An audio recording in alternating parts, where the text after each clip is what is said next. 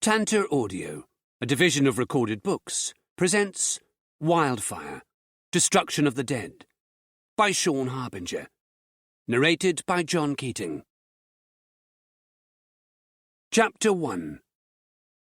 The morning sun peeked through the high clouds and cast a cold light over the distant cliffs and beaches.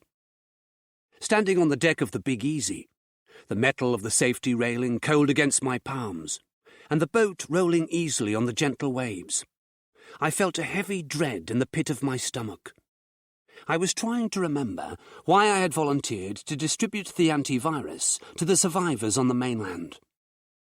I should run from the danger that lurked beyond those cliffs, not willingly go toward it. Any sane person would turn the boat's nose out to the open sea and give the engines full throttle until the coastline was nothing more than a bad memory. If it weren't for the fact that my brother, Joe, and my parents were alive somewhere on the mainland, I wouldn't hesitate to flee to the relative safety of the sea. But as long as there was a slim hope of finding my family, I couldn't run. I had to fight. I had to risk my life in a land infested with zombies and hybrids, until I found the people I loved. Leaving Joe and my parents to their fate was not an option. A few yards from where I stood, a big seagull dropped into the water with a splash, then took to the air again with a small fish wriggling helplessly in its beak. I turned away from the sea and distant cliffs and went through the door that led to the boat's living area. Lucy was still asleep in our bedroom below deck, so I decided to surprise her with breakfast. After all, today was the day we were due to return to Apocalypse Island. They should have made the first batch of antivirus by now, and have it ready for distribution. I might as well make our final morning pleasurable in some small way, even if that small pleasure was just a plate of hash browns, canned tomatoes, and sausages. For the past 3 days, we had tried to enjoy ourselves by lounging on the deck, eating meals with Sam and Tanya, either on the Easy or the Escape, and singing along to Survivor Radio. Listening to the radio was bittersweet.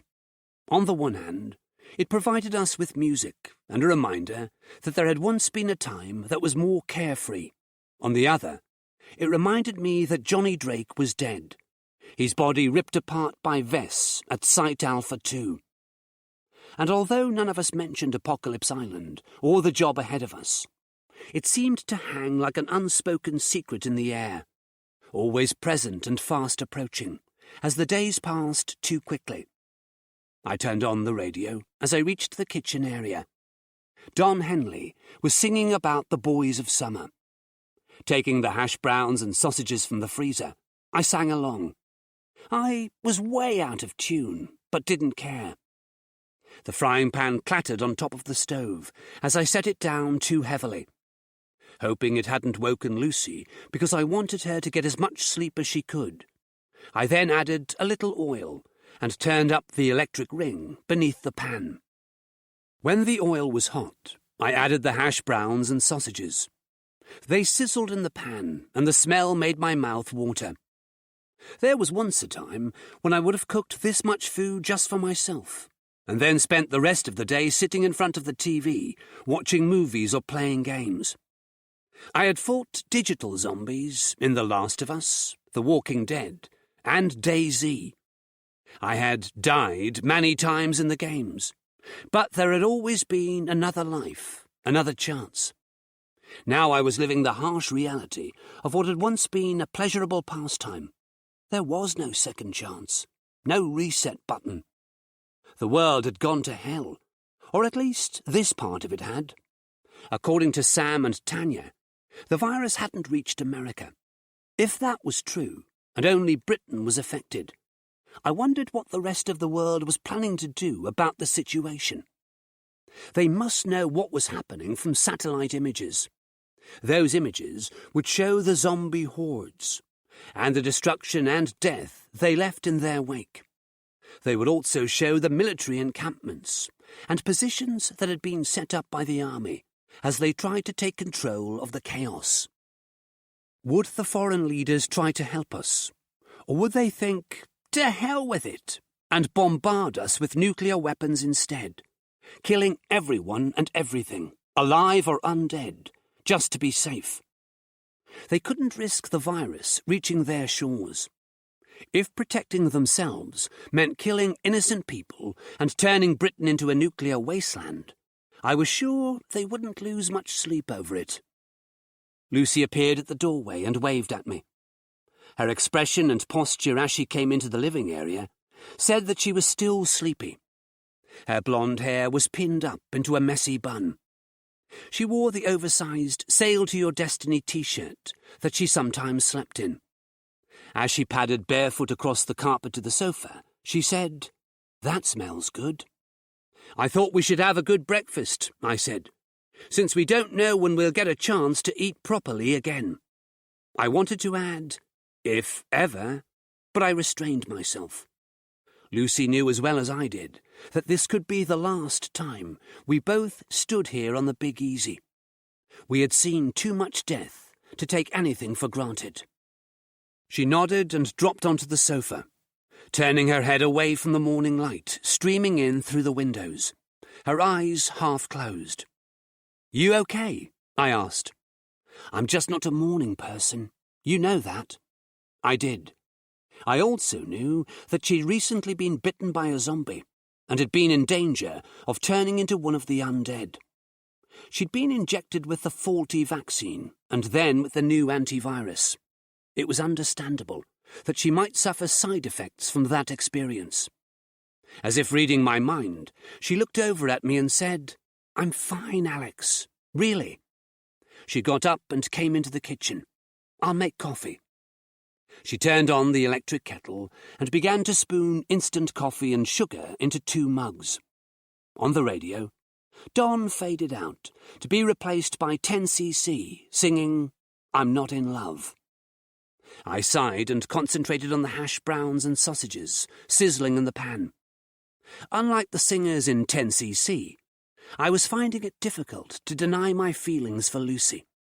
I had always liked her, and she was the reason I had gone hiking in Wales with Mike and Elena. But my feelings for Lucy then were no more than a powerful physical attraction. Powerful enough to get an out-of-shape gamer geek like me onto the Welsh mountains, sure, but still only a physical attraction. We had been through a lot together since the day the zombie apocalypse began, and now shared a strong emotional bond. I hadn't realized just how strong until we had been separated. I had risked my life to get a message to Lucy, and then risked it again to get the chemical that was needed for the antivirus that could save her from being turned, and it had all been worth it. She turned away from the boiling kettle and poked me in the ribs playfully. "Why are you up so early anyway? You don't like mornings any more than I do." "Ouch," I said, moving aside to avoid her jabbing finger. "That did not hurt, Alex." "It did. Stop poking me and concentrate on making the coffee," I joked. She raised an eyebrow. "You've been chased by zombies, shot at by the army, and almost eaten by Patient Zero, but you're afraid of my little finger?" "Yep," I said, nodding and backing away. She held her index finger in front of my face, a mischievous look in her eyes. "This is what scares the brave Alex Harley." Lunging forward, she tried to jab me in the ribs again. I stepped backward quickly, slapping her hand away. "I'm not brave," I said, continuing to back into the living room.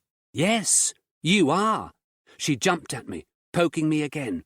It really did hurt. I tried to move away, but my leg connected with the corner of the coffee table, tripping me. I reached out and grabbed Lucy, pulling her down with me. She squealed. We landed on the carpet, me on my back, Lucy on top of me. She was breathing hard and laughing.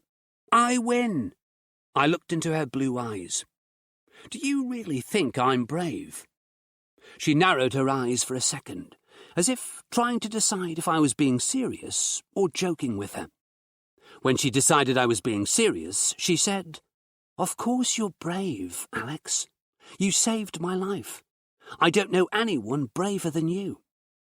A moment passed between us, and we moved our heads closer to kiss. But before our lips touched, the smoke detector in the kitchen began wailing its high-pitched alarm. "The breakfast!" I said. We scrambled to our feet, and Lucy ran to the stove, taking the smoking frying pan off the gas ring.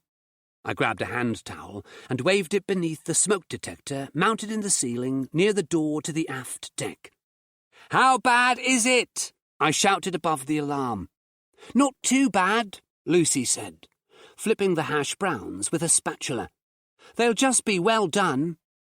I opened the door to let some fresh air inside, and continued clearing the smoke with the towel until the alarm stopped.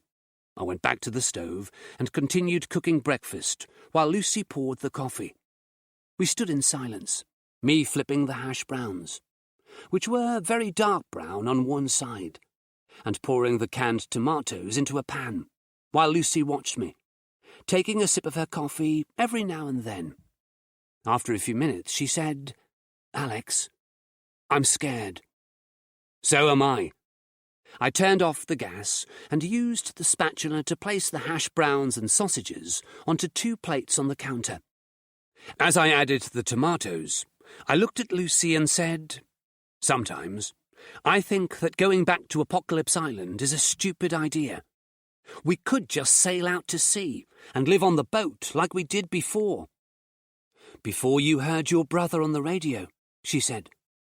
"I know there's no way you can sail off into the sunset until you find him. You didn't abandon me, and you wouldn't abandon him either, or your parents." She was right. If we sailed away now, I would always wonder what had become of Joe and our parents, and I would always wonder if I could have saved them. "Hey," I said to Lucy, "we might find your family while we're delivering the antivirus." She shook her head, and tears pooled in her eyes. "You heard your brother's voice. You have a glimmer of hope. I've already accepted that my family is dead. We know what it's like on the mainland. I just hope that they are actually dead, and not... you know." The tears spilled onto her cheeks. I put my arms around her and held her tight. She cried against my chest for a few moments, and then pushed away, wiping her eyes with the back of her hand. "Come on, let's eat breakfast before it goes cold." We took our plates to the dining table and ate quietly. Heavy drops of rain began to spatter against the windows and onto the deck. As we finished eating, I heard a shout from outside. Stepping out into the rain, I crossed the foredeck to see Sam on the deck of the Escape. He was wearing his Savatage Tour t-shirt and jeans, and was grinning while he held out his hand to catch raindrops. "Hey, Alex! It's a great day to go into zombie territory," he shouted. I nodded, but didn't share his enthusiasm. There were no great days anymore. All the great days were behind us. All I could see ahead of us were days of pain and sorrow. Chapter 2. An hour later, we were heading back to Apocalypse Island, sailing through the pounding rain and rough waves. I sat in the pilot's chair on the bridge, peering through the water-streaked windows at the grey sea and sky, as I followed the Escape across the waves toward the island. Every now and then, I glanced at the coastline hidden in mist and drizzle. Somewhere on the mainland, Jax was loose, and probably leaving a path of destruction in her wake. For all I knew, Vess, the other Type 1, had escaped the confines of Alpha 2 and was also roaming the land. I had blamed myself for Jax's escape from the boat, but Lucy had made me see that, if not for being injected with the pure virus at Apocalypse Island, Jax would never have turned into the monster she was now. It was Hart's fault, not mine, that Jax was on the mainland wreaking havoc. And now I was going to be working for the organization that ran Apocalypse Island. It didn't sit well with me. All my life, I had distrusted and rebelled against authority of any kind. In my shitty job, before the apocalypse, I had hated the bosses simply because they controlled me. I had sold my soul for a crap wage, and they knew I needed the job to pay the rent. So they could give me the mind-numbing tasks, and I would accept them without a complaint. As far as they were concerned, they had me for life.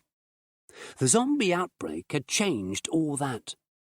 Most of the people I had worked with were probably now dead, or shuffling around with blue skin and yellow eyes, searching for prey. And I was alive.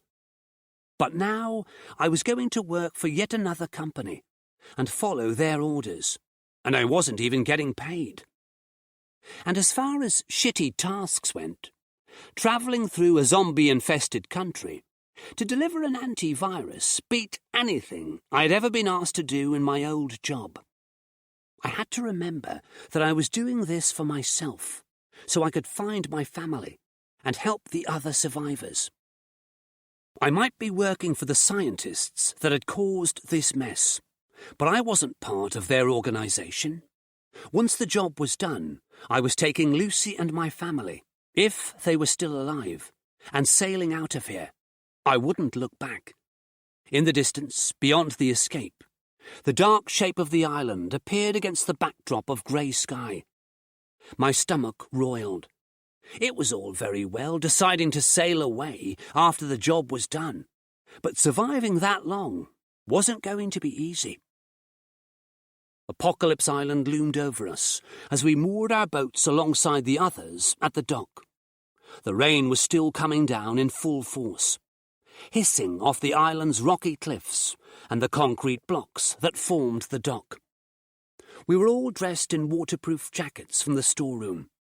They were dark blue, with the "Sail to Your Destiny" motto embroidered in small avocado green letters over the right breast.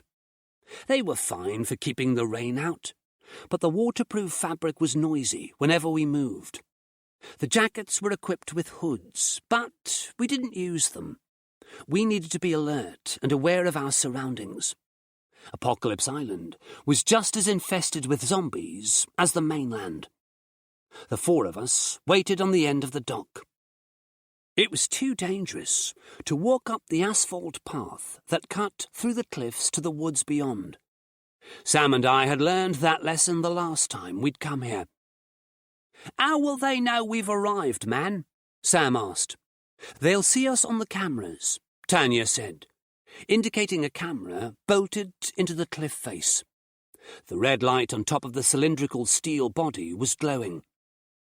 We stood close enough to the boats that if zombies or hybrids came down that path, we should be able to cast off before they reached us. The rain bounced off the dock, the boats, and our waterproof jackets.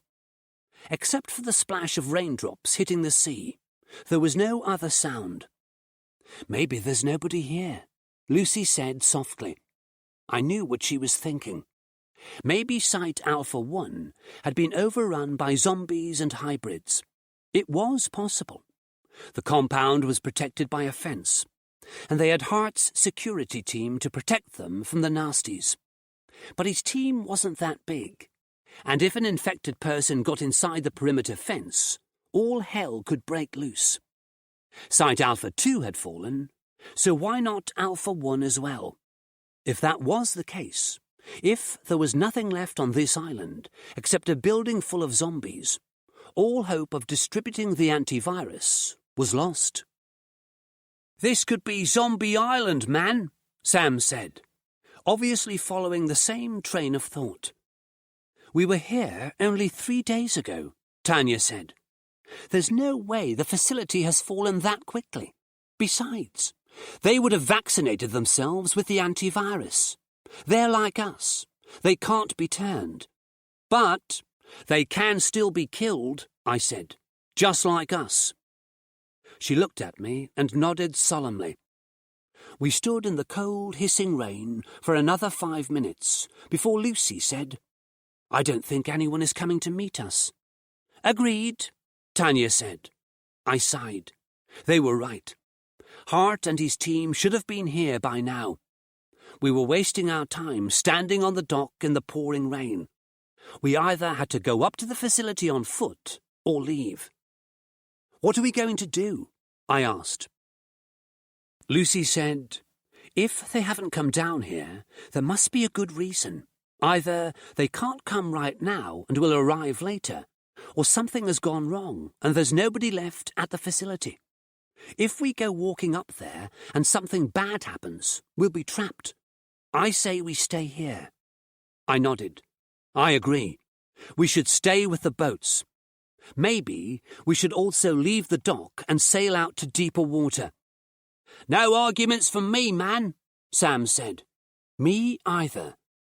Tanya was already unhitching the rope that tethered the escape to the dock. I moved quickly and did the same for the easy. Now that we had decided to leave the island, I wanted to do so as soon as possible. Something wasn't right here, and we weren't going to go blundering into whatever trouble had befallen Site Alpha 1. Climbing the ladder to the bridge, I shouted to Tanya, "Let's take the boats out 1/2 mile." She nodded and started up the escape's engines. I did the same, and guided the boat away from the dock and into the choppy, deeper water. When we were 1/2 mile out, I dropped the anchor and climbed down to the aft deck before going inside and taking off the waterproof jacket. I hung it on a brass hook near the door and ran my fingers through my rain-soaked hair. Lucy was sitting by the window, watching the island through the rain-streaked glass. "What do you think has happened?" I shrugged and sat down next to her. "Maybe nothing. It could be that they're just busy right now. Too busy to see us, the people who are going to deliver their antivirus for them."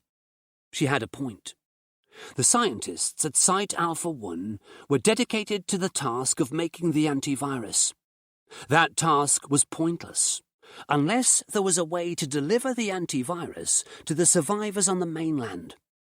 Because Marilyn MacDonald, the director of Apocalypse Island, wouldn't let any of her own people do that job, it had fallen to us. We were an important part of their plan. They wouldn't ignore our arrival unless there was a good reason to do so. I grabbed a pair of binoculars and watched the dock where we had stood moments ago. The rain clouds passed over the island, scudding toward the mainland on the breeze. The sun made a reappearance and shone on the dock, brightening everything with its warm light. "Did you hear that?" Lucy asked. "It sounded like gunfire." I shook my head. Then I heard it too, a distant cracking sound. We went out onto the aft deck and listened. Out here, the sounds were clearer. They were definitely gunshots. I could hear single shots and the rat-a-tat-tat of automatic weapons. And below that, the rumble of vehicle engines.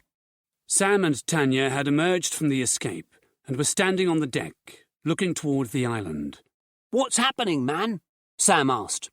I shrugged, peering through the binoculars, but unable to see anything because of the high cliffs.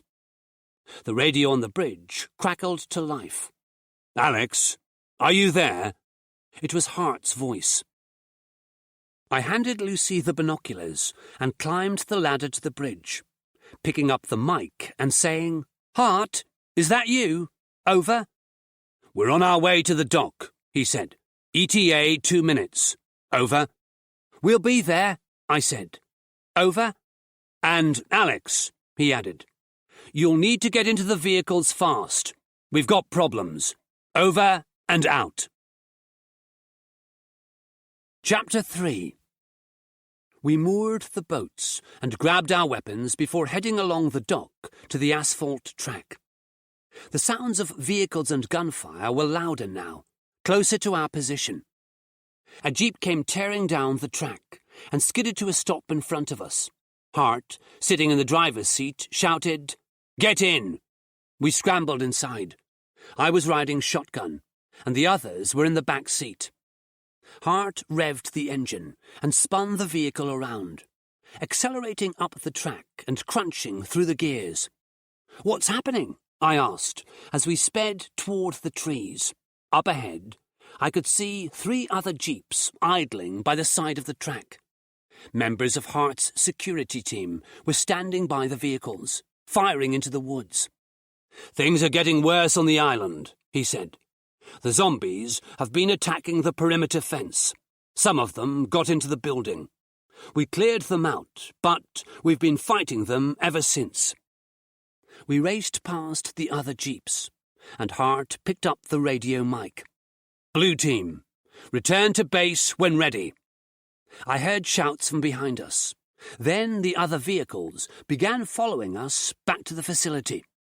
"This," Hart said, gesturing at the woods around us, "is the same problem we're going to have on the mainland. Even if we administer the antivirus to every single survivor so they can't be turned, we still have to deal with the zombies and hybrids that are already around. Sure, they won't add any more to their number by biting people and infecting them, but it's going to take a long time to eradicate them.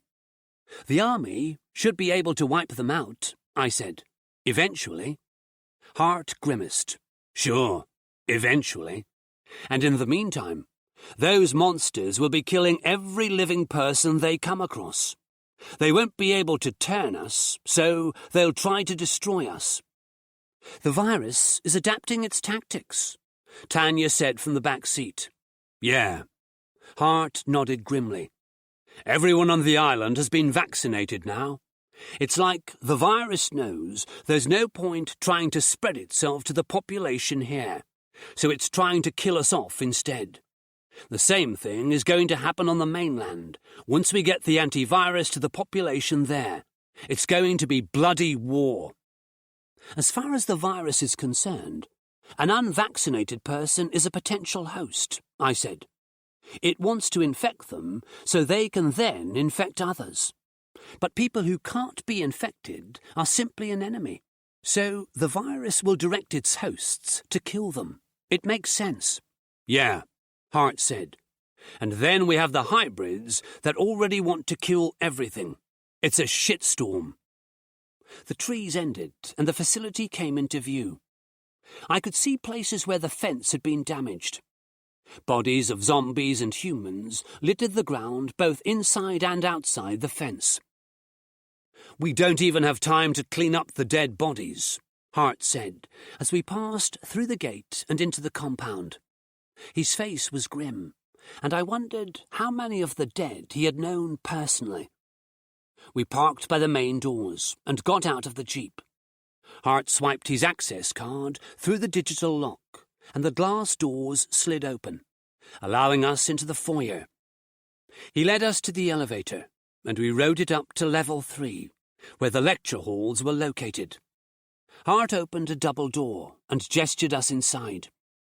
The lecture hall was the same one we had been in before, when we'd been briefed about Site Alpha 2. Sam, Tanya, and Lucy took seats in the front row. I sat in the row behind them.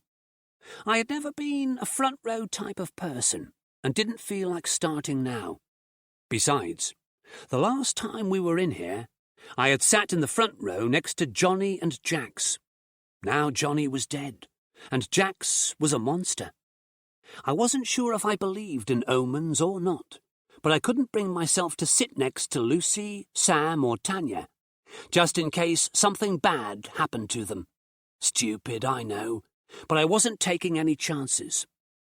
Hart strode up the steps that led onto the stage, and stood next to the large screen there. He looked toward the back of the hall and said, "Lights, please." The lights went down, and the screen flickered to life, displaying 2 simple words: Operation Wildfire. Chapter 4. Operation Wildfire, Hart began, has one main objective: to deliver the antivirus to as many survivors as possible on the mainland. The first phase of the operation will be to get the antivirus to military personnel. "Screw that, man," Sam said. "Yeah, screw that," I agreed. "It's the military that kept the first vaccine from the civilians. They don't get to keep this one all for themselves as well. It isn't that simple, said a female voice from the back of the hall. I turned to see Marilyn MacDonald walking down the aisle between the seats. She was dressed impeccably in a dark blue blouse and black trousers. Her blonde hair was piled neatly on top of her head, and her makeup was perfect. Looking at her, you wouldn't know that there was a zombie apocalypse happening right now. She looked as if this was just another day at the office for her, and not a last-ditch attempt to save the country from zombies.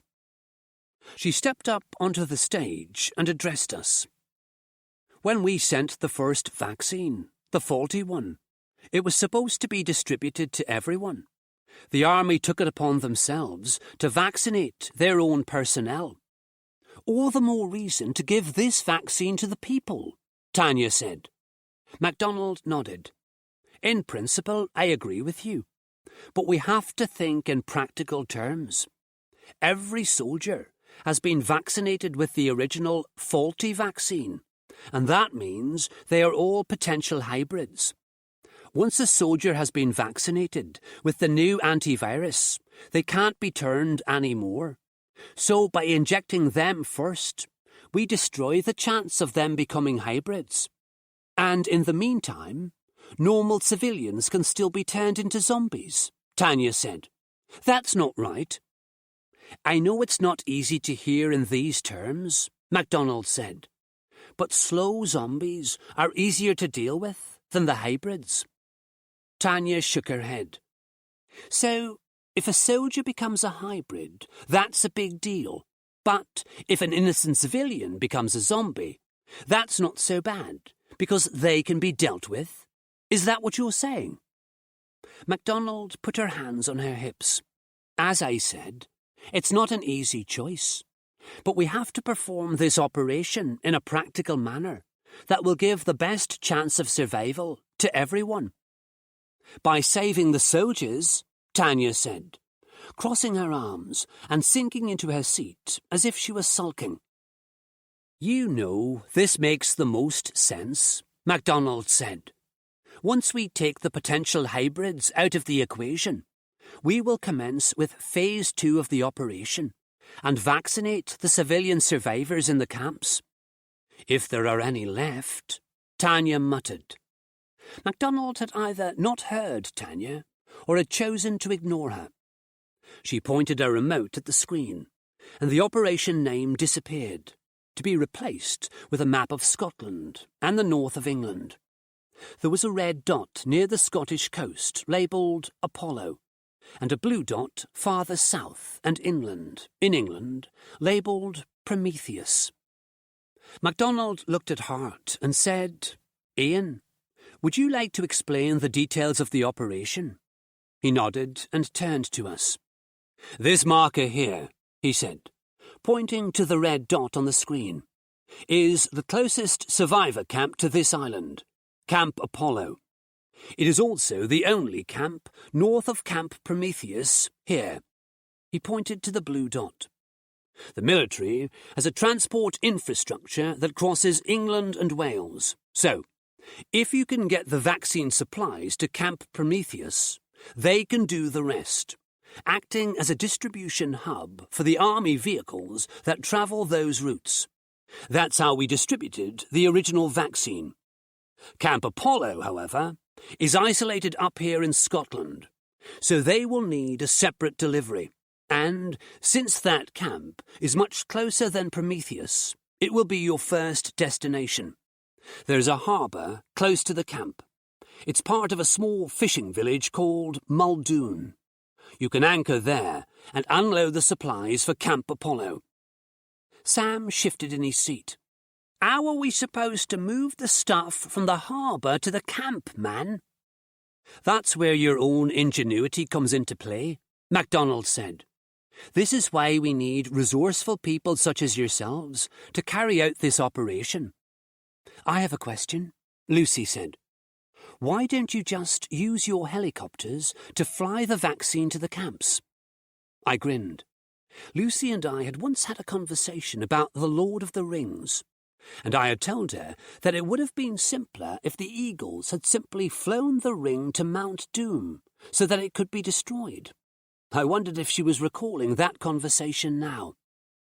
"We're grounded," Hart said. "The Chinooks are virtually out of fuel, and we have no way of getting more at the moment. The only way we can get to the mainland is by boat, the same as you. We will set up an operation to go get more fuel eventually, but that isn't our priority at the moment." I wondered if the lack of fuel was real, or if it was just an excuse because MacDonald didn't want to risk her own people on this mission. "So, we're supposed to find a vehicle at the village and drive the supplies to the camp," I said.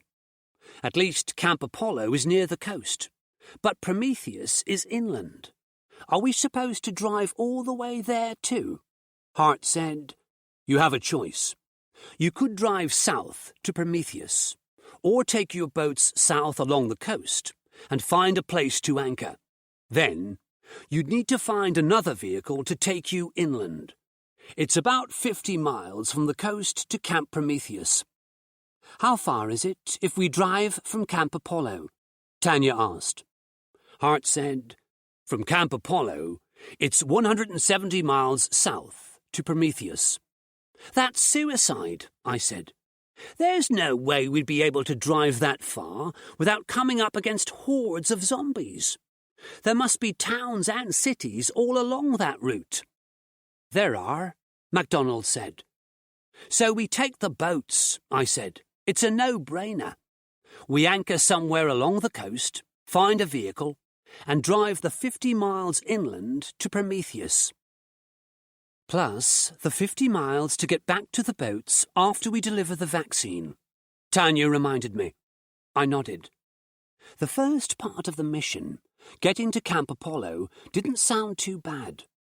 The only difficult part would be finding a vehicle to transport us and the vaccine to the camp. But the second part of the mission, a 50-mile drive inland to Prometheus, would be dangerous, and once we'd done the job, we would have to retrace our steps to get back to the safety of the water. The operation wasn't what I had expected. I had thought that we would be delivering the antivirus to many different camps, and that I could find Joe and my parents that way.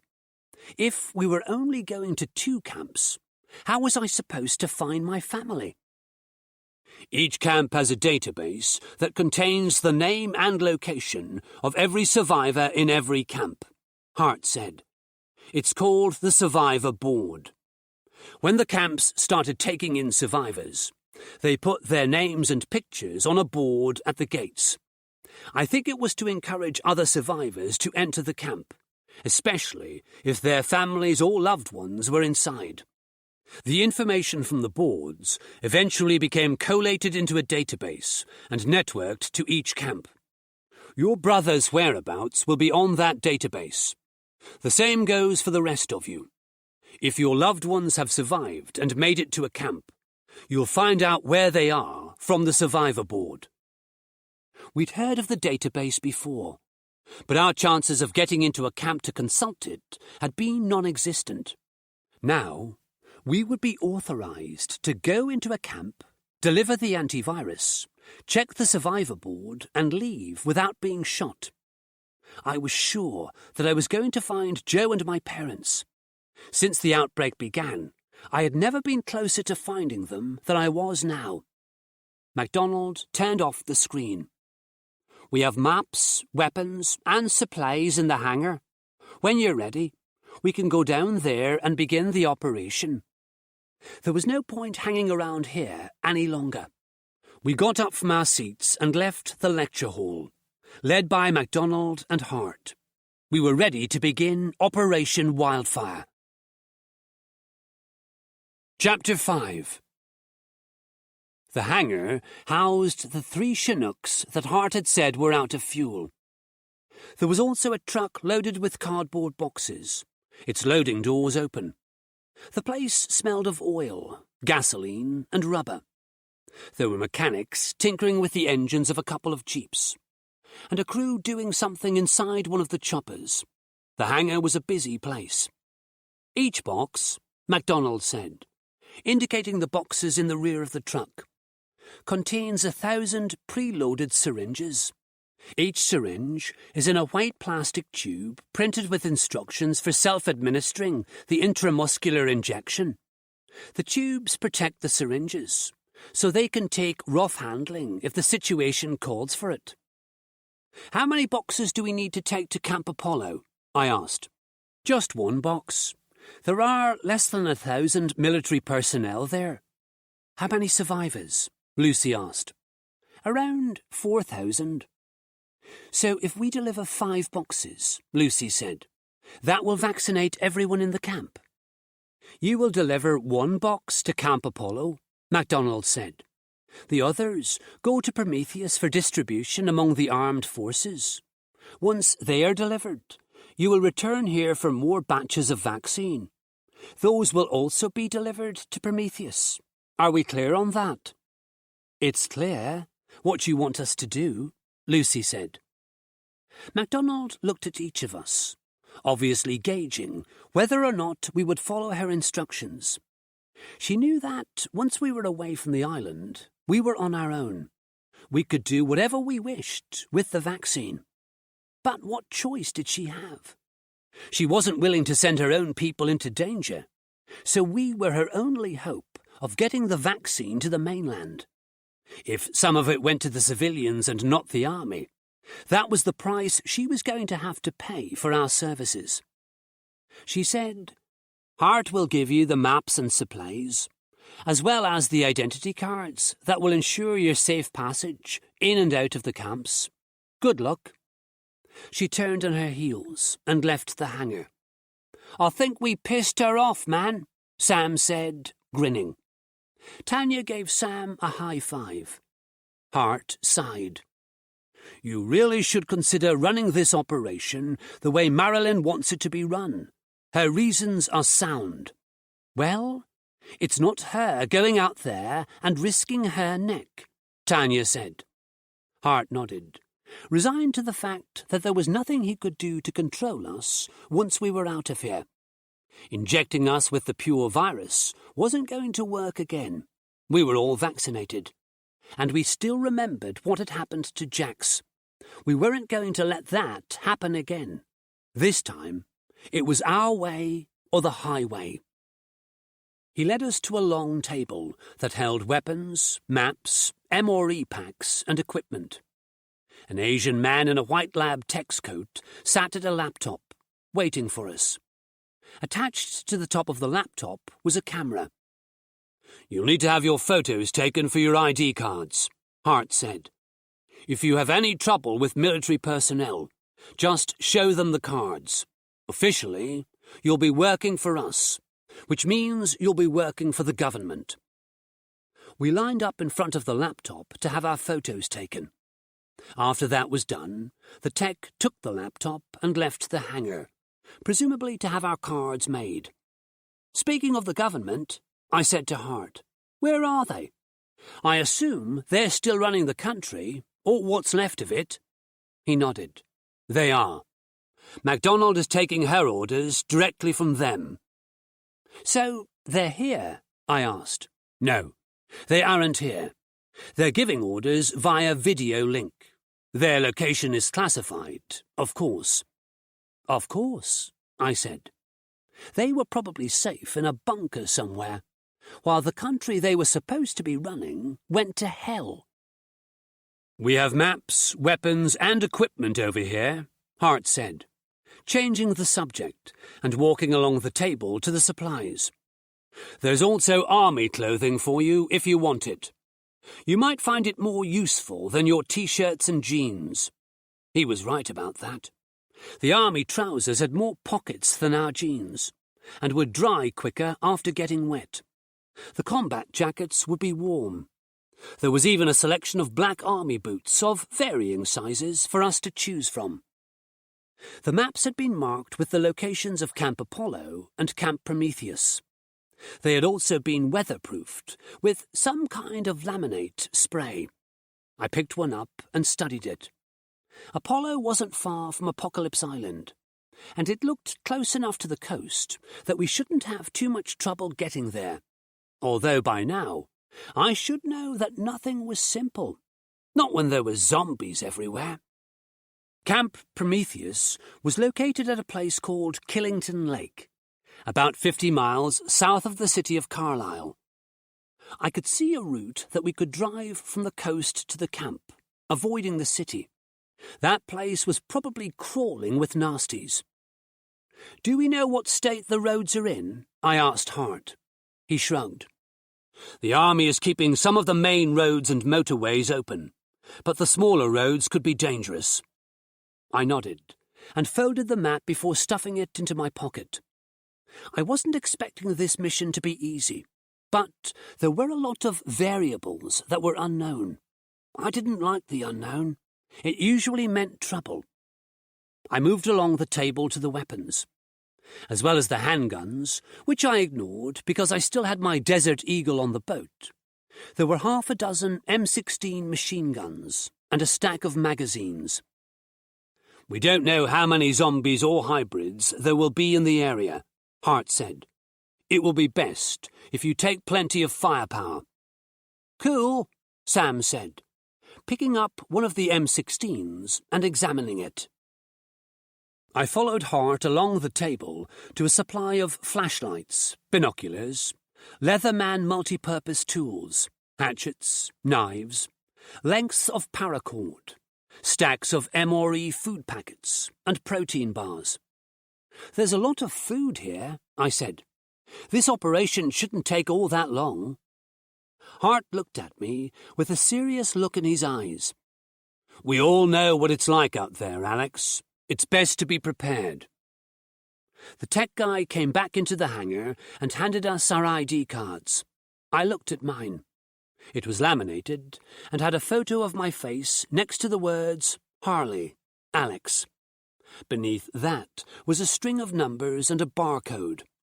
Beneath the barcode was the crest of the Ministry of Defence, a crowned wreath encircling crossed swords, a bird, and an anchor.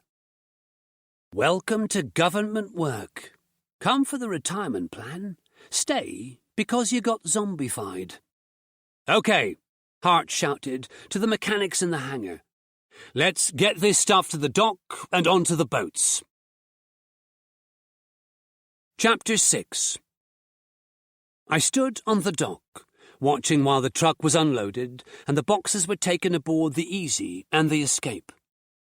Hart's team of men moved quickly and efficiently, taking the boxes, weapons, and equipment below decks, while a second team crouched in firing positions on the asphalt path, weapons pointed back the way we had come. A tense atmosphere hung over the area. We all expected a group of hybrids to come running out of the woods and down the path, teeth bared. But that didn't happen. After a few minutes, the boxes were stowed, and we were ready to leave. We had even been provided with Zodiacs, so that we could keep the Easy and the Escape out in the deeper water, while we went ashore. The late morning sun had burned the earlier rain from the dock and boats, turning the day dry and warm. If it wasn't for the fact that we were about to set sail for a zombie-infested mainland from a zombie-infested island, the day could almost be called pleasant. "Good look out there," Hart said, as his men returned to their vehicles. "At least it's a nice day." As he and his team drove the jeeps and truck back along the path to Alpha 1, Sam, Tanya, Lucy and myself stood silently watching them. We were all thinking of the task that lay ahead of us. This day was not going to be nice. Our mission was dangerous and possibly deadly, and from the moment we set foot on the mainland, everything would probably turn to shit. "Let's get out of here, man," Sam said, breaking the silence that had descended over us. I nodded, and began untying the ropes that held the Big Easy to the dock. Once that was done, I jumped on board and climbed up to the bridge. It felt good to be sitting in the familiar pilot's chair again. The boat felt like home now, and it was the only place I felt safe. All of my life, I had spent a lot of time in a place that was my sanctuary from the outside world. Growing up, it had been my bedroom. I had spent a lot of time in there, reading books and playing video games, much to my parents' chagrin. I'd had few friends, but that was fine by me. I enjoyed my own company. Later in life, it had been my house. I had locked myself in most weekends, playing games, reading books and watching movies. Apart from a few outings with my friend Mike, I withdrew from society most of the time. Now, my sanctuary was the Big Easy and the safety it provided. And my separation from society was not just the result of social anxiety. It was my best chance for survival. Compared to my old life, though, I had more connections with the people around me now. Sam and Tanya were my friends. We had been through life and death situations together, and nothing connects people more strongly than a shared experience like that. And, of course, I had a strong bond with Lucy. I couldn't imagine surviving without her. We had fought together side by side and witnessed the deaths of our friends. We had shared in each other's sorrow and grief. But, as well as the dark moments, we had shared good times, and the bond between us had strengthened as a result. I heard her coming up the ladder, and I turned in my chair. Lucy climbed onto the bridge, dressed in combat boots, jacket, and trousers. The jacket was open at the front, showing a white t-shirt beneath. She had pulled her long blonde hair back into a ponytail, and she smelled faintly of the peach shower gel she used. "How do I look?" she asked, doing a little turn so I could appreciate her from every angle. "Like G.I. Joe's wet dream," I said.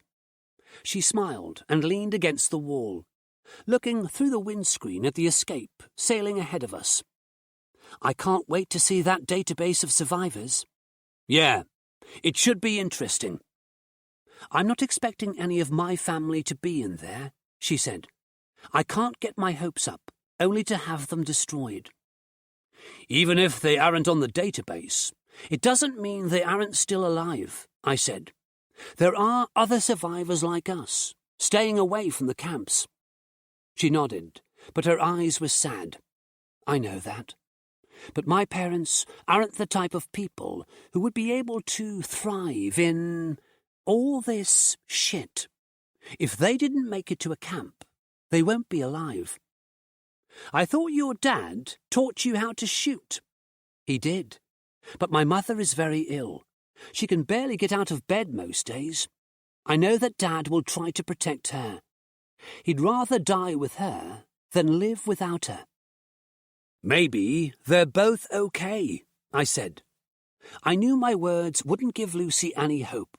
We both knew how bad the situation was. But I didn't know what else to say. I wasn't even sure if my own parents were still alive. I'd heard Joe's voice on the radio, and knew that he and my parents had made it to a camp, but that had been a long time ago. The way things were now, you could be alive one minute and dead the next, or undead, which was probably even worse. Lucy said, "We're going to tell the soldiers at the camp that the vaccine is for everybody, right?" "That's my plan," I said. "We're out here risking our lives, so we should have a say in how this all plays out. The people in those camps have just as much right to be vaccinated as the soldiers.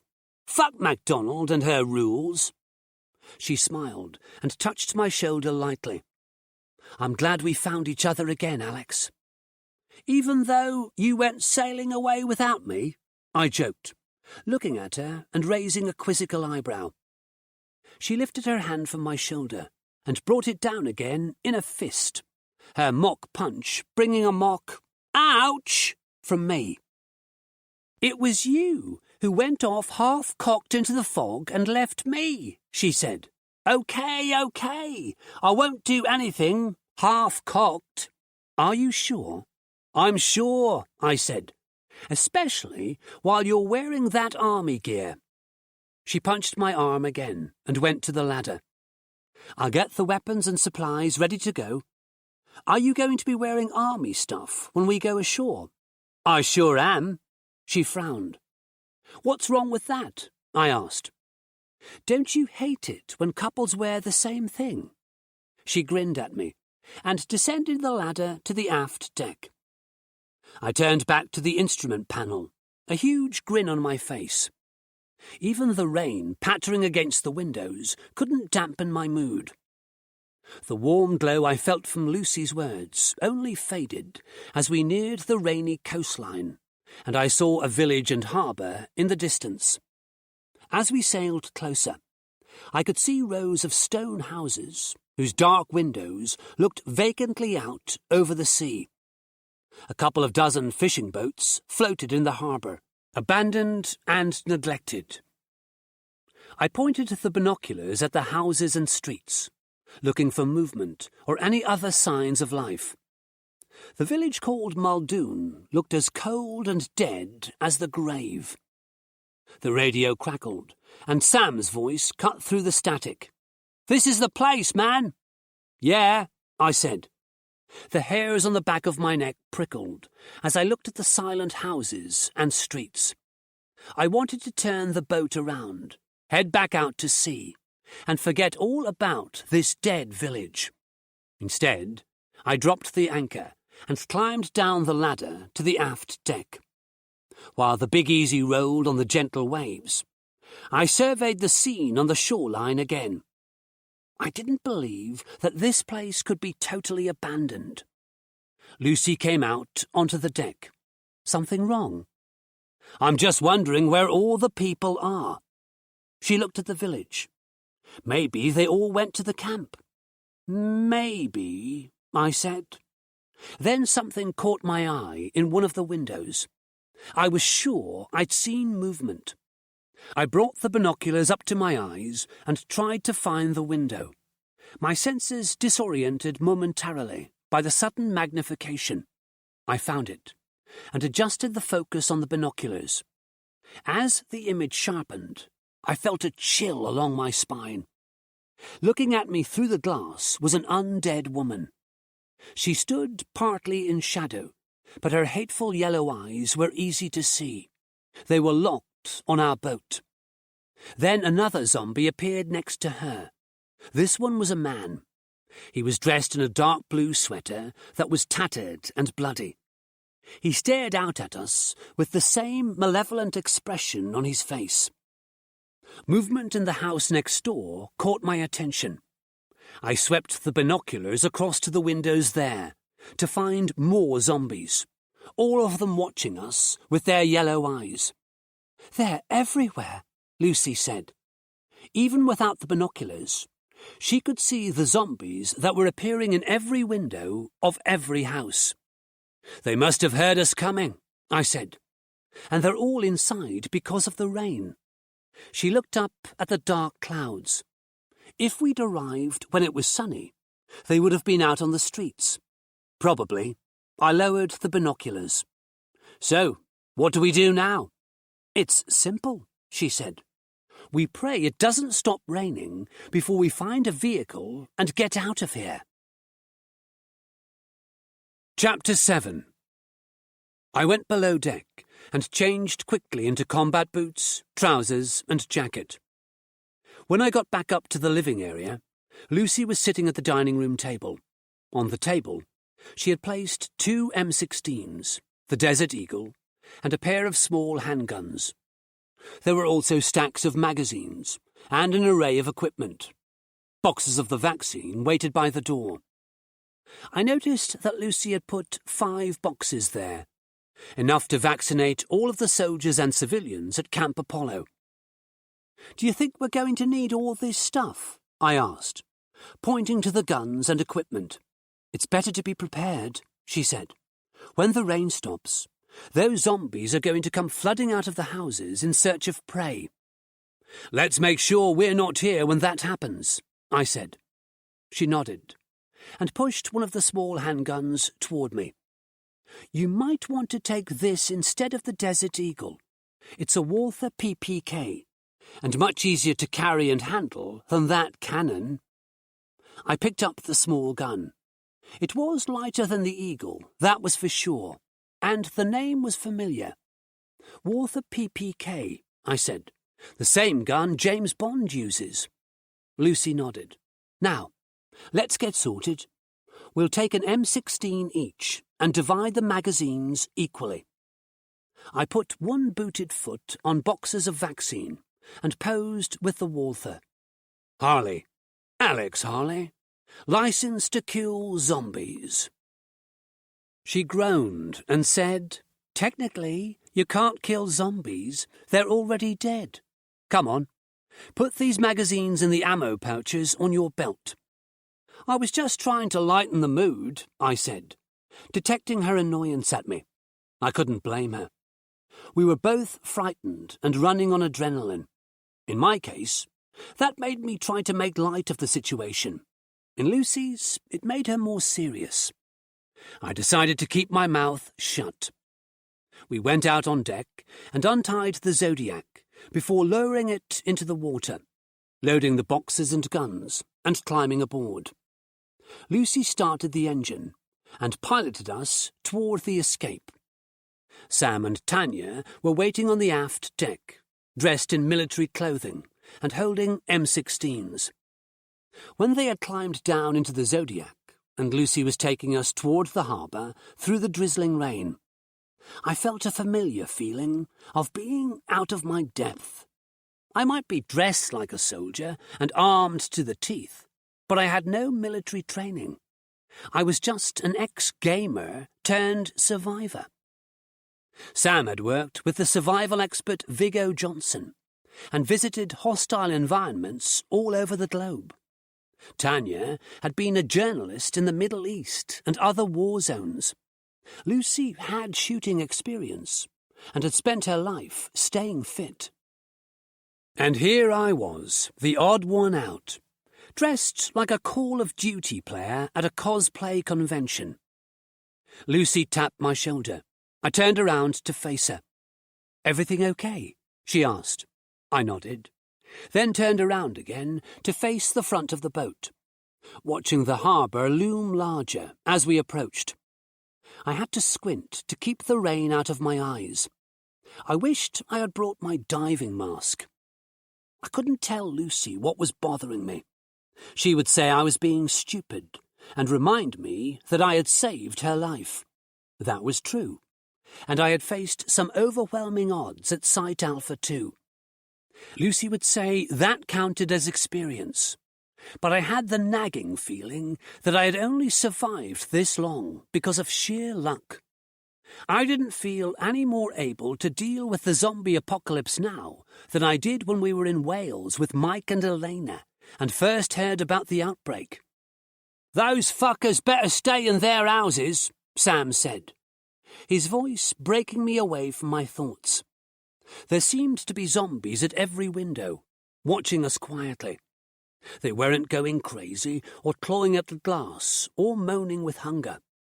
I almost wished they had been, because their watchful silence was creepy. The only sounds were the humming of the engine and the splash of the Zodiac cutting through the water. Lucy guided it around the fishing boats to a small pebble beach and then killed the engine, allowing the front end of the Zodiac to scrape over the pebbles before we all climbed out. Sam took the mooring line and tied it to a metal stake that had been driven into the ground. "Let's find a vehicle and get out of here," Tanya said. "What about the boxes?" I asked, pointing the barrel of my M16 at the wet cardboard boxes in the Zodiac. "We'll get a vehicle," she said, waving her thumb to indicate Sam and herself. "You two bring the boxes." I nodded. That made sense. The grey clouds were parting, showing clear blue sky beyond. The rain was barely more than a drizzle. I didn't have to tell the others that we needed to hurry. Sam and Tanya jogged across the beach to the road that led from the harbour to the village. Lucy and I followed with the boxes, our army boots crunching over the pebbles. "This is so creepy," Lucy said, watching the faces in the windows. "They look so calm, standing in their houses and looking out, but they can't wait to come out here and kill us."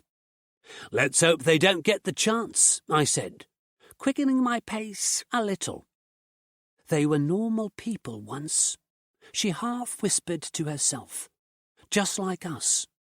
They probably loved living in this quiet village." "I'm sure it was a nice place when there weren't zombies peeking through the curtains," I said. We reached the road. It led up to the rows of stone houses and wound through the village. I couldn't see any vehicles parked outside the houses. Sam and Tanya were standing by the village pub, which was named the Kingfisher, according to the wooden sign above the door. They seemed to be waiting for us, so Lucy and I increased our pace until we reached them. "Got a problem, man," Sam said as we set the boxes on the ground. They weren't heavy, but their bulk was awkward, and my arms ached a little from carrying them. "What is it?" I asked, leaning the M16 against the pub's low wall and shaking my arms to get the blood circulating again. He pointed along the street. The narrow road was littered with vehicles. Cars, vans and trucks had been parked so that they blocked the road, the only way in or out of the village. And all of the vehicles had been disabled. Their tires were flat, and it looked like their engines had been destroyed. Engine parts and wires lay scattered on the road. Some of the cars had been burned out, and were now only charred metallic shells. Others bore black scorch marks where flames had licked the paintwork. "What the hell happened here?" I asked out loud. Tanya answered, her eyes scanning the vehicles, which were now only so much scrap metal. "It looks like the villagers barricaded the road. They probably thought they could keep themselves safe from the madness that was going on in the rest of the world by keeping it out. It's like when the plague swept the country in the Middle Ages, and townspeople and villagers kept strangers away in case they carried the disease." "But why destroy all the cars?" Lucy asked. I pondered that for a moment. I could see why they might barricade the roads to keep strangers away. But why wreck the vehicles as well? When the answer came to me, I felt a tinge of sadness for the people who had lived here, who were now existing as walking corpses in the place they had spent their lives. "They weren't keeping people out," I said.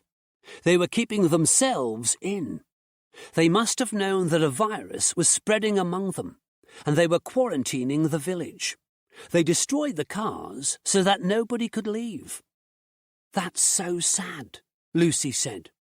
"They knew they were all going to die, but they still wanted to stop the virus escaping to the rest of the world." I looked around at the stone houses. "This place is very isolated. Perhaps they didn't know that the rest of the world was infected. By the time they found out, they had probably already destroyed the cars, their only chance of escaping the village." Sam sighed. "Great. So we have to find a car somewhere else.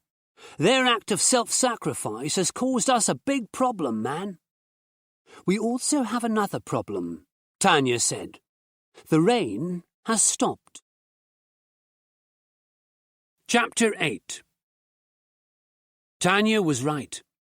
We had been so busy looking at the barricade that we hadn't noticed the sky brightening. I picked up the M16. "We need to get back to the Zodiac." I could hear doors opening all around us, and the zombies, quiet until now, began to emit low, hungry moans. "Fuck!" Sam said. The road that led back to the harbour was crawling with zombies. The people of this community had sacrificed themselves to stop the spread of the virus beyond their village. But that self-sacrifice had been pointless. They were all zombies now, Controlled by the virus, they had been trying to isolate. "We're going to have to shoot our way through," Lucy said, lifting her M16 and aiming at the crowd of bodies staggering along the road toward us. Zombies came from every direction, shuffling out of the houses and heading for us with arms outstretched. There were so many of them, I didn't think we had enough ammo to kill them all.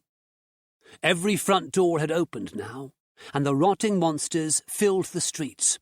Only the pub was quiet. Its doors remained closed, its windows dark. "In here," I said, stepping back to the door of the pub and twisting the cold metal handle. The door was locked. The sharp crack of gunfire filled the air as Lucy and Sam sent bursts of bullets into the brains of the advancing horde. But instead of moving forward, they were backing up as they fired. The way ahead was blocked by a mass of stinking, staggering creatures. The stench of rotting flesh made me gag. I ran to the pub window and rammed the butt of the M16 against the glass.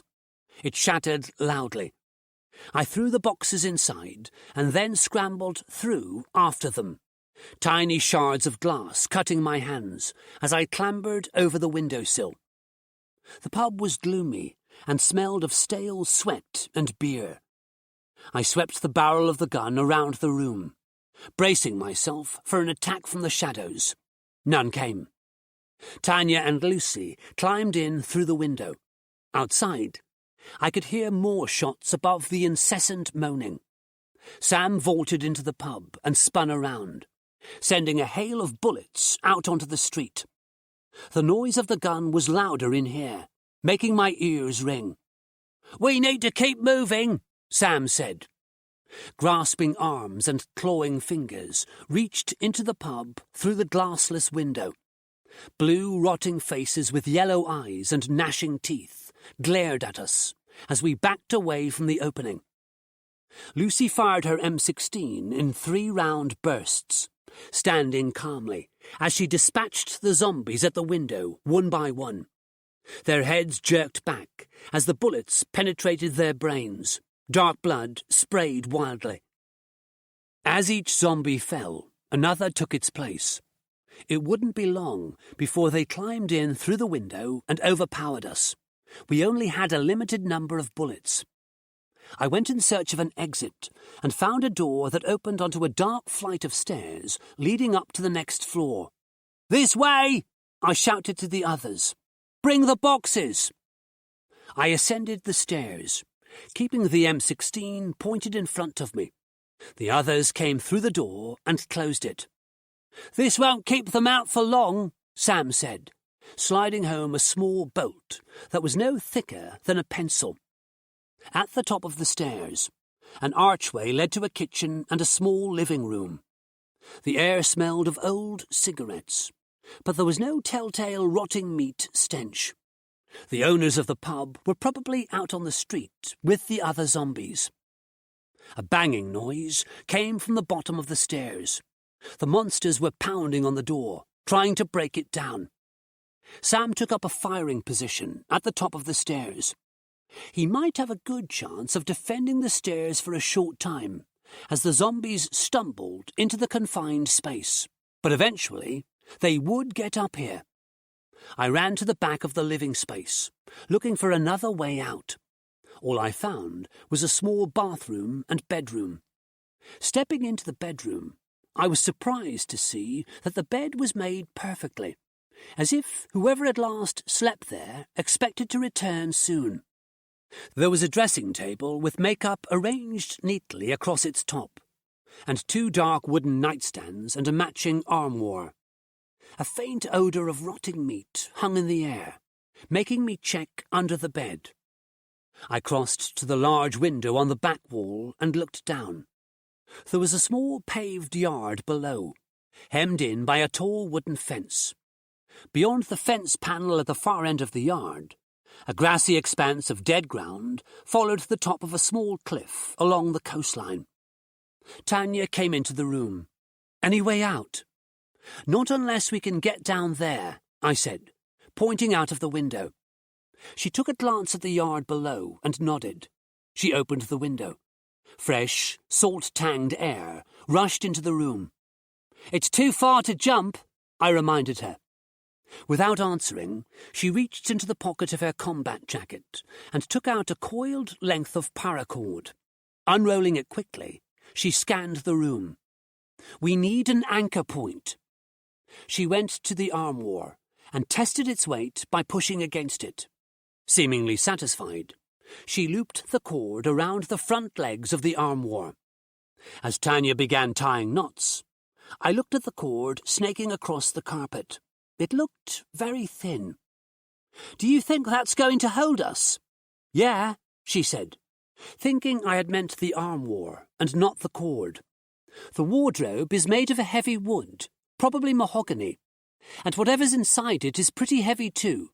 Don't worry, it'll hold." I nodded, unsure. Sam and Lucy appeared. "The door is starting to give way," Lucy said. "It won't be long now." "We're going out the window," Tanya told them. They both nodded, bringing the boxes into the bedroom and then throwing them out of the window one by one. MacDonald had said the syringes inside were protected by plastic tubes, so being thrown out of the window shouldn't damage them. Tanya took the loose end of the cord to the window and threw it out. It wasn't long enough to reach the flagstones below, so we would have to drop the last few feet, but that was better than jumping out of the window. "I'll go last," I said. Sam and Tanya looked at me with quizzical expressions, but Lucy knew why I had volunteered not to leave until everyone else was safe. She knew I was thinking of the lighthouse and Elena. "Alex, it's not your fault she died," she said softly. "I jumped before she did," I said. "If I had just waited." "Then you'd both be dead," she said. "We don't have time for this," Tanya said, climbing up onto the windowsill and taking the cord in her hands. "I'll go first and make sure the yard stays zombie-free. Follow me down in whatever order you like." She leaned back out of the window and began abseiling down to the ground. When she had dropped the last few feet and was standing in the yard, she called up, "Next!" Sam looked at Lucy and gestured to the cord. "Ladies first." Lucy looked into my eyes and said, "You shouldn't blame yourself for what happened to Elena." But I think she knew that I would always carry some pang of guilt. She went out through the window like a professional rock climber, not a trace of fear on her face as she leaned back and lowered herself to the yard below. The banging on the door to the pub was now accompanied by the sound of splintering wood. "You sure you want to go last, Alex?" Sam asked. "Yes," I said. "Just hurry." Slapping me on the shoulder, he nodded and took the cord. "See you on the other side, man." Then he was gone, climbing outside and dropping out of sight. A few seconds later, he called, "Okay, Alex." I picked up the cord, noticing for the first time that my hands were sweating. I heard a loud bang, but it sounded much closer than the door downstairs. It came again, and this time I saw the armoire doors shudder, then burst open. I jumped back in surprise, my back colliding painfully with the wall. When I saw what was coming out of the armoire, my mind kept repeating, "Holy fuck! Holy fuck! Holy fuck!" The zombie was a child, a girl of maybe 10 or 12. She wore a long nightgown that had once been white, but was now stained with blood and dirt. Her long hair was matted and oily, her yellow eyes wild. Her mouth and wrists were bound with strips of cloth that had probably also once been white, but were now as dirty and bloody as her nightgown. She reached out for me with her bound hands. Her voice was silenced by the gag, but her wild eyes telegraphed her intentions. She glared at me with such malevolence that she might be a demon right out of a horror movie. The shock of her sudden appearance put me off my guard. I swung the M16 at her, But by the time the barrel was pointing in her direction, she swatted it away with her arms and jumped forward at me. I dropped the gun and used my hands to keep her away. With her mouth bound, she couldn't bite me, but her mouth worked beneath the cloth, instinctively seeking my flesh. Her stench made me gag as I tried to hold her at bay. I wondered how long she had been festering in the armoire, rotting slowly among the clothes and shoes. She lashed at me with her hands. As I fought her, I heard the door downstairs break open. Heavy footsteps sounded on the stairs, along with low moans, as the zombies staggered up to this level. Outside, beyond the window, Sam called, "Alex, you coming down, man?" They didn't even know that I was fighting a zombie in here. I pushed the girl away with as much strength as I could. She fell to the floor, leaving a dirty stain on the carpet as she struggled to get back up. Grabbing the Walther PPK from its holster, I thumbed the safety off and shot the girl in the head. Blood and brains sprayed from the back of her skull and over the dressing table. Her body collapsed to the carpet and lay there. "Alex!" Lucy called, panic rising in her voice. I went to the window and clambered up onto the sill, breathing heavily. The first of the villagers crashed through the bedroom door. They barged into the room, snarling and gnashing their teeth. I had no time to be worried about the distance to the yard below.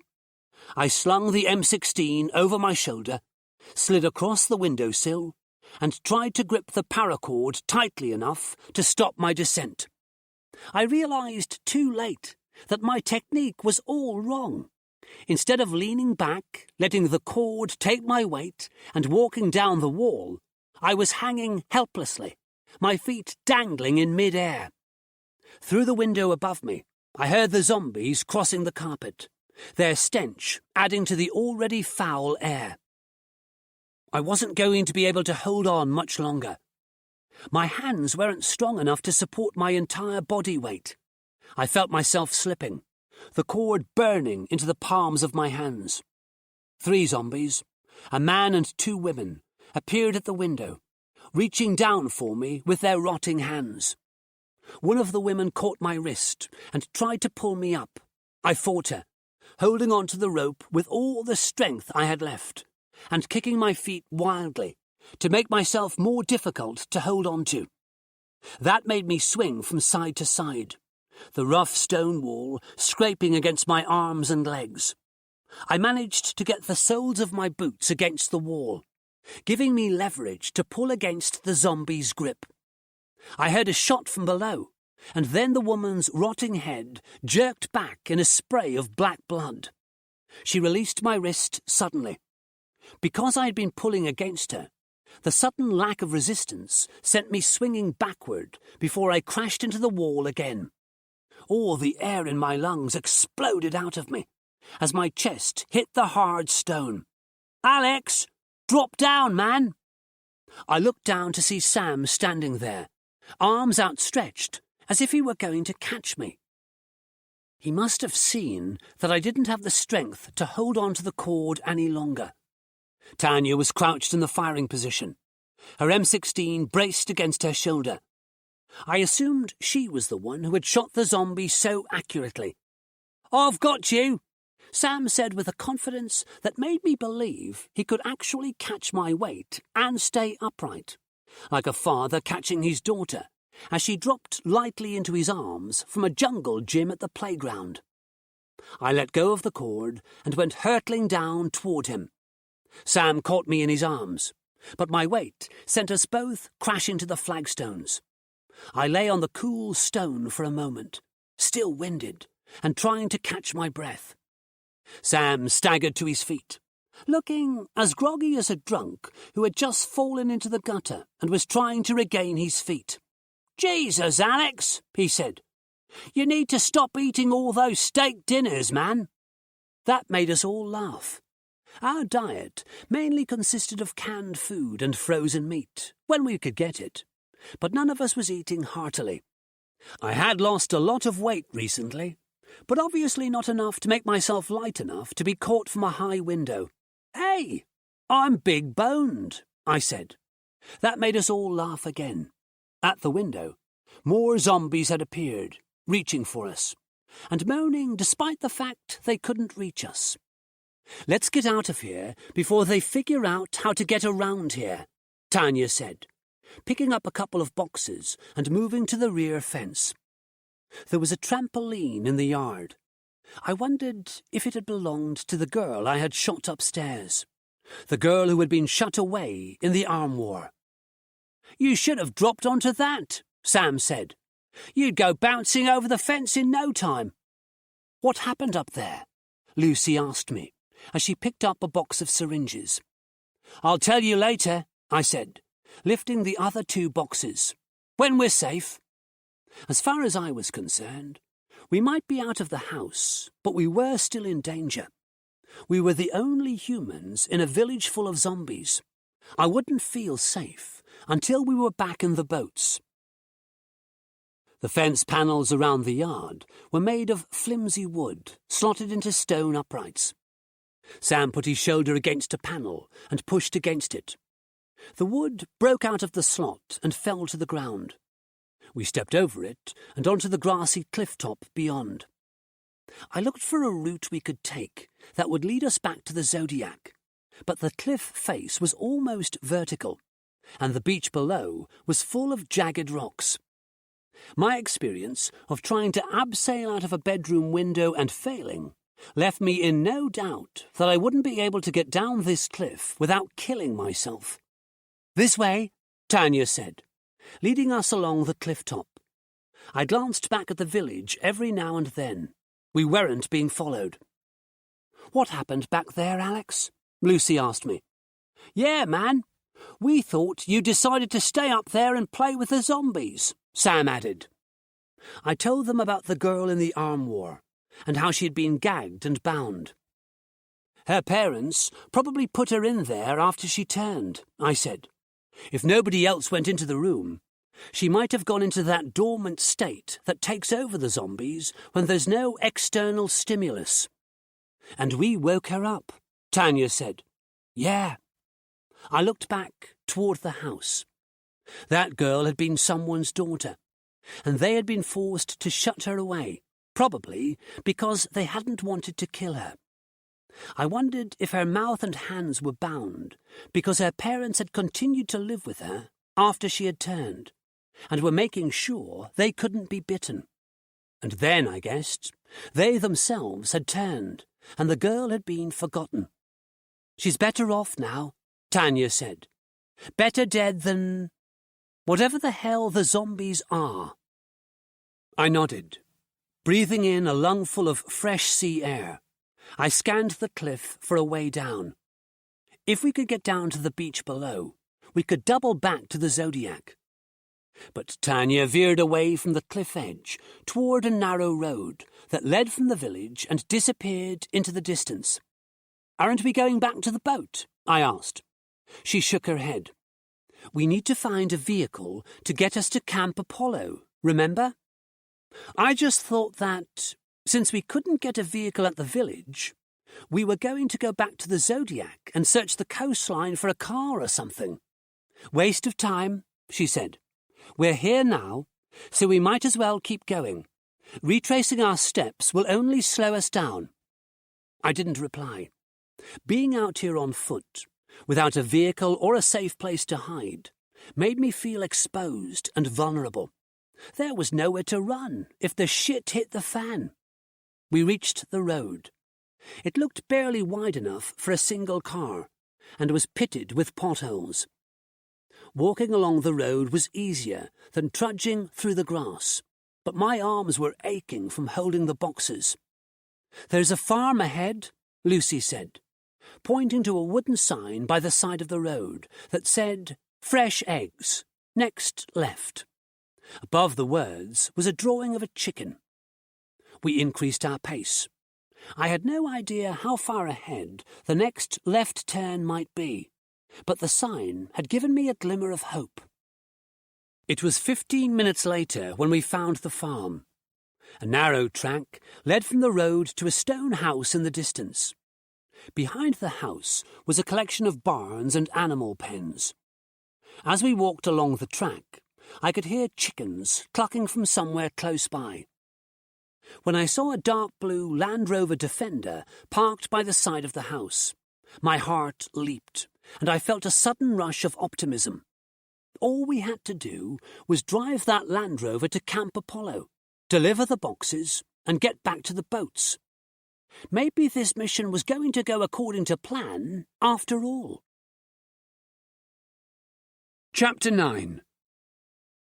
The day had become sunny and warm, and the Land Rover seemed to gleam in the sunlight. The smell of farm animals filled the air, along with the clucking of chickens. The birds were running loose in a field behind the house, along with a dozen cows that were lazily grazing on the grass there. Sam went to the front door and tried it. After discovering that it was locked, he knocked on the wood. "Hello? Anyone home?"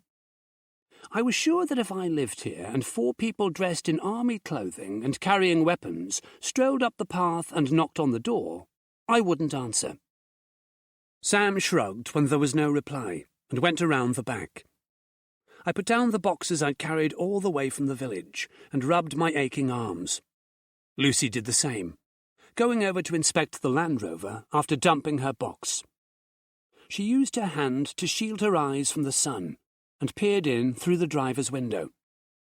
Tanya set down her boxes and sat on the front step, closing her eyes and turning her face to the sun. I didn't know how she could be so calm because, despite my earlier optimism, I felt nervous now that we were at the house. I heard bolts being drawn back and latched unlocked. Then the front door opened and Sam stood there grinning. "Back door was open," he said. "You get the Land Rover keys?" Tanya asked him. He dangled them from his fingers. "There's nobody in the house?" I asked.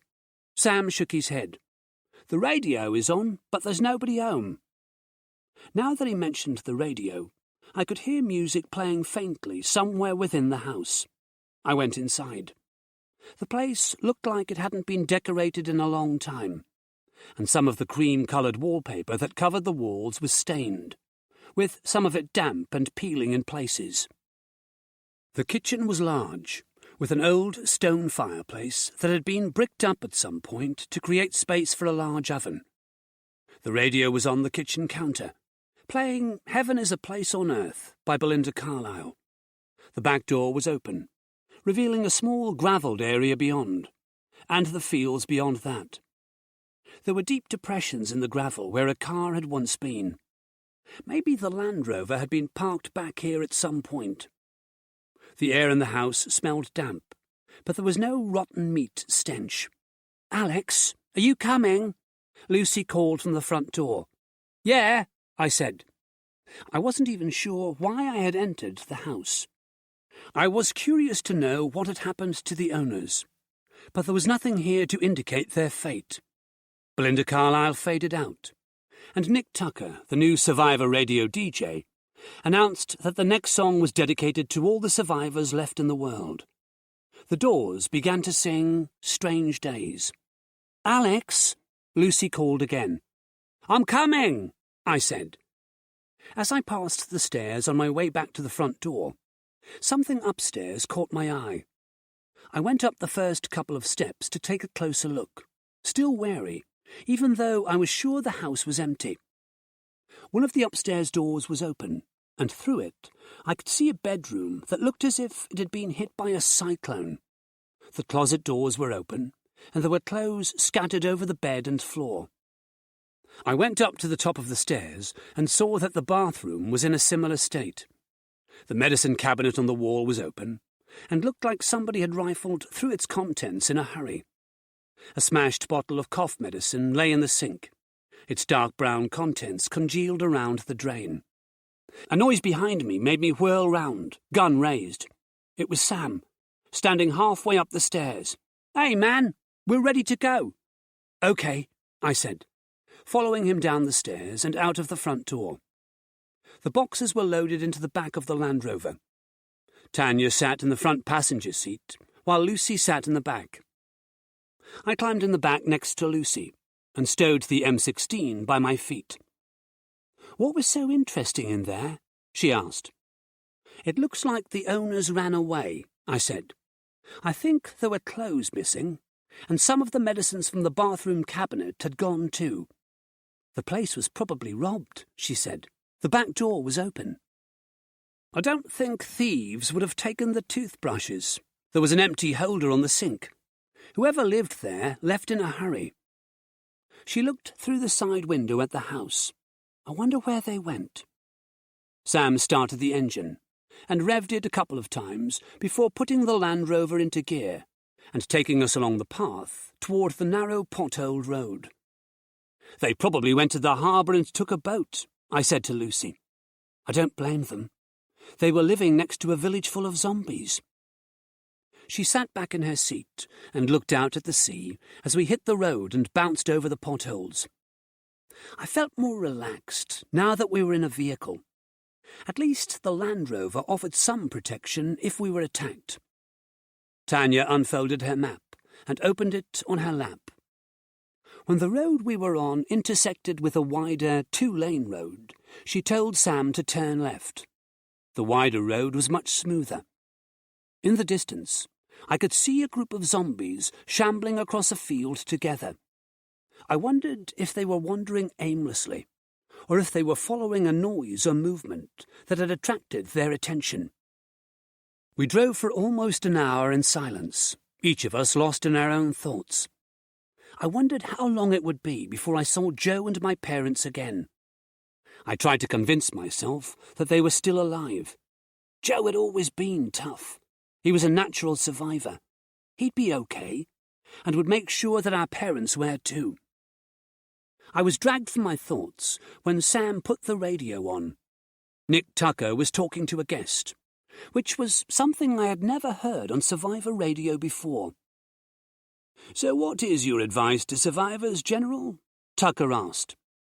A voice that was deep and confident replied, "Our advice to survivors is the same as it has always been. Find a survivors' camp in your area and go there. Let us take care of you. It is too dangerous to try and survive on your own. If you don't know where your loved ones are, they are probably in a camp. We can reunite you." Sam shook his head. "If you don't know where your loved ones are, they're probably dead, man." He reached to turn off the radio, but I stopped him. "Wait, I want to hear what he has to say." "Why, man?" Sam said. "You know they just talk bullshit." Tucker thanked his guest and then said, "Remember, people, you need to be in one of our camps if you're going to make it. There are signs on the roads and near every town and city denoting the location of the nearest camp. Go there now. I beg of you." He paused for dramatic effect and then added, "Here is David Bowie and Life on Mars." "You hear that?" Sam asked. "They've got that DJ wrapped around their finger. Come to the camps, I beg of you." He even said, "our camps." I bet he's working for the military. "We're working for the military," I reminded him. "Well, it's not the same thing. We're not telling people lies." "I don't think they're lying just because they've set up camps to help people." "Those camps are there to control people," he said. "They've told everyone that the rest of the world is infected, and it isn't true. People without hope are easier to control." According to Sam and Tanya, the virus hadn't reached America. Have you ever thought that they might be right? We don't know what's happened to the rest of the world. For all we know, the virus has spread across the globe. A lot of the survivors are safer in the camps than wandering around out here with the zombies. He looked at me in the rearview mirror. "Wow! You've changed your tune, man. I thought you hated authority. You've seen the camps. Do you really think anyone is better off in one of those makeshift prisons? Because I sure don't." "I have to believe the camps give people a chance of survival," I said, "because my brother and parents are in one." "Okay, man," he said, backing down slightly. We'll have to agree to disagree. I hope your folks are okay." "And what about the people who lived in that farmhouse back there?" I asked. "Do you hope they're okay too?" He shrugged. "Of course. But what do they have to do with—" "They were listening to the radio when they decided to leave their house and take their chances," I said. "They didn't even bother to switch it off when they left. What if they heard that broadcast you did and decided to bug out? They might have been safe enough in that isolated farmhouse, but they heard that message and went for a boat to get to Europe. The nearest place they'd go would be Muldoon. There's a harbour there after all, and plenty of boats. They might have wandered into a village full of zombies because of you and your damned message." Tanya turned in her seat to face me. "Alex, there's nothing wrong with telling people the truth. How they deal with it is up to them." I ignored her and looked out of the window again at the fields rolling by.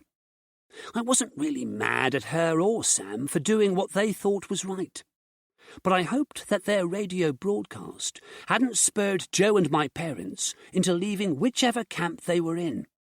If they were still in a camp, I could find them.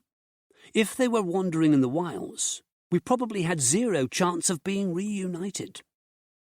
Tanya turned to face front again and gave Sam some instructions, pointing at the map as she did so. We reached an intersection where the normal road sign had been covered over by a bright red sign with black lettering that read Survivors Camp. Next to the lettering was the same Ministry of Defence crest that was on our ID badges. "Well, there's no chance of missing the camp," Tanya said, folding the map and putting it into her pocket. Sam took the road indicated by the bright sign. High trees on both sides of the road blocked the view and most of the sunlight, so that we were plunged into shadow. Knowing that the camp was close made me feel nervous. Since the apocalypse had begun, I had spent most of my time running from the military or avoiding them.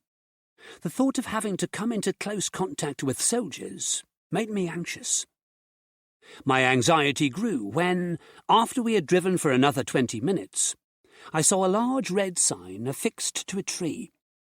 Like the other sign, this one bore the MOD crest and the words Survivors Camp, along with a thick black arrow pointing at a side road that led through the woods. Sam slowed down and turned onto the smaller road. It was not much more than a dirt track, but I could see wide tyre tracks left by other vehicles.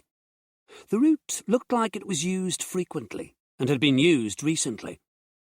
We had gone about a mile when Sam began to slow down. Ahead of us was a checkpoint, which consisted of a sentry box with a small gate that could be raised or lowered. At the moment, it was lowered, and a sign on its metal grille said, "Stop." The sentry box seemed to be empty. Sam hit the brakes and put the Land Rover into neutral. "We need to lift the gate, man." "I'll do it," I said. The area seemed to be deserted, and I supposed that the soldiers who should be working the checkpoint were taking a break somewhere nearby. I opened my door and got out. Maybe I should call out. It could be that the soldier who should be manning the sentry box was taking a piss behind one of the trees. I listened, but the only sound was the low, idling rumble of the Land Rover's engine. I approached the sentry box, looking in through the window. There was nothing in there except an office chair, a table upon which an Andy McNabb paperback lay face down and open, a small TV that was turned off, and the controls for the gate. I tried the door. It was unlocked. I went inside and inspected the control panel. There was a green button marked Open and a red button marked Close. It couldn't be any simpler. I hit the green button, and the gate slowly began to rise up with a mechanical whirring sound. I went back outside and got back into the Land Rover. Sam waited until the gate was all the way up and then drove forward. As we drove farther along the path, I looked out of the rear window at the empty sentry box. "Something wrong?" Lucy asked. Just wondering where the guards are. Me too, she admitted. The trees gave way suddenly, and the track crossed rolling grassland. Ahead of us was the camp. I saw a wire fence that must have been at least 20 feet tall, and sentry towers that reminded me of the World War II prisoner-of-war camps you see in movies. Within the fences was a cluster of olive-green tents of varying sizes, from big marquees to one-person camping tents, and wooden huts that, again, reminded me of POW camps. There was a main gate, above which a stenciled wooden sign said, Camp Apollo. The gate was open. There were no guards in the towers, and I couldn't see any movement within the camp. Nobody home, man, Sam said, bringing the Land Rover to a halt just outside the main gate and killing the engine. There should be 5,000 people here, Tanya said. Where did they all go? I kept my mouth shut. Tanya and Sam had broadcast a message on the radio telling people to leave the camps, and now they were surprised that this camp was empty. Not wanting to return to the earlier argument, I grabbed my M16, opened the Land Rover door, and said, Let's go take a look. There might still be a computer here that was linked to the survivor database. I could still find out where my family was. As I stood on the grass, which was still wet from the earlier rain, I felt a sense of unease. I couldn't put my finger on anything specific that was making me feel that way, but I stood watching and listening, ready to scramble back into the Land Rover if something came rushing out of the trees or from the tents. The others must have felt it too, because, as they exited the vehicle, they stood silently surveying the area before moving toward the camp gate. I could hear the sound of my own rapid breathing, but nothing else. Camp Apollo was as quiet as a grave. Does anyone else feel like we're about to walk into a trap? Tanya asked. Yeah, man, Sam said. He had turned to face the woods, his back to the camp, his eyes searching the shadows beneath the trees. Maybe two of us should stay out here, Tanya suggested. No way, I said. We shouldn't split up. I'd seen more than enough horror movies to know that splitting up was never a good idea. Okay, then let's go, she said, moving forward warily. We fell in behind her, weapons pointing in all directions, as we made our way to the open gate. A sudden sound made us all jump, and I almost squeezed the trigger of my M16 before I realized that it was just a crow cawing somewhere in the woods. Great. That was just what we needed right now, a creepy sound effect. We reached the gate and paused. It was made of the same steel as the fences and was just as tall.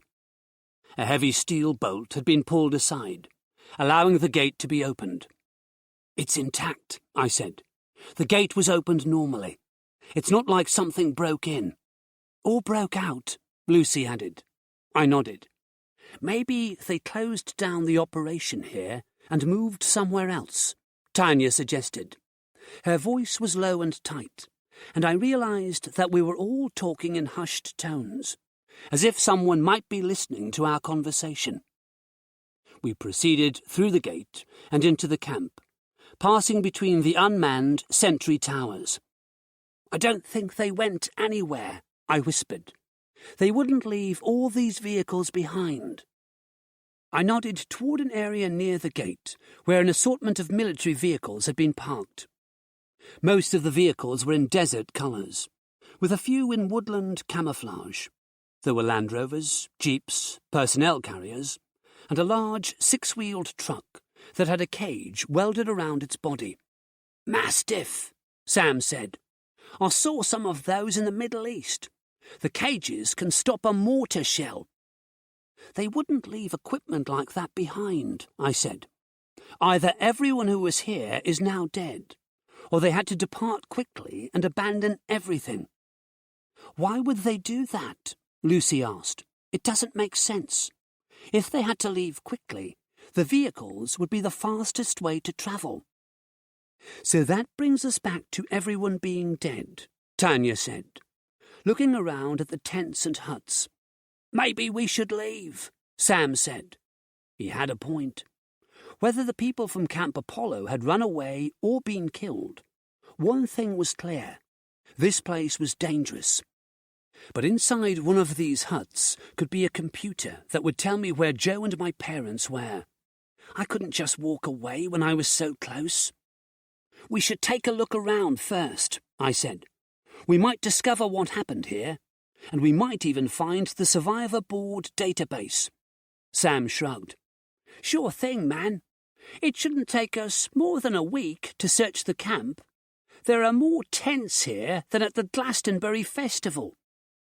The tents are probably where the civilians lived, I said. The wooden huts are likely to be the soldiers' quarters and offices.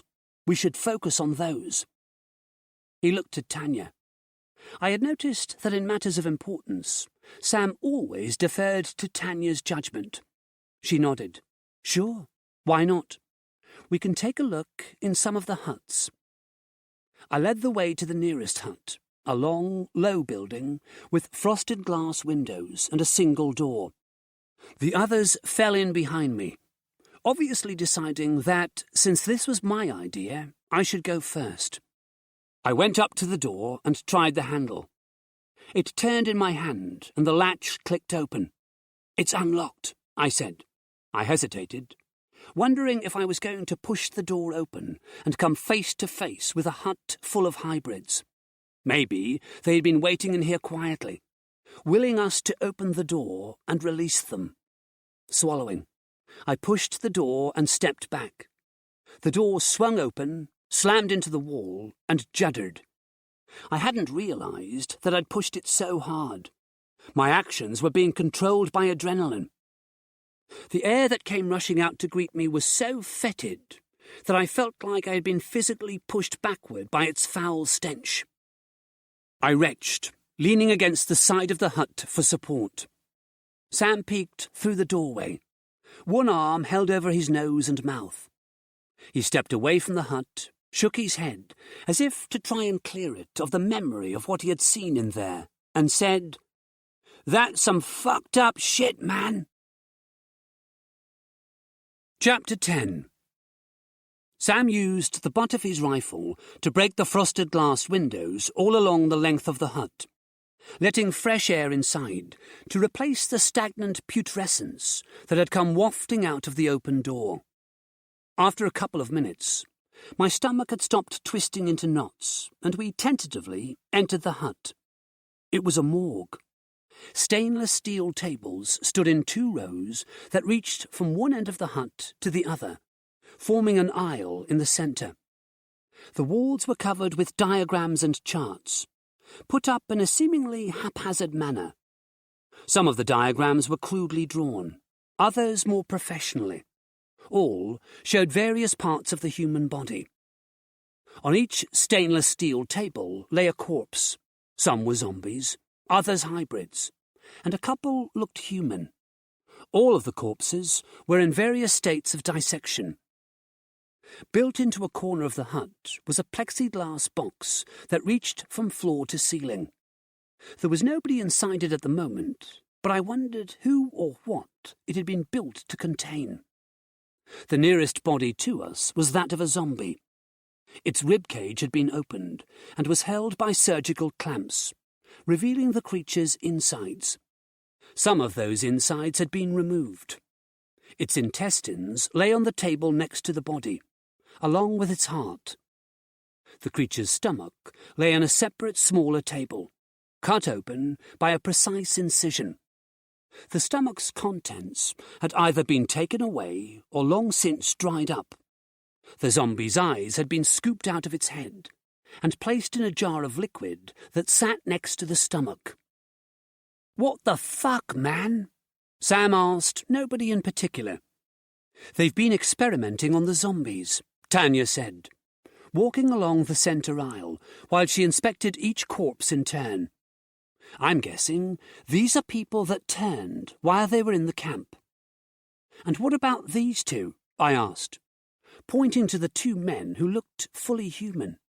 They haven't been zombified at all. Why are they in here? I have no idea. She inspected the human corpses. It looks like they were shot. They both have gunshot wounds to the chest. Same as the hybrids, I said, looking over the three bodies that had the telltale roadmap of dark veins that denoted a hybrid. Were the humans bitten? Yeah, Tanya said. Maybe they were killed before they could turn, I suggested. Yeah, she said. It's a bit more disturbing than that. Take a look at this. I went over to the human corpses. They had been cut open and sewn shut again. Their bodies bore Y-shaped autopsy scars that ran from their shoulders to their groins. Tanya pointed at their wrists. Each man had been bitten in exactly the same place, the right wrist, and the bite mark was at almost exactly the same angle in both cases. That didn't happen naturally, I said. Tanya looked at me. It's so precise. I'd say it was part of an experiment. But who would volunteer to be bitten by a zombie? She raised an eyebrow. Who said they volunteered? I felt suddenly cold. This place is run by the government. Do you think they sanctioned this? Hell yeah. I needed some air. Despite the broken windows and open door, there was still a strong stench of death in here. I went outside and gratefully breathed in the fresh air. I could understand the government wanting to dissect the zombies to see what made them tick. The same with dead hybrids. But those two men in the hut looked like they had been subjected to bites in the name of whatever weird science was being practiced here. They had been murdered. Tanya appeared next to me. You still want to go exploring more huts? Maybe we can find a computer, I said. It might tell us what happened here. Even if we found a computer, those files would be buried so deep we'd never be able to access them. I looked around at the city of tents and huts. Something doesn't make sense, Tanya. Where is everyone? If they left, why did they leave the vehicles behind? These vehicles are worth millions. They wouldn't just walk out of here and leave all that. Sam was running his hand along the flank of the six-wheeled Mastiff. The sand-coloured vehicle was huge, at least 10 feet high and 25 feet long. The tops of its wheels almost as high as Sam's waist. "We've got to get the keys to one of these, man," he said, grinning. Lucy was standing next to the Mastiff, hands on hips, looking up at the gun mounted on the roof. "I don't know where everyone is," Tanya said. "I don't know why they walked out of here instead of driving. But I do know that if we find a computer, it will be password protected and encrypted. This camp is a bust. We need to get back to the boats and sail down to Camp Prometheus. Hopefully that place won't have gone all Roanoke on our ass like this one has." "Okay," I said. "You're right. It's just that I want to know where Joe and my mother and father are so badly. I keep thinking I'm getting closer to finding out, and then it's snatched away from me." She put a hand on my shoulder. "We all want to know who was on that survivor board, Alex, and we'll get a chance to look at it, but not here. There's nothing here but death." I nodded. Our time would be better spent at the next camp, where there might actually be people, than in this abandoned place. Looking over toward the vehicles, I saw Sam and Lucy opening a small hut and peering inside. "Hey, we're leaving!" I shouted. Sam hesitated at the doorway. He shouted, "Be there in a minute, man!" and then disappeared inside the hut. Lucy came over to me. "He wants to drive that," she said, pointing at the Mastiff. "The vehicle keys are in that hut." I rolled my eyes. "We haven't got time to go joyriding." Now that we were going back to the boats, I wanted to get there as soon as possible. This camp gave me the creeps. Sam reappeared with a set of keys in his hand and a grin on his face like a child on Christmas morning. "We're going back to the Land Rover," I told him. "Meet us there when you're finished playing." I turned around, intending to return to the Land Rover, but when I saw Tanya, I froze. She had already walked part of the way toward the open gate, but something had stopped her in her tracks. She looked like she had walked into a nest of rattlesnakes and was trying not to make any sudden movements. I followed her gaze toward the gate. When I saw what was there, I muttered, "Oh, fuck." Beyond the fence, coming out of the woods, was a horde of hybrids. There were hundreds of them, all dressed in military uniforms, and walking out from the tree line onto the grassy area where we had parked the Land Rover. Some of them had already reached the vehicle and were looking inside for prey. "Sam," Tanya said, "how quickly can you get that thing started?" "I'm on it, man." He opened the rear doors of the Mastiff and then went to the driver's door and got inside. I remembered how many military personnel had been at this camp, and I was sure there were 1,000 hybrids just beyond the gate. 1,000 pairs of yellow eyes gazed at us with murderous intent. Then the infected creatures came running through the gate and into the camp. "Go!" Tanya shouted, turning on her heels and sprinting for the Mastiff. I ran for my life. Chapter 11. As I ran for the Mastiff, I could hear the hybrids behind me. Their boots sounded like beating war drums. They were close enough that I could hear their breathing, and they were getting closer. I knew how fast the damned things ran, and I wasn't sure I could get to the vehicle before they grabbed me. Tanya and Lucy were already at the truck, but instead of jumping inside through the thick metal rear doors, they unslung their M16s and began firing at the hybrids. The bullets screamed through the air close to my head. I resisted the instinct to drop to the ground. "Keep running! Just keep running!"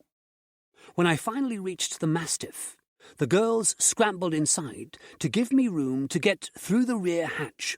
I jumped inside, but as I did so, I felt something tug on my boot. I landed on the metallic floor of the Mastiff with a loud oof as all the air blasted from my lungs. Before I had a chance to recover, I was being dragged back outside by a hybrid. She had my boot gripped tightly in her hands, and she slid me across the floor to the hatch. I kicked at her face with my other boot, but she didn't even seem to notice. Lucy screamed and grabbed my arms, trying to pull me back into the vehicle. I wasn't sure what Tanya was doing because my attention was focused on kicking the hybrid that had me in her grip. Then a single shot rang out in the enclosed space, and a hole appeared in the hybrid woman's forehead. She released me and fell to the ground. "Sam, go!" Tanya screamed. More hybrids appeared at the hatch, hands grabbing and clawing as they tried to force their way inside. I scrambled farther into the vehicle and pulled out the Wildfire. The engine roared to life and we lurched forward. But we were going too slowly. The hybrid surged forward and one of them got inside. I kicked him hard and he staggered back before Tanya put a bullet in his head. The Mastiff began to pick up speed, but the hybrids were still matching our pace. "We need to close the doors," I said. Tanya began to shoot wildly into the mass of faces that appeared at the hatch. Lucy joined her, firing her M16 in 3-round bursts. I fired the Wildfire until it was empty. The air inside the vehicle smelled of cordite, and my ears were ringing. At last, we seemed to be moving fast enough to outrun the hybrids. I lunged forward for the doors and pulled them closed, locking them with shaking hands. "Hold on," Sam said from the driver's seat. "We're going through the gate."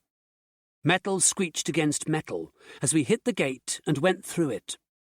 Then I could hear the heavy thump of hybrids bouncing off the Mastiff's grill as Sam ploughed through them. I was breathing hard, trying to tell myself that it was all over, that we were safe for now. "Everyone okay back there?" Sam asked, as we drove onto the track that led through the trees. "Yeah," Tanya said. "We're okay." "There's gonna be a slight bump," Sam said. "Hold on." We rammed through the gate at the checkpoint. He turned to us, grinning. "This thing is pretty neat, huh?" I sat up and looked around the interior of the Mastiff. There were 5 fold-up seats attached to one side wall, and 3 on the other. They each had a 4-point harness, like those used by fighter pilots.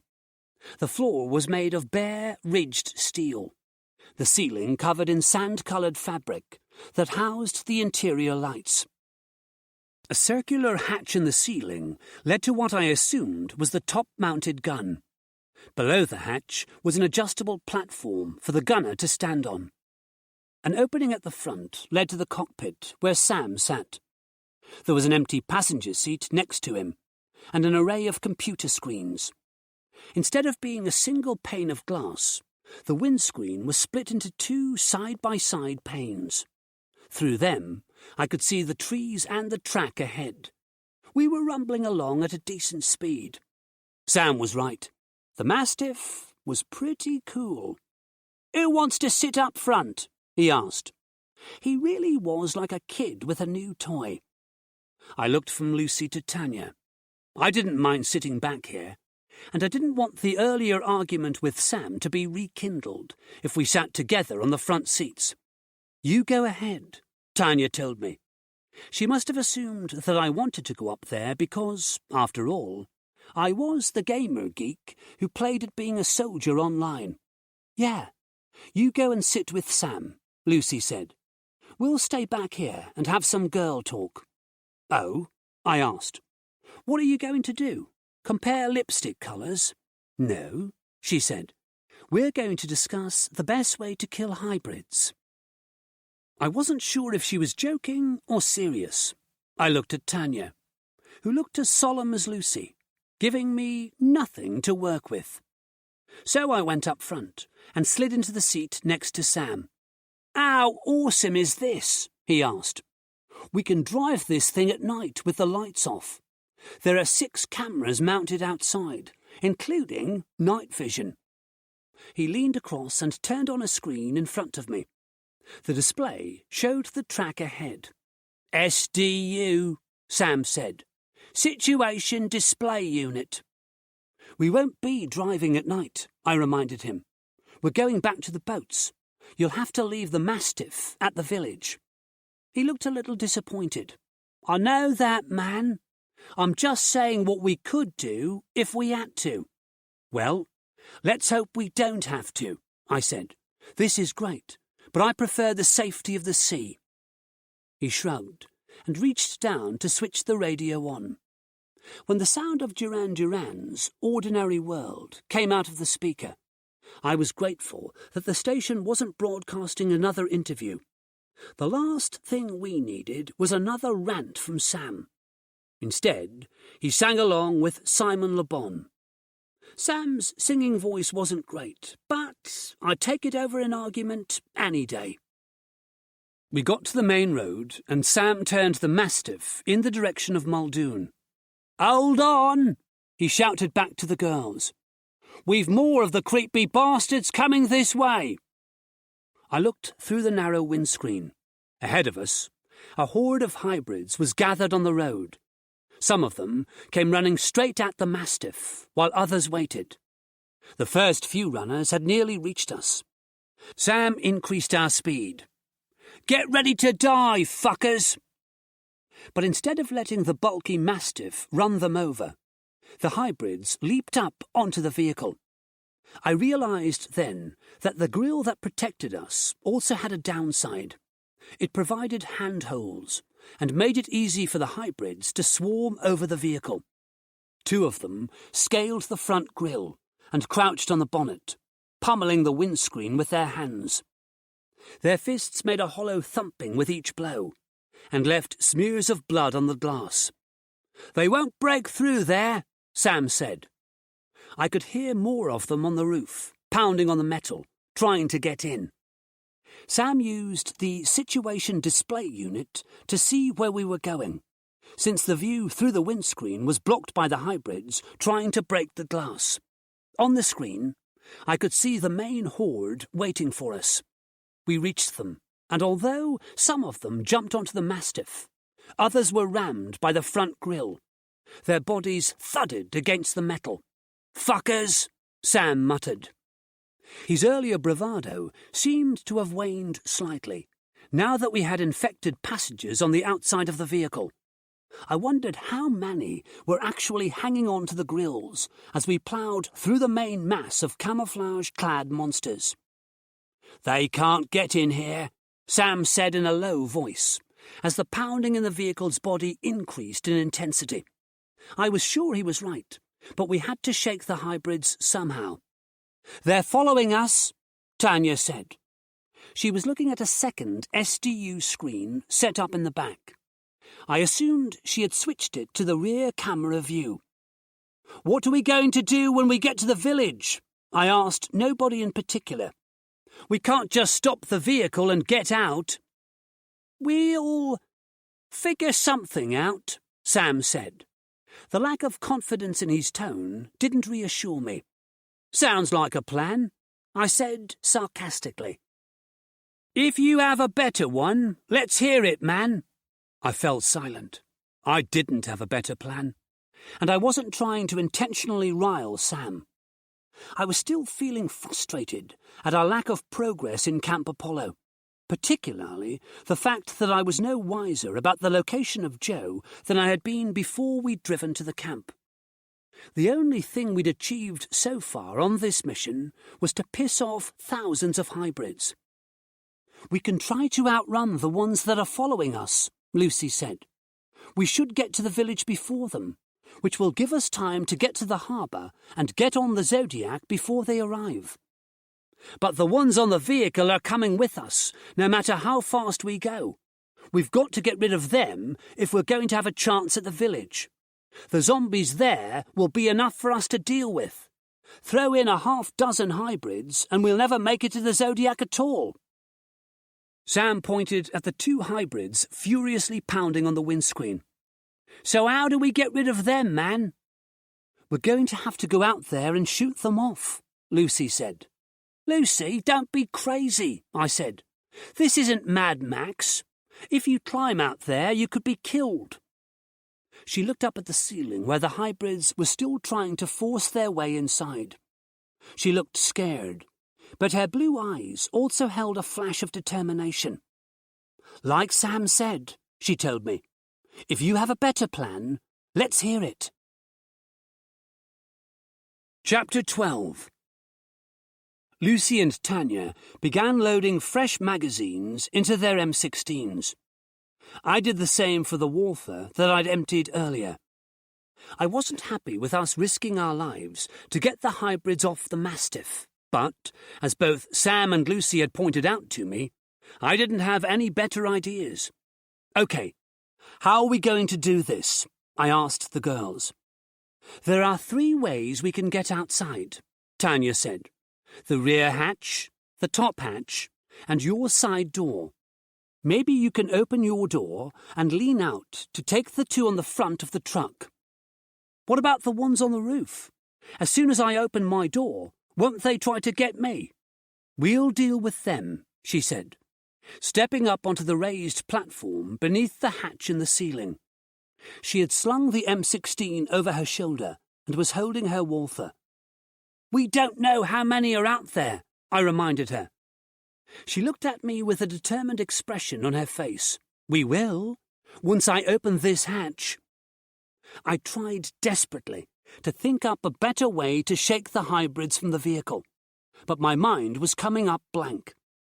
I'd read many books and seen countless movies where I had rolled my eyes at the dumb actions of the characters. In most cases, I could see a better way for them to solve their problem.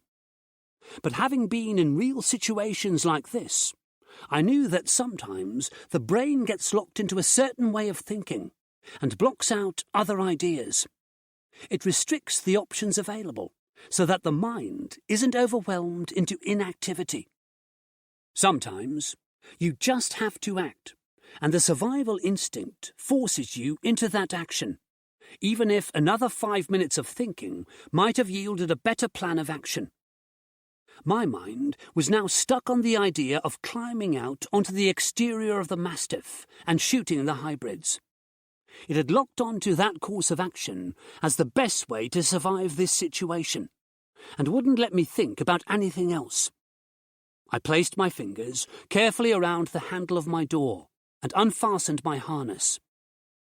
"Maybe you should slow down while we do this," I told Sam. He shook his head and gestured to the side mirror.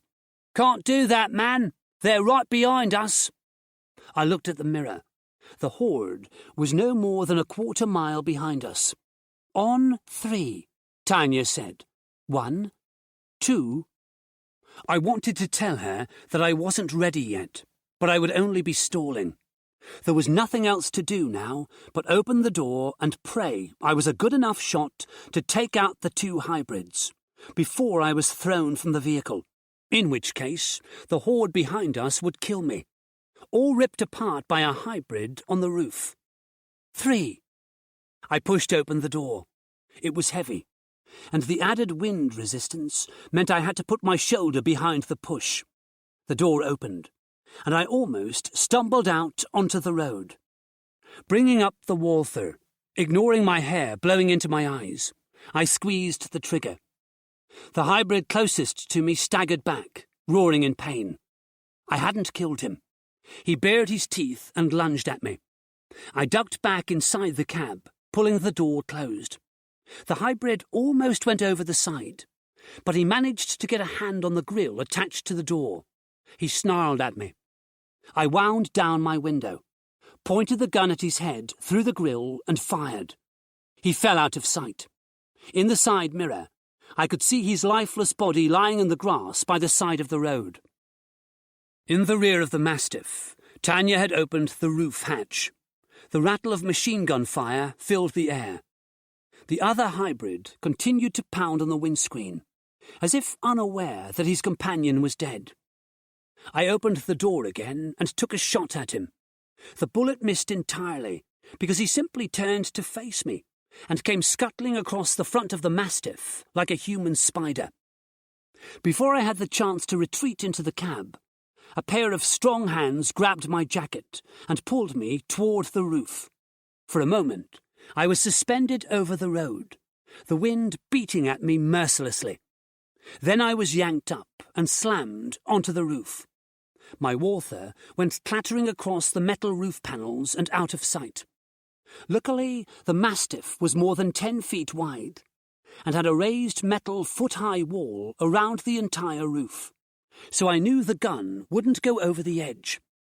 Now on my back, I looked up to see a female hybrid with long blonde hair tied back into a ponytail, looking down at me with evil yellow eyes.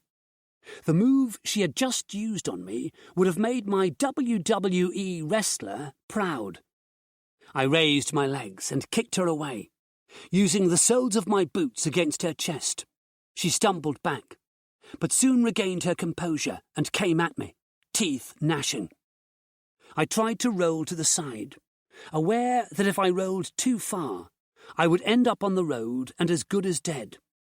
My move wasn't fast enough, though, and the hybrid landed on top of me, trying to bite my face. Her breath smelled meaty, and I didn't dare wonder what her last meal had consisted of. I used both hands to hold her at bay, but she was strong and heavy, and driven by a virus-fueled rage. It wouldn't be long before my strength failed, and her teeth sank into my cheeks or neck. Then a burst of M16 fire ripped into her, and she fell on top of me, dead. Pushing her away, I looked up to see Lucy crouched on the roof, M16 in her hands. "Thanks," I said breathlessly. She nodded and aimed her gun over the side of the vehicle to shoot at a hybrid that was hanging on to the side grille. Tanya, who had also climbed up onto the roof through the top hatch, was at the rear of the Mastiff, using the butt of her gun to knock another hybrid from the rear of the vehicle. Before I had a chance to fully appreciate how well Lucy and Tanya were doing, my legs were grabbed from behind, and I was pulled down over the windscreen and onto the bonnet of the Mastiff. I had forgotten about the hybrid there. The fall knocked the wind out of me as I landed painfully on my side. The sound of the engine was loud here, and I could smell diesel fumes as I fought to suck air into my lungs. The hybrid stood above me, looking down at his prey. Then he dropped toward me, snarling. I rolled to the side. I knew I was at the edge of the bonnet, but I had no choice. If I didn't move, I was dead. My body rolled over the side of the Mastiff, and the next thing I knew, I was hitting the road. My momentum rolled me forward and past the edge of the road into the grass. The world tumbled in my vision, and I was aware of pain shooting across my shoulders and hips. I heard the engine of the Mastiff, which had been so loud in my ear a moment ago, recede as the vehicle continued along the road, leaving me behind. Chapter 13. I scrambled to my feet, trying to ignore the pain I felt in every muscle. Ahead, the brake lights on the Mastiff shone red as Sam stopped the vehicle. He had seen me go overboard and was probably now watching me in the side mirror. He knew I was still alive, and he wasn't going to leave me here. I looked back along the road. If I didn't move fast, Sam wouldn't have a choice. He would have to drive on. The hybrid horde was gaining on us. Lucy and Tanya appeared on the roof, waving at me to move my ass. The Mastiff began reversing toward me. I tried to run as best I could, but my hips seemed to have seized up. Gasping, I made my way toward the vehicle, hearing the approaching boots of the hybrids behind me as they ran along the road. The girls disappeared from the roof, and then the rear hatch opened. "Come on, Alex!" Lucy shouted. I could hear panic in her voice, which made me wonder how close the horde was. The lights glared red again as Sam applied the brakes. I reached the vehicle, and Lucy and Tanya pulled me inside. "Go, go, go!" Tanya shouted to Sam. He hit the gas, and the Mastiff lurched forward. Through the open rear door, I could see the hybrids, no more than 20 feet away. Lucy closed the door. She was breathing heavily, and her forehead was dotted with beads of sweat. "Are you okay, Alex?" I nodded, unable to speak. Everything hurt, including my lungs and throat. "I took out the guy on the hood for you," Tanya said. After a few moments of heavy breathing, I asked, "How many of them were there?" "Including the 2 on the hood, there were 8, Lucy said. "We shot 5 of them, knocked 2 onto the road by smashing their hands, and Tanya kicked 1 overboard." "You weren't kidding," I said. They both looked at me with questioning expressions. I said, "You really were discussing new ways to kill hybrids." They smiled and pulled down one of the seats, helping me to get into it and strapping me in with the harness. "You okay back there, man?" Sam asked. "Yeah, I'm good," I said. I was sure that nothing was broken. I was going to be bruised and sore for a few days, but I'd live. Tanya went up front to sit with Sam. Highway to Hell by AC/DC was coming out of the speakers now. Lucy buckled herself into the seat next to me and reached across to take my hand. "I was worried about you," she said. I attempted a reassuring smile, but I was sure it looked more like a grimace. "I fell off a moving truck. It was no big deal." "No big deal," she said, laughing lightly. "Is this the same man who complained every step of the way up a mountain in Wales?" I laughed. Yeah, things change, I said. Her face grew more serious. I'm sorry you didn't get a look at the survivor database. Maybe at the next camp you'll find out where your family is. Maybe, I said. After being disappointed at Camp Apollo, I wasn't going to get my hopes up any more. After a moment's silence, she said, I can't wait to get back on the boat. Me too. It's the only place I feel safe. She nodded and then said, After this is all over, do you think we'll ever want to live on dry land again?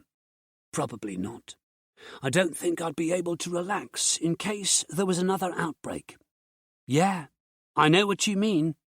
Besides, I said, do you think this will ever be over? Someday, she said. We have the vaccine now. Sure, we have the vaccine, but imagine how many hybrids there are out there. It doesn't matter how many survivors are vaccinated against zombie bites. There are thousands of hybrids waiting to kill them. The army will deal with them, Lucy said. They'll find a way to wipe them out. Their resources are limited. Every hybrid means one less soldier. The military has lost so many personnel already. And how are they going to fight the hybrids? With tanks and infantry? They'll turn the country into a battle zone. It's already a battle zone, she said. Yeah, I said, looking toward the cockpit and out through the bloodied windscreen at the darkening sky. I guess it is. Chapter 14. The sky had turned a dark, deep blue by the time we reached the potholed road that led to the village.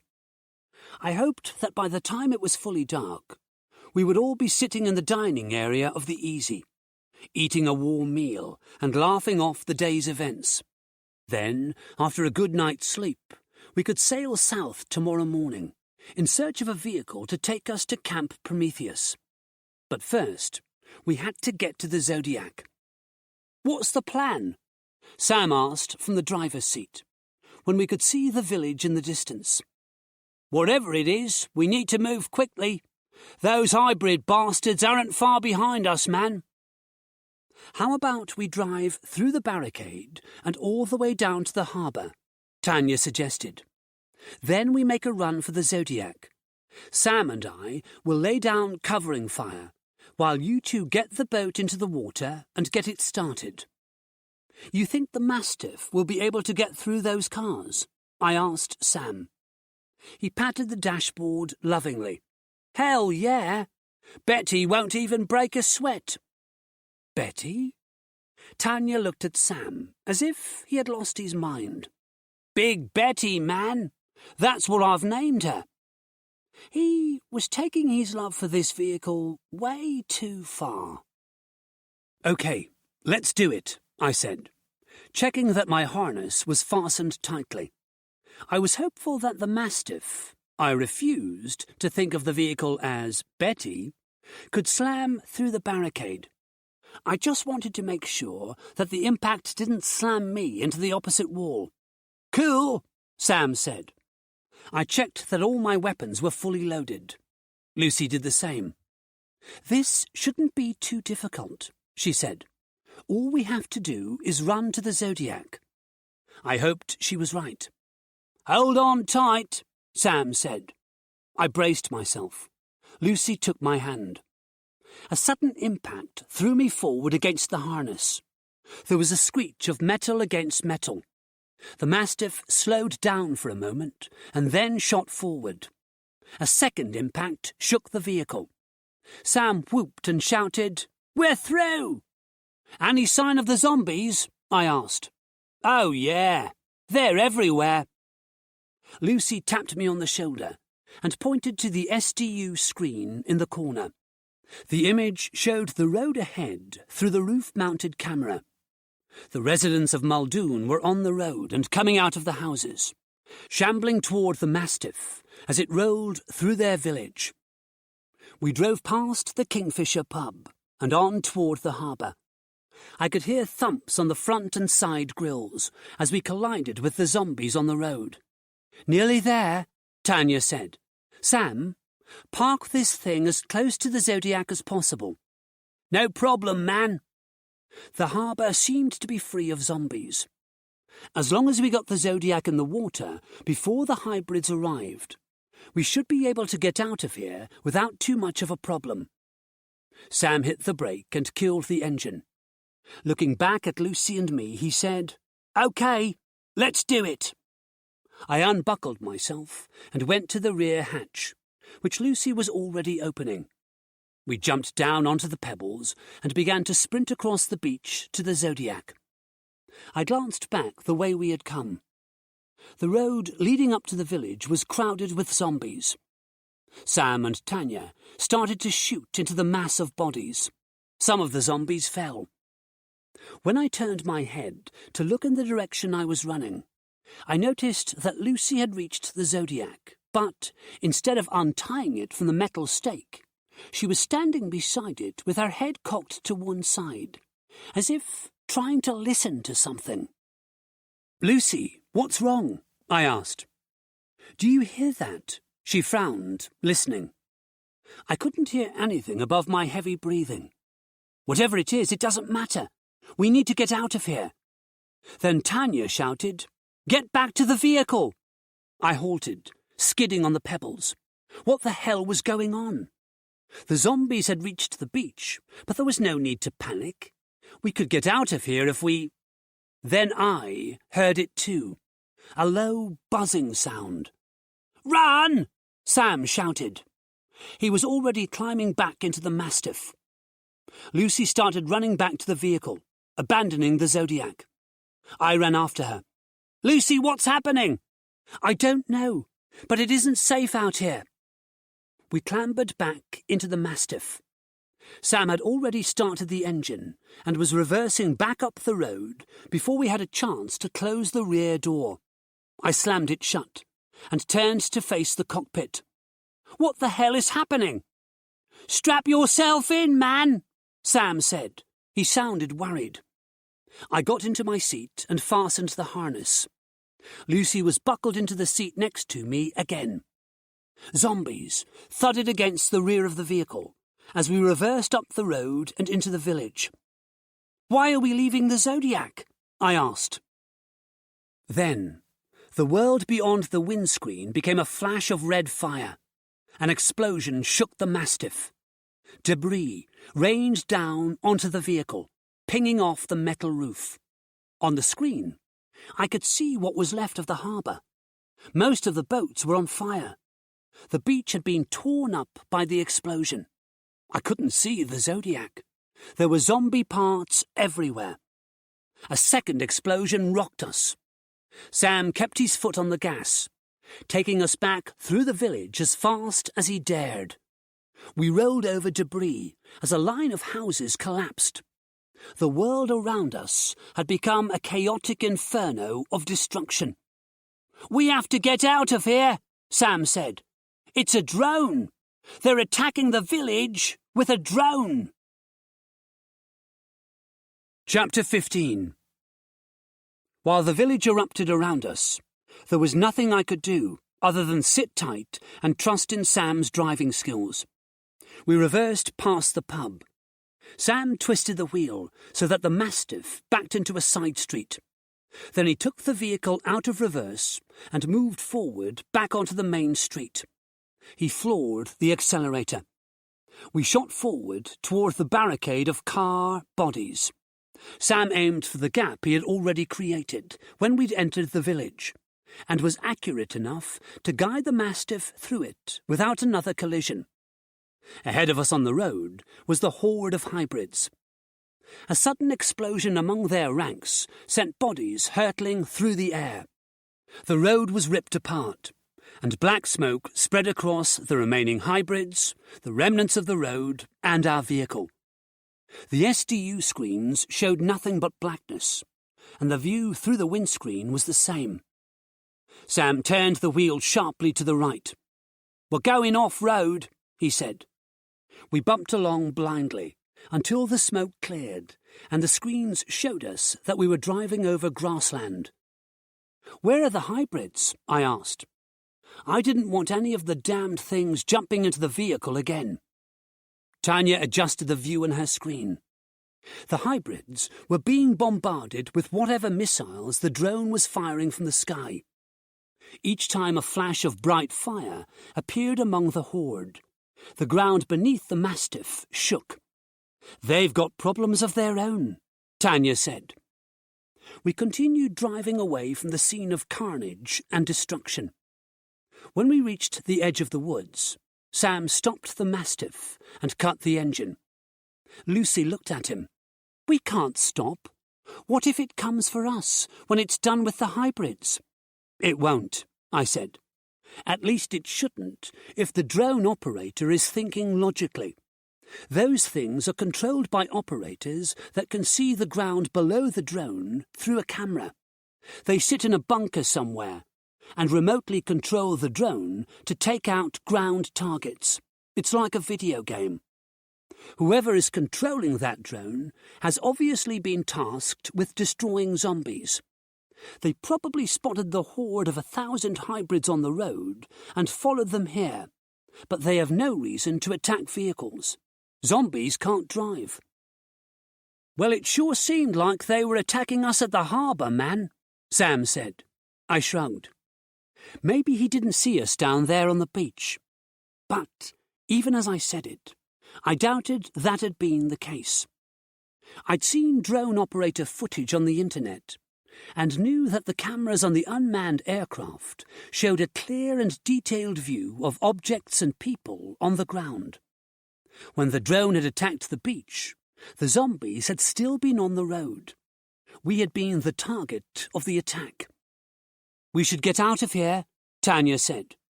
"I don't trust that thing." Sam started the engine and drove us over the grass and back onto the road. The road took us inland, past farmland and woods. The drone didn't follow us. "So how do we get back to the boats?" I asked. Tanya unfolded the map and found our current position. "There's another village south of here. Maybe we can find a boat there and get back to the Escape and the Easy." We agreed to try it. As we set off for the new destination, I felt my energy dwindle. I had hoped to be on board the Easy by now, eating a hot meal and enjoying the feeling of safety I only had at sea. Being back on board seemed like a faraway dream now. Night fell as we drove along the road to the next village. The sky turned an inky black, dotted with shining stars. The moon was a bright silver orb. There was no light pollution here in this isolated part of the country, so the night sky looked clear and dramatic. "You okay, Alex?" Lucy asked. "Yeah. I just wish we were back on the boats," I said. "This was supposed to be the easy part of the mission, and it's already turned to shit. We'll be back home in no time. We should make a nice dinner tonight. There are some steaks in the freezer." "Sounds good," I said. But I wasn't optimistic about our chances of eating those steaks tonight. Nothing had gone to plan so far, and I had a feeling that things were only going to get worse. We drove in silence for half an hour, listening to Survivor Radio play a loop of 80s music. Then Sam slowed down and said, "Guys, I think this was the village." He killed the engine, and we all stared out through the windscreen at what had probably once been a quaint fishing village on the coast. Every building had been reduced to rubble. "We should go and take a look," Tanya said. "There could be a boat in the harbour." I agreed. If there was even a leaky rowboat, I was willing to take it, as long as it meant we could get back to the Easy and the Escape. Sam started the engine again and drove us slowly toward the ruins of the village. On the radio, Iron Maiden was playing "Run to the Hills." Sam hit the brakes and pointed at the sky in front of us. The drone was difficult to see in the night sky. It was no more than a dark shape that blotted out the stars as it crossed in front of them. "They're patrolling the area, man," Sam whispered, as if the drone could hear us. We sat there for at least 15 minutes, with the engine idling, watching the drone as it flew back and forth along the coast. "They haven't attacked us," Lucy whispered. "Maybe Alex was right, and they only attack zombies." I didn't exactly say that. I wasn't going to take the blame if we became a target. When that drone bombed the beach, there weren't any zombies there, just us. Tanya turned in her seat to look at me. Should we risk getting closer or not? When did I become the expert on drones? I shrugged. I don't know. What other option do we have? Lucy asked. If we can't get back to the boats, what are we going to do? Tanya looked down at the map resting on her lap. If we can't get to the coast because it's being patrolled, we only have one option. We'll have to drive to Camp Prometheus and get them to tell whoever is in charge of the drones that we need to get to our boats because we have the vaccine on board. "Drive?" I said, shocked that she would even consider such a thing. "Hart said it's 170 miles from here." Tanya looked at me angrily, and I knew then that she was just as pissed off about us not being able to get back to the boats as I was. What other choice do we have? I had to admit that I didn't have a better idea. But the thought of driving all that way, even in the Mastiff, filled me with dread. "We'll check out the village before we go down that route," I said, silently praying that we would find some sort of craft that would take us out to our boats. Tanya nodded. "Yes, we'll check it out. I don't want to drive to Prometheus any more than you do, but it might be our only chance to eventually get back to the boats." I hated the word eventually. I wanted to be back on board the Easy before dawn. We set off at a crawl toward the ruins. All eyes were on the dark shape in the night sky, watching for any change in its flight pattern. When we were within a quarter-mile of the village, the drone banked steeply and headed our way.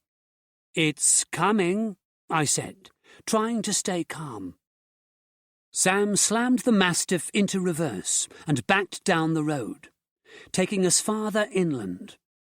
The drone turned slightly and resumed its patrol pattern, ignoring us. "We're not going to get close to the village," Tanya said. "They're not just hunting zombies. They're targeting anyone who goes near the coast, living or undead." "I guess we know why," I said. "They're making sure nobody leaves. After the message you broadcasted on Survivor Radio, they probably think people might try to sail away." "Alex, you're like a broken record." Sam was busy turning the Mastiff around on the road so that we faced inland, but he wasn't so busy that he couldn't get mad at me. "Well, excuse me for being pissed off," I said, "but it looks like your message to the people has ruined our chance of getting back to the boats. If you'd considered the results of your actions before taking over the radio station and getting on air, we might—" "Hey, man, I seem to remember you being there at the time. You couldn't wait to get on the radio yourself." "I was trying to find Lucy," I said. "I wasn't trying to start an uprising." "I don't regret telling the people the truth, man." "No, of course you don't. Only now, the army is patrolling the coast thanks to you telling the truth, and we have to drive nearly 200 miles across a zombie-infested wasteland." "Stop arguing, boys," Tanya said. "Save your anger for the zombies. We're going to find somewhere safe to stop for the night. We've got a long journey ahead of us in the morning." Chapter 16. 20 minutes later, we left the road and drove across a field to the edge of the woods.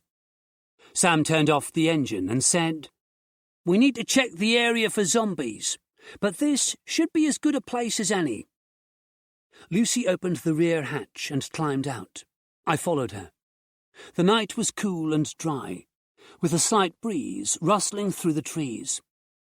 I stretched my muscles, trying to ignore the soreness I felt in my hips and shoulders. The fall from the Mastiff had left me with a few bruises, but I knew it could have been much worse.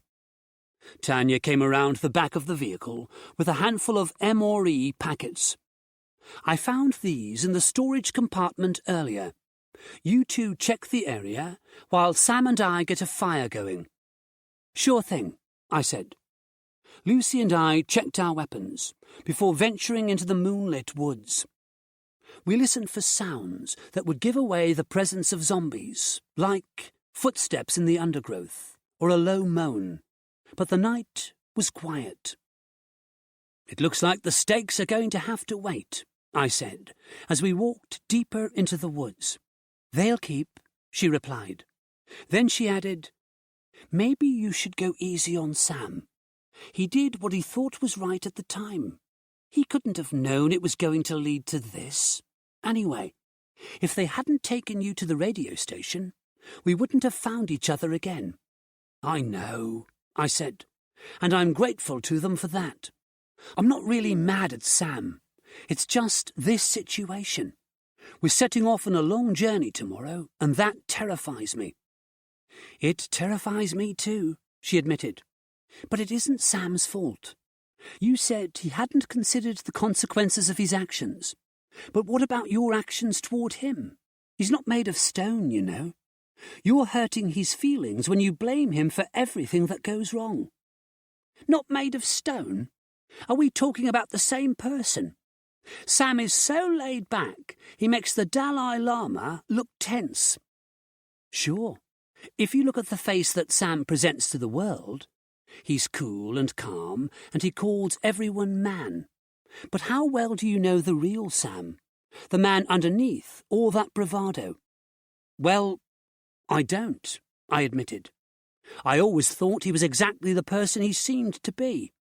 Alex, nobody is that shallow. I'm not saying he's shallow, he's just Sam. She stopped and looked around at the dark, quiet woods. Come on, let's go back. There aren't any zombies out here. As we walked back to the Mastiff, I said, I didn't mean to hurt his feelings. She had made me feel bad. I hadn't known Sam long, but I considered us to be friends. I'd taken my anger at the situation out on him, and that made me feel pretty shitty. When we arrived back at the Mastiff, Sam and Tanya had built a fire on a patch of bare ground near the trees. At the moment, only sticks and small branches were crackling and hissing in the flames. Larger logs were stacked nearby. Sam was putting MRE food pouches into plastic packets and adding water from a canteen, before folding over the tops of the packets and putting them into the MRE cardboard boxes. When he had done that 4 times, he set all 4 boxes against a fallen log, leaning them at a 45-degree angle. Chicken noodles okay for everyone? He asked when he saw us. What's with the water? I asked, sitting down next to him. I hoped we could talk on a friendly level and repair any damage that may have been done to our friendship. Also, I really didn't know what he was doing with the water and the pouches. Those are smokeless MRE heaters, he said. You put the food pouch in with a heater pad. When water hits the pad, it makes it heat up, some sort of chemical reaction. You close the whole thing up and put it into the MRE box until it heats up the food. Cool, I said. Hopefully not, he said. I prefer my food warm. How much food do we have? Lucy asked. 4 more chicken noodles and 8 meatballs in marinara sauce, Tanya said. That's all there was in the Mastiff's storage compartment. We're going to need to get some more food and water when we're on the road tomorrow, Sam said. And some more fuel if we can get it. Great. As if driving all that way wasn't dangerous enough. Now we were going to have to stop somewhere and get supplies. We had a stockpile of MREs on the boats, but, like idiots, we hadn't brought them with us on the so-called easy part of the operation. Sam put a log onto the fire. It cracked and popped as the sap inside dried up in the heat. The wood-scented smoke drifted into the trees on the night breeze. He passed the chicken noodle pouches around, along with metal forks that I assumed Tanya had found along with the food. I ripped open my pouch and put a forkful of the noodles into my mouth. These rations might not be the highest quality food in the world, but at the moment, they tasted as if they should be in a 5-star restaurant. I had forgotten how really hungry I was until I tasted those noodles. "These are amazing," Lucy said. We all agreed. Then we ate in silence, enjoying the noodles. When we were all done, Lucy said, "Maybe we'll get to see the survivor database tomorrow." "Maybe," Tanya said. She didn't sound too hopeful. "Aren't there any names you want to look up on there?" Lucy asked her. Tanya shook her head. "Not really. My parents retired to Hong Kong years ago. After I got a job that meant I had to travel all the time, and my sister got married and moved to Colorado, they decided to go back to Kowloon, where they both grew up." "You have a sister?" Lucy asked, in a tone that said she wanted to know more. "Yeah," Tanya said, looking into the fire. "Lisa. She's older than me. We haven't spoken in a long time. Years." "If you don't mind me asking, why not?" Lucy asked. "I don't know. We just lost touch, I guess. I was busy, trying to get news stories all around the world, and she was busy with her home life. She has a daughter now, but I've never met her." "That's sad," Lucy said. "I bet she'd like to meet her Aunt Tanya." Tanya shrugged. "I just hope it isn't too late now. I lost touch with Lisa, but there was never any real reason. I guess I just thought that there would always be time to contact her again. It would be easy to fly over to Colorado and see her family, but I never did it. Now I don't know if I'll ever be able to." "I'm sorry," Lucy said. "I didn't mean to pry." "No worries." Tanya smiled at Lucy, but I could tell that she was thinking about her family. A sadness seemed to settle over her. It was evident in her eyes and her slightly slumped shoulders. "How about you, Sam?" Lucy asked, trying to change the subject, but probably digging herself into a deeper hole. "Anyone you'll be looking up on the database?" "No," he answered flatly. "My parents are in New York, so is one of my brothers. The other is stationed in the Middle East. He's a Marine. I barely speak to my family." "Oh, God, I'm sorry." Lucy looked into the fire and remained silent. "Hey, no problem, man," Sam said. "My dad owned a software company, and he was a company man through and through. He virtually lived at the office. Max, my brother, is following in his footsteps. I wasn't, much to my dad's disappointment. I wanted to see the world, and not just a piece of it through an office window. So I spent most of my time rock climbing, mountaineering, surfing, that kind of thing. I had no goal in life other than the next adrenaline rush." "But you became a cameraman," I said. He nodded. "Yeah, man. I was on an expedition to Everest a few years ago, and I met Viggo Johnson. He'd just signed a contract with a TV network to make the Sole Survivor show. He needed a cameraman who could go to all the places he could and film him demonstrating survival techniques in the wilderness. I said I could do that, and he hired me. In between seasons, I did some freelance stuff in war zones. My parents flipped their shit when they found out I was living and working in the world's hotspots. Never mind that my older brother was doing exactly the same. They tried to convince me to change my life.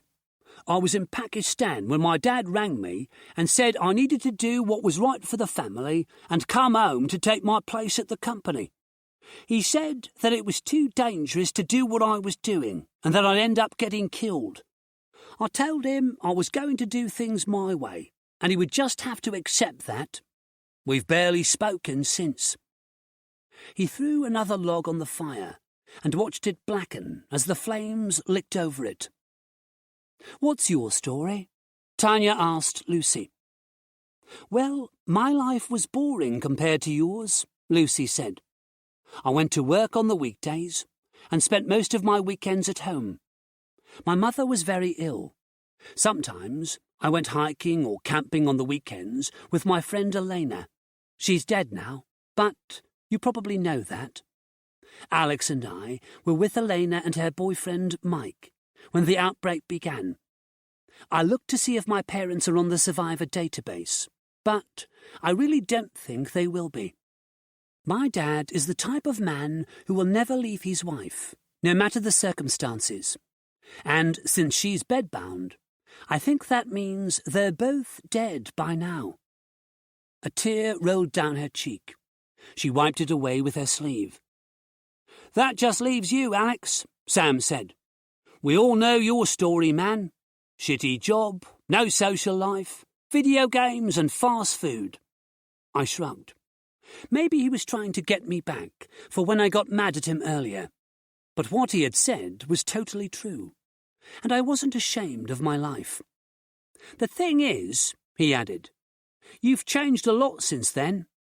We've been through some shit, and you've always held it together. I respect that, man." "Thanks," I said. His words sounded heartfelt, and I was truly touched by them. "So what about your brother and parents?" he asked me. "Are they tough survivors like you?" "I'd like to think so. Joe definitely is. He stuck up for me my whole life, and he's always been strong, both mentally and physically. If he's looking after my parents, then I'm sure they're safe too." "That's good, man." "We should probably get some sleep," Tanya said. "We've got a long day ahead of us tomorrow." We all agreed, and as Sam kicked dirt over the fire and the girls walked over to the Mastiff, I glanced toward the coast. Somewhere in the night sky, the drone patrolled the cliffs and beaches, cutting us off from the boats that had become our homes and sanctuaries. Operation Wildfire had sounded simple when Hart had described it. All we had to do was deliver the vaccine. Now we were facing a perilous road trip through zombie territory. Was any of this ever going to get any easier? I reminded myself that that was why we were delivering the vaccine in the first place, to try and put an end to this nightmare. No matter what hardships we faced, if we could help save the country, it would all be worth it. Sam slapped me on the shoulder and said, "What are you thinking, man?" We walked to the Mastiff. I said, "I was just thinking that tomorrow is going to be a shitty day." "You know it," he said, as he went around to the driver's door. I climbed into the back of the Mastiff and closed the rear hatch, shutting out the world. Chapter 17. The next day, we were on the road at 6 a.m. A low mist hung over the fields, and the grey clouds in the dull sky threatened rain. We were all tired. Sam and Tanya had slept in the front seats of the vehicle, leaving the rear compartment to Lucy and me. We found a couple of sleeping bags rolled up beneath the front seats and laid them out on the floor, but it was uncomfortable, lying on cold, hard steel. I barely slept, and when I did manage to doze, I had nightmares about Joe. In my dream, he had been turned and was lurching toward me with an angry look in his yellow eyes. So now, as we drove south from Scotland to England, I was in a bad mood. Wherever we ended up tonight, I hoped there was a proper bed. The others seemed just as tired as I was. None of us spoke as we drove along the road. The only sounds were the rumble of the engine and pop tunes being played back-to-back on Survivor radio. I guessed that Nick Tucker was still in bed. The man had sense. The road was deserted. I had thought that we might see other survivors, but that wasn't the case here in Scotland. But then, if any survivors saw the Mastiff rumbling along the road, they probably went into hiding. The army was rounding up everyone they could for the camps, and they weren't taking no for an answer. In a way, I could see why they had adopted a zero-tolerance policy in getting everyone into the camps. This wasn't like any other evacuation, where refusal to be rescued simply meant you might die. In the zombie apocalypse, if you weren't put into a camp, you were probably going to add to the number of zombies the army had to deal with later. By 7, the sky was still dull, but the rain hadn't yet begun to fall. Survivor Reach Out came on the radio. More tales of woe and lost loved ones. The desperation in the voices of the survivors looking for their sons and daughters, wives, husbands and lovers did little to alleviate the depressed mood in the Mastiff. But then, after the Reach Out segment had ended, a new DJ came on air. She sounded way chirpier than anyone had a right to be at this early hour. "Good morning, everyone. My name is Sasha Green, and this is The Morning Show, a new radio program for all you survivors. Now, before we listen to some rockin' tunes, I have a public service announcement. We all know that zombies don't like the rain, right? Well, I've been asked to warn you not to try and fight the zombies with buckets of water. Apparently, some people have tried to do this, and the outcome has not been good. So, zombies don't like rain, but they aren't afraid of a bucket of water, okay? Great. Now, to blow those morning cobwebs away, here's the Cars and Drive." I burst out laughing. The thought of someone trying to defend themselves against a horde of zombies with a bucket of water was too hilarious. I knew that people did dumb things, but that had to be the dumbest I had ever heard. Sam, Tanya, and Lucy were laughing too. The depressive atmosphere in the vehicle was lifted. "Oh, man, can you imagine that?" Sam said. "Imagine their face when they threw a bucket of water on a zombie and it had no effect. What did they think was going to happen? That it would melt like the Wicked Witch of the West?" That sent me into another spasm of laughter. When I was able to speak again, I said, "That person deserves a Darwin Award." As if on cue, the rain began to fall.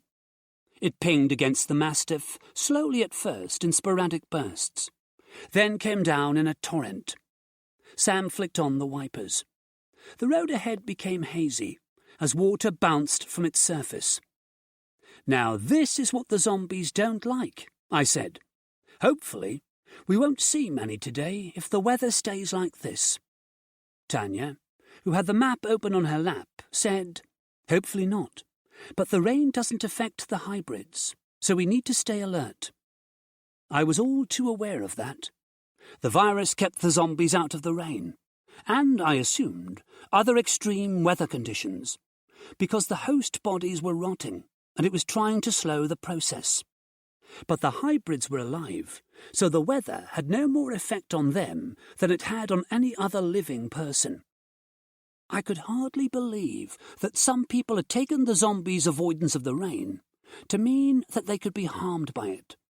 They took shelter purely out of a survival instinct, a need for the virus to keep the hosts functioning in the long term.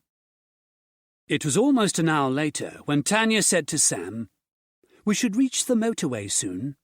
There are motorway services a mile after that. You want to try to get fuel and food there?" He nodded. "Sure thing. I bet most of the services will have been looted, so we may have to try them all until we find one with fuel." Sasha Green was reminding everyone not already in a camp to find one as soon as possible. Then she played Van Halen's Jump.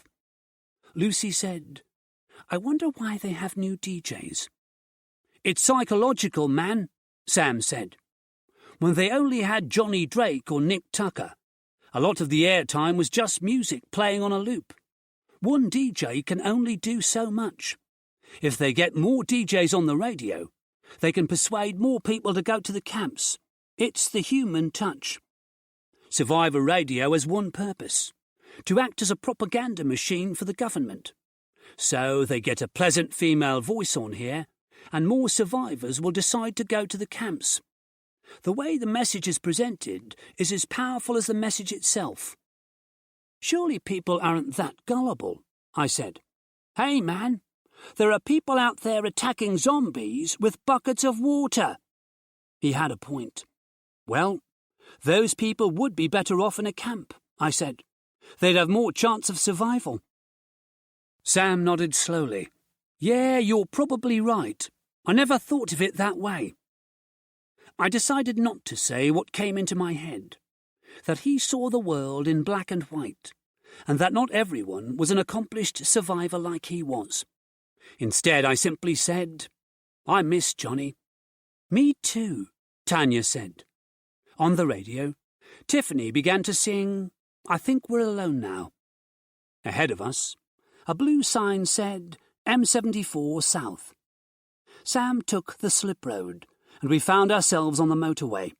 Then, all hell broke loose. Chapter 18. The slip road led us onto the motorway. The 3 lanes heading south were clear, with no cars in sight ahead of us. But across the central reservation, past a low metal safety barrier that separated us from the 3 lanes going north, a group of cars was travelling on the motorway. When they saw us, the occupants of the cars lowered their windows and began firing. The bullets hit the Mastiff's metal safety cage with loud clangs. Because we were going south and the cars were going north, we passed them quickly. I heard their engines rev as they sped up, probably to get to the next junction, so they could come off the northbound lanes, turn around, and follow us south. What the fuck? Sam asked, after the cars had disappeared. Did anyone see how many of them there were? I counted 6 cars, Lucy said. They'll be turning around and coming after us, I told him, although I was sure he knew that. He had already increased our speed. Tanya put down the map and climbed out of her seat. She came into the rear compartment, stepped onto the platform, and opened the top hatch. I'll show those fuckers who they're dealing with. She stood so that the top half of her body went through the hatch. Then I heard whirring as the gun emplacement on the roof turned around to face rear. Sam was grinning as he turned around to say, They must be crazy if they think they can take on Big Betty. Lucy turned on the situation display unit to show the view from the rear camera. The motorway stretched out behind us, and in the distance, coming through the rain, the 6 cars were throwing up sheets of water in their wake. They had to be crazy to attack a military vehicle using civilian cars. Crazy or desperate. The Top Gun roared, and the road in front of the leading vehicle, a silver Mercedes, was cut up as Lucy adjusted her aim. Then a second round of shots sent the car spinning into the central safety barrier, black smoke trailing from its radiator grille. Sam punched the air. Woohoo! The other cars dropped back after seeing their leader crash into the barrier. Then they all roared forward. 2 Volkswagen Golfs, one white, one black, took the left and centre lane, while a dark blue Astra stayed in the right-hand lane. Behind them, a silver Citroën Picasso and a black BMW hung back slightly. I could see men and women in the vehicles, and it looked like they were dressed in civilian clothing. A woman with dark hair hung out of the passenger side window of the Astra, firing at us with a machine gun. Where did they get the weapons? I wondered aloud as Tanya returned fire. They've probably attacked military vehicles before, Lucy said, over the booming of the Top Gun. The Astra exploded in a ball of orange flame. The Picasso swerved to avoid hitting the flaming carcass, but overcorrected and skidded off the road, ramming through a fence and into a field. The BMW accelerated to join the Golfs. 2 men leaned out of the back windows, firing at us. Tanya fired again, and the shots tore into the white Golf. I saw the driver slump to one side. The windscreen in front of her face cracked open by a bullet. The car veered to the left and came to a dead stop. That left the black Golf and the BMW. They were getting closer. "I'm out of ammo," Tanya shouted down to us. "Pass me the M16. I passed it up to her. Her legs disappeared through the hatch as she pulled herself up onto the roof. "Maybe we should help," Lucy suggested, going to the rear door with her own rifle in her hand. I grabbed my M16 and nodded. She opened the door. The noise of the vehicles cutting through the rain on the road filled the Mastiff, along with the roar of the engines and the crack of the shots being fired from the BMW. Lucy brought her M16 up and fired. The shots peppered the front of the BMW. The driver swerved slightly, but remained on the road, accelerating toward us. I heard shots from the roof. The front tire of the Golf blew, and it slowed down, but it kept coming until more shots from Tanya blew the windscreen apart, and the car came slowed to a stop. I fired my M16, trying to ignore the pain as the gun kicked against my sore shoulder. My 3-round burst hit the BMW's bumper and right headlights. Lucy and Tanya both fired at the same time, and the entire front of the car seemed to erupt with gunshots. It peeled off the road and into the grass at the side of the road. The men hanging out of windows were shouting at us and firing, but now they were too far behind us for that to matter. Tanya climbed down into the Mastiff and closed the top hatch. Her hair and face were soaked, but she was grinning. "Big Betty 6, Bandits 0. Lucy closed the rear door and breathed a sigh of relief. I let out a sigh of relief myself, but I couldn't share in Lucy's jubilation. The people we had just killed were living, breathing human beings. They weren't infected with the virus. They weren't zombies or hybrids. They were people like us, trying to survive in the chaos that had overtaken everything. I kept quiet about it. I knew that those people had been trying to kill us, and it was an us or them situation. I knew that we'd been justified in doing what we'd done. I just wished we hadn't had to do it in the first place, that humanity hadn't devolved into this state of savagery. Tanya took her place next to Sam, shaking her wet hair to shower him with rainwater. He laughed and cried out, "I'm melting! I'm melting!" That lightened my mood a little. I had to forget about the bandits back there on the road. They were, after all, bandits. They could have chosen to go to a camp or survive on their own without trying to kill other living humans, but they had chosen to steal and kill to survive. I wasn't going to rejoice in their deaths, but I refused to dwell on them. By killing them, we'd probably saved the lives of many other people. "Not far to the services," Sam said, pointing through the window at a sign that said Services 1M. Beneath the words were the logos for McDonald's and Costa Coffee, and a symbol of a petrol pump. "Anyone want a Big Mac?" Sam asked. Nobody replied. We were all checking our weapons. Chapter 19. We left the motorway and drove up the short road that led to the services, which consisted of a one-level building that housed the eating establishments and shops, and a petrol station located near the exit road that led back to the motorway. The car park outside the main building wasn't empty. There were 20 or so cars parked there. There were no people inside them. Sam drove us into the car park and brought us to a stop near the glass doors that led into the building. The lights inside were off, and all I could see beyond the doors was darkness. "You guys want to check inside for food and water, while Tanya and I get the fuel?" Sam asked, turning in his seat to face us. I shook my head, looking at the dark building. "I don't think we should split up. It's too dangerous." "I agree," Tanya said. "We'll all check out the main building, and then we'll all go to get fuel." Sam nodded. "Sure thing, man." He turned off the engine and said, "Let's go." We got out of the Mastiff and stood looking at the doors, M16s in hand. "Let's make this quick," Tanya said. I couldn't agree more.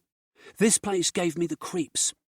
We moved forward, Tanya in the lead, Sam slightly behind her. Lucy and I brought up the rear, checking behind us every few seconds. When we got to the automatic doors, they remained closed. Either the power was out, or they had been locked. Sam smashed the glass with the butt of his gun, and used his boots to remove the glass from one of the panels in the door. We climbed through, one after the other. I went last, checking behind us before climbing through the broken door. The dark interior of the building smelled of sweat and rotten food, but I couldn't detect the telltale aroma of zombies. That didn't mean the place wasn't a bandit hideout, though. "Let's find the shop and get out of here," Tanya whispered, turning on her flashlight. She sounded nervous. We moved forward in a loose formation, Tanya and Sam taking the lead again, while Lucy and I covered the area behind us. Our flashlight beams played off the walls and shop entrances. We walked past the toilets and a dark, deserted Costa coffee shop. The tables and chairs in the shop were arranged neatly, as if the place was about to open to the public. The next shop was a W.H. Smith bookstore that also sold food and drinks. There were no doors. The shop simply opened up onto the wide corridor we were walking along. We stepped into the aisles and searched the food shelves. It looked like the place had been looted already. I found a couple of chocolate bars, and Tanya found 2 plastic bottles of water that had rolled beneath a shelf. Other than that, the shop was empty, except for the books and CDs. "Damn it," Tanya said. "Let's get out of here." A noise outside the shop, in the corridor, caught our attention. My heart began to trip along, and I brought up the M16, pointing it at the darkness. "I don't see anything," I whispered. Our flashlights lit up the area directly outside the shop, but there was nothing there. I tried to recall the sound. It had sounded like a plastic coffee cup falling to the floor. So, who or what had knocked it over? "Let's head for the exit," Tanya whispered, but slowly. In formation again, we left the bookshop and stepped into the wide corridor. I saw movement in the coffee shop. It had looked like someone ducking behind the counter. "There's someone there," I whispered, pointing my flashlight at the place I had seen the head duck out of sight. Tanya hesitated, and I knew what she was thinking. Should we check it out, or leave here as fast as possible? "Let's check it," she said. We moved into the coffee shop quickly, and I aimed my M16 and flashlight over the counter. There were 3 people there, a man in his 30s, a woman of similar age, and a girl who looked like she might be 9 or 10 years old. They cowered against the counter. "Please don't hurt us," the man said, his voice panicked. All 3 of them had their arms raised defensively, as if I were about to shoot them. "Who are you?" I asked, keeping my own voice steady. "I'm Jeff, and this is my wife, Carla, and our daughter, Stephanie." "What are you doing here? Are you part of the bandit gang?" His face turned ashen. "What? Bandits? No. We live here. We've lived here ever since... He tried to hold back tears, but began to sob. "Since those zombies have been killing people. We don't want to die. Please. Please." Lucy leaned over the counter to look at them. "You live here alone? In this building?" He shook his head. "Not alone. There are more of us." He pointed to the darkness that led deeper into the building. I turned and aimed my flashlight in that direction. I don't see anyone there. They're hiding, he said. We don't want to die. None of us want to die. I looked to Tanya for guidance. She just shrugged. Are you telling me you've been living here since the outbreak? I asked Jeff. He nodded. We were here when it all started. We'd been on holiday in Scotland and we were driving home. Stephanie wanted to use the bathroom, so we stopped here. Then it came on the news about the zombies. Most people left so they could get home, but some of us stayed. We locked the doors and turned off the lights. We didn't want to go out there.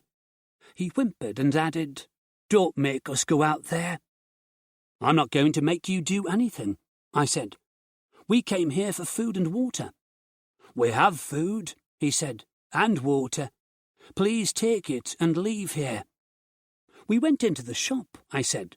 There's nothing left. Not there. We moved it. We live at the back of the building, in McDonald's. There are places you can go, I said. The army has camps for people like you. We're heading for one right now. If you or anyone else wants to follow us in your cars. No, Jeff said. We don't want to go out there. Not until everything is back to the way it was before. You're going to run out of food in here eventually, Lucy said. You should come with us. No, Carla said. We don't want to. Please don't make us. I'm not going to make you do anything, I said again. But I think that if you stay here, you won't last much longer. They didn't reply. Sam put an arm on my shoulder. Come on, man. There's nothing we can do for these people if they don't want to be helped. Yeah. I backed away from the counter. Let's go. We went back to the main doors, and I waited while the others climbed through the broken frame. I shone my flashlight into the darkness and saw more people back there. There must have been a dozen families. They all looked malnourished, pale, and frightened. I turned to the door and climbed through.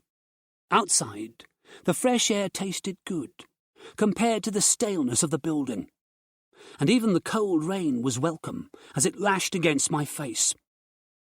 We walked back to the Mastiff and climbed inside. How terrible, Lucy said after we had closed the doors. They're going to die in there because they're too afraid to leave.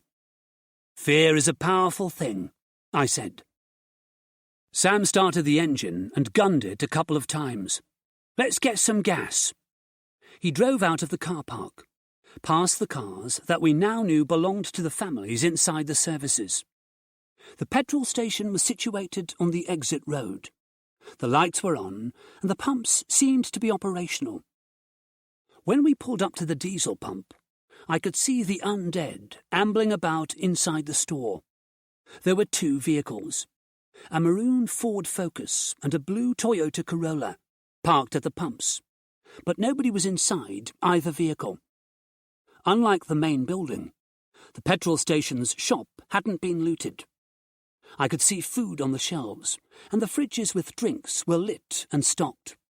Jackpot, Sam said. I counted 8 zombies inside. They moved slowly among the aisles of snacks and magazines. What's the plan? I asked. Simple, Sam said. We go in there, kill the zombies, and turn on the gas pump. We get as much food and drink as we can carry, and then we get the hell out of here. The best plans are the simplest ones. Okay, I said. Sounds easy when you put it like that. It is easy, he said, opening his door. I'll sort the fuel out while you guys grab the food and drink. Oh, and kill the zombies. He grinned and got out of the vehicle. We just kill the zombies and get the food and drink, I said to Lucy. Simple. Simple, she repeated, opening the rear door.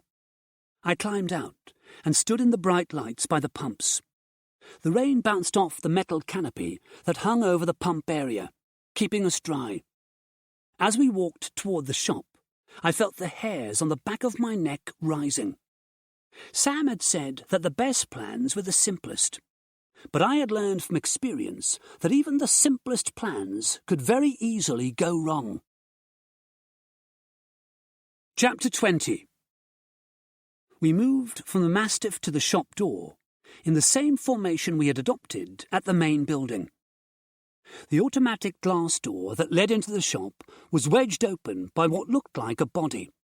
As we got closer, I could see that it was the body of a balding man in his 50s, dressed in a shirt and tie. The back of his head and white shirt were covered in dried blood. I wondered if his car was the Ford or the Toyota. The zombie closest to the door was a blonde woman wearing the uniform of the company that owned the petrol station. A bite on her left shoulder was oozing dark blood, and, judging by the amount of blood covering the uniform, had been doing so for some time. She moaned and lurched toward us, arms outstretched.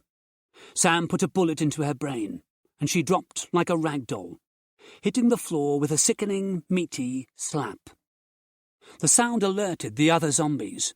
They came down the aisles and began to emit the low moan that meant they had spotted prey. They were slow and easy to kill. We dispatched them quickly.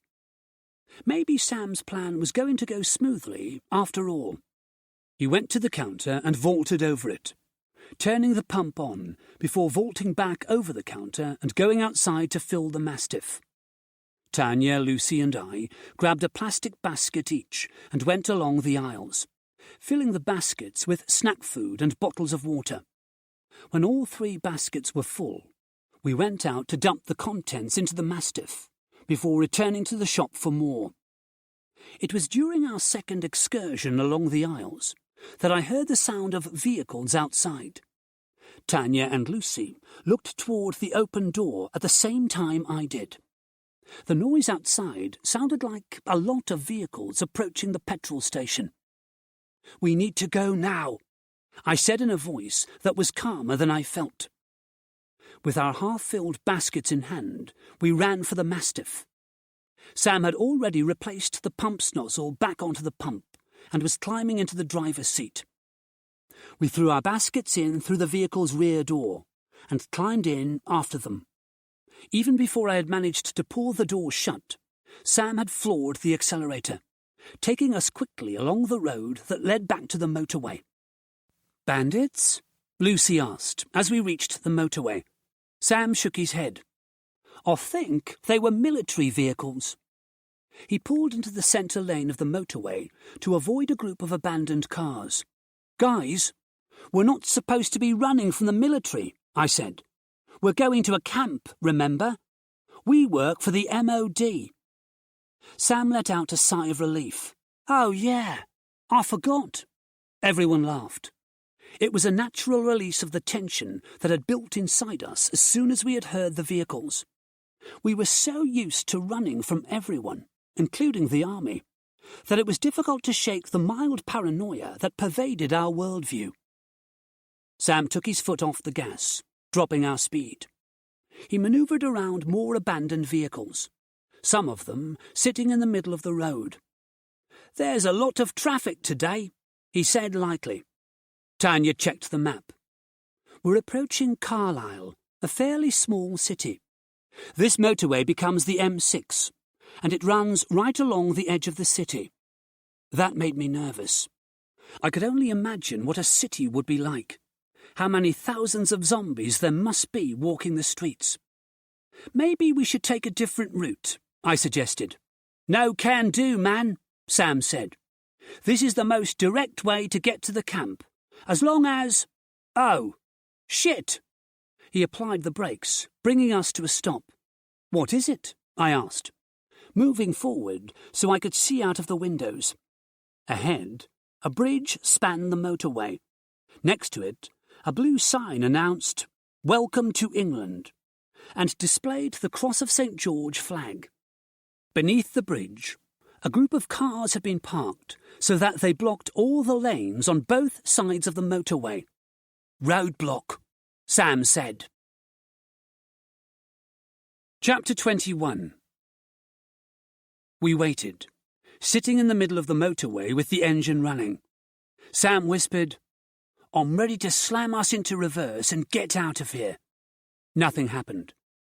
Nobody appeared on the bridge, which would be the best place for an ambush, or at the sides of the road to flank us. We simply sat there, waiting for an attack that never came. Even the rain stopped, the constant pitter-patter on the vehicle giving way to an eerie silence. "Maybe they're waiting for us to get out," I whispered. "Or maybe there's nobody here at all," Sam said. "Only one way to find out," Tanya said. She opened her door and slid out onto the road, M16 in hand. Still no movement from the bridge. "Nothing," Tanya said from outside. "We need to move those cars."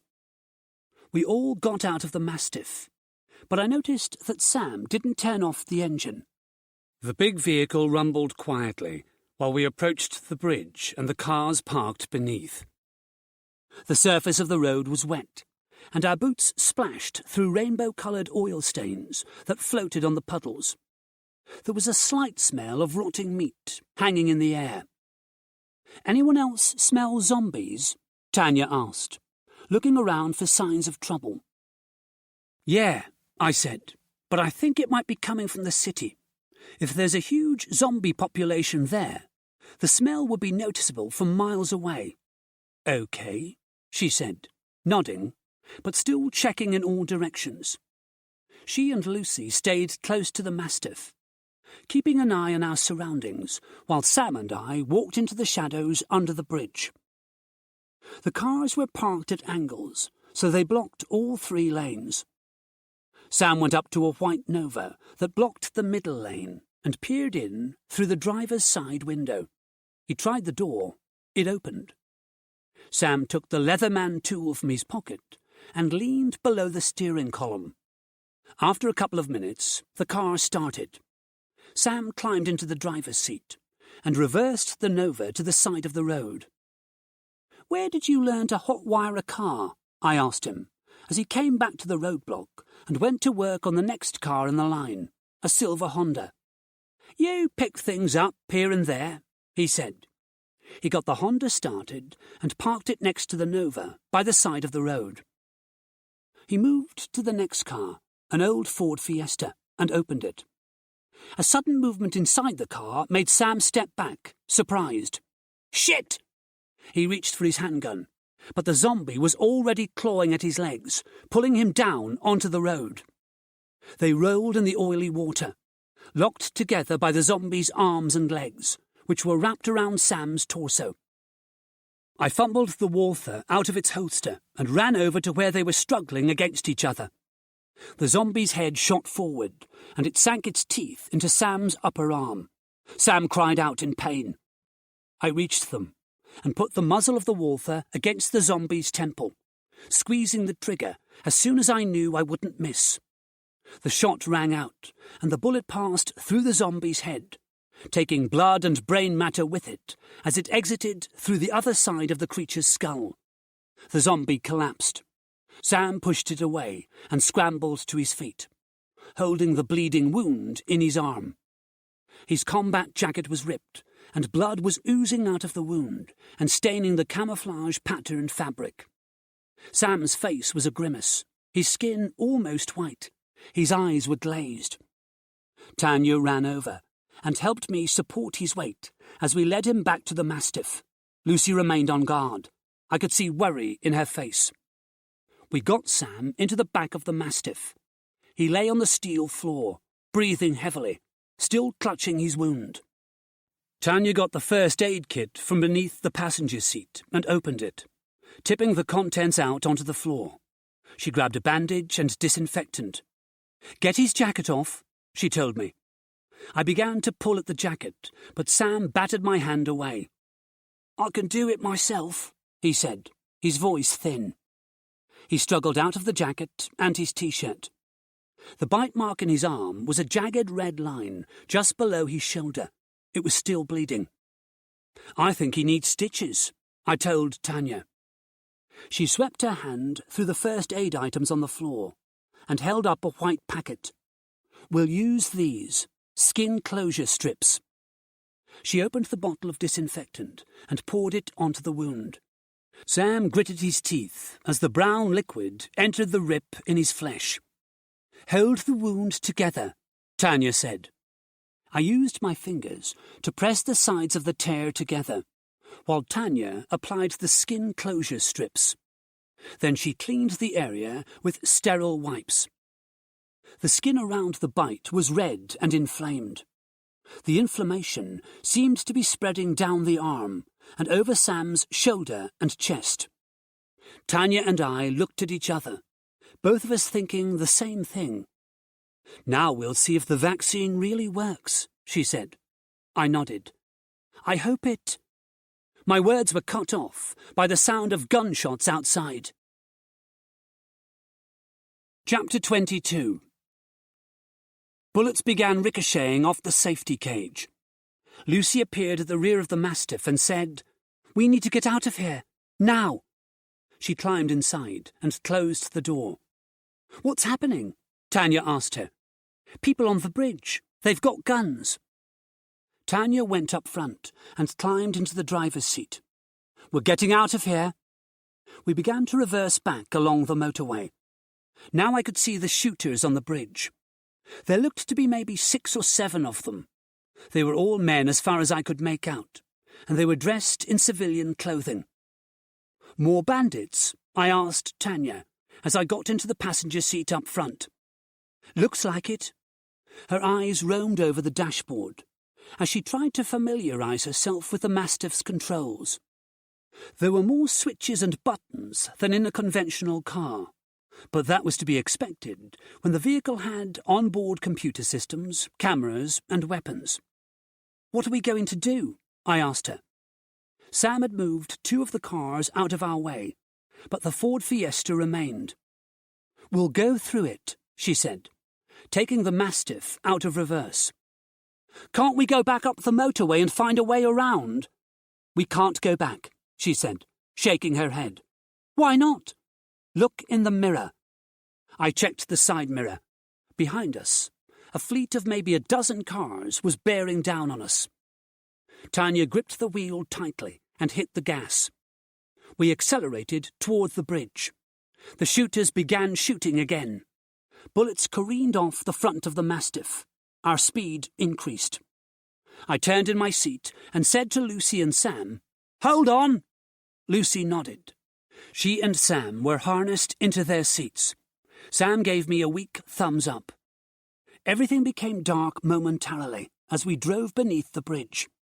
Then we slammed into the Fiesta, pushing it along the road in front of us. Its tires squealed against the wet road surface as we emerged on the other side of the bridge and into daylight. Tanya hit the brakes, reversed slightly, and then guided the Mastiff around the crushed Fiesta. As soon as we were clear, she accelerated along the centre lane, leaving the bridge behind us. I checked the mirror again. The cars were still coming. If it came down to a firefight on the motorway a second time, I wasn't sure we would come out on top again. There were at least 12 cars behind us, and we had a man down. I wasn't even sure we had enough ammo left to take out all those vehicles. "Can't we go any faster?" I asked Tanya. She shook her head. "The top speed seems to be around 60. I felt my heart sink. Those cars could outrun us easily. They would reach us in the next couple of minutes, if not sooner. I climbed out of my seat and went into the rear compartment to check my weapons.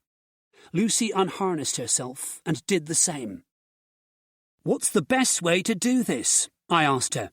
"From the roof or through the rear door?" "Both," she said. "You take the roof, I'll take the door." "Okay." I stepped up onto the platform and opened the top hatch. The wind resistance battered me as I climbed up through the hatch, staying low, and thankful for the raised edge that ran around the perimeter of the roof. I crawled to the rear section and peered over the raised edge. The cars were close. Nobody was shooting yet, but I could see that the occupants had guns. Unlike the bandits we had seen earlier, these seemed to have a plan, and that was scarier than if they'd just started firing haphazardly at us. I positioned my M16 so that the muzzle jutted over the edge of the roof. If we were going to go down, at least we were going to go down fighting. Then something on the opposite side of the motorway caught my attention. There was an exit road there, and coming down it was a convoy of military jeeps. I counted 5 of them, painted in desert colours like the Mastiff. Each jeep had a driver and a soldier manning a large gun mounted on the rear of the vehicle. They came racing south along the northbound lanes and opened fire on the cars behind us, shooting across the median and over the safety barrier.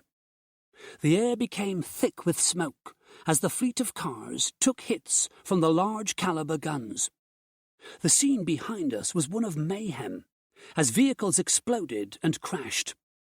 I saw a red Ford Galaxy drive off the road with black smoke pouring out of its engine, its bodywork shredded.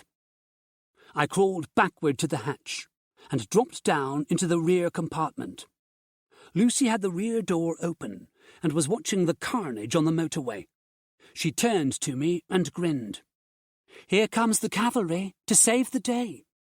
Even Sam was smiling, although he looked exhausted. The cars that had been chasing us were now no more than burning pieces of wreckage on the motorway. The jeeps came alongside us on the opposite side of the road, and the lead driver waved his hand in a downward motion at Tanya. "He wants us to stop," she said. "Should I?" "After what they did to those cars, I don't think we have a choice," I answered. She slowed us down to a gentle stop. Lucy and I got out. The road surface was beginning to dry in the midday sun now. The rotting meat smell still hung in the air. The jeeps halted on the other side of the barrier, and 3 soldiers walked across to us, while the others remained with their vehicles. The big guns were trained on us now. These soldiers might have saved our lives, but they still didn't know who we were, and they were probably ready to kill us at a moment's notice. Tanya came around the side of the Mastiff to join us. She had kept the engine running. The man in the lead looked to be in his late 30s. He had dark hair, with some grey at the temples, and a thin, hawkish face. As he got nearer to us, his eyes roamed over the Mastiff, Lucy, and me, and our combat clothing. I guessed that he was probably trying to mentally process how 2 people who were obviously not military personnel were riding in an expensive piece of military hardware. I was wrong. He seemed to know exactly who we were. "I was told you lot were resourceful," he said. "But where the bloody hell did you get this?" He pointed at the Mastiff. "You know who we are?" Lucy asked. "I think so," he said. "You should have ID badges to show me if you are who I think you are." We dug into our pockets and showed him our badges. He inspected them and nodded, before handing them back to us. "I'm Captain Price," he said. "We were told at Prometheus that you were coming. The Brigadier sent us to meet you. It seems you had a welcoming committee of undesirables, so we arrived just in time." "We were about to deal with them ourselves," Tanya said. He looked at her and raised an eyebrow. "Yes, I'm sure you were." Then he walked to the rear of the Mastiff and looked inside, raising an eyebrow when he saw Sam. Price turned to face us again. "So tell me," he said, "where the bloody hell is the vaccine?" Chapter 23. We told Price about the drones patrolling the coastline and the vaccine on our boats. He listened to our story of how we had commandeered the Mastiff and driven south on the motorway to get to Prometheus. He listened quietly and nodded when we were done. He pointed at Sam, who was sitting in his seat quietly, his face pale and sweaty. "And what's wrong with this chap?" Price asked. "He's been bitten," I said. "I see. And I assume he's already been vaccinated?" "Yes, we all have." Price went to the rear door and looked in at Sam. "I suppose this is as good a test as any for the efficacy of the vaccine. I'm going to have to insist that you keep him in that harness until we get to Prometheus." "Prometheus?" Tanya said. "We just told you that the vaccine is on our boats. Call off the drones so we can go back and get it." Price pursed his lips, thinking, "That's not my decision to make. Besides, the Brigadier will want to see you. He'll decide what happens regarding the vaccine and how we get it off your boats." He paused as if considering something, and then said, "We were told that you lot might know something about a problem we've been having at the camp. Something has been sneaking in at night and attacking our men. We've had a lot of good soldiers go missing."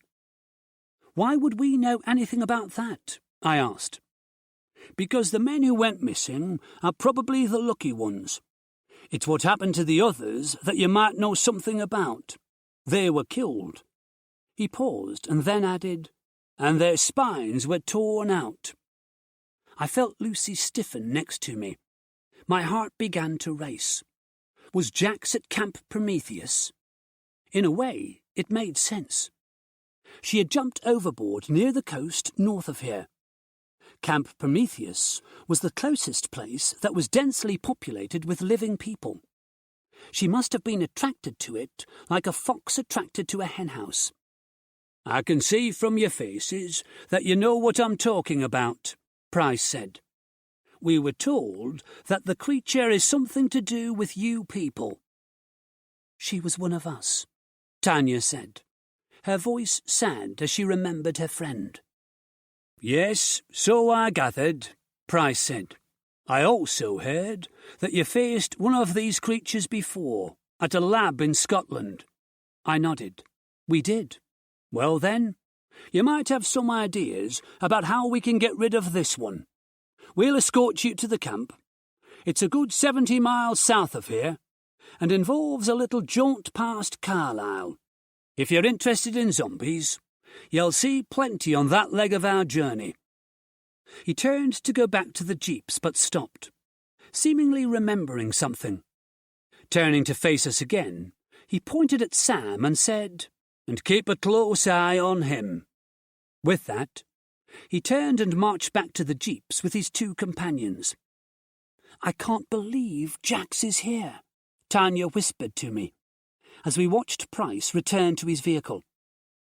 "And I don't know why he thinks we'll know how to deal with her," I said. "We didn't exactly deal with Vess." "Let's just get to the camp and convince this Brigadier person to call off the drones," Lucy said. "As soon as they do that, we can get back to the boats." We got back into the Mastiff. Lucy sat in the back with Sam, while I went up front with Tanya. Survivor Radio seemed to have a new presenter for the midday slot, a man named Chris Barnes. He wasn't quite as upbeat as Sasha Green had been earlier, but his voice was soothing, with a low Scottish burr. "This one is for all you survivors out there," he said. Chasing Cars by Snow Patrol began to play. We set off down the road, with the jeeps matching our speed, on the opposite side of the motorway. "Do you trust them?"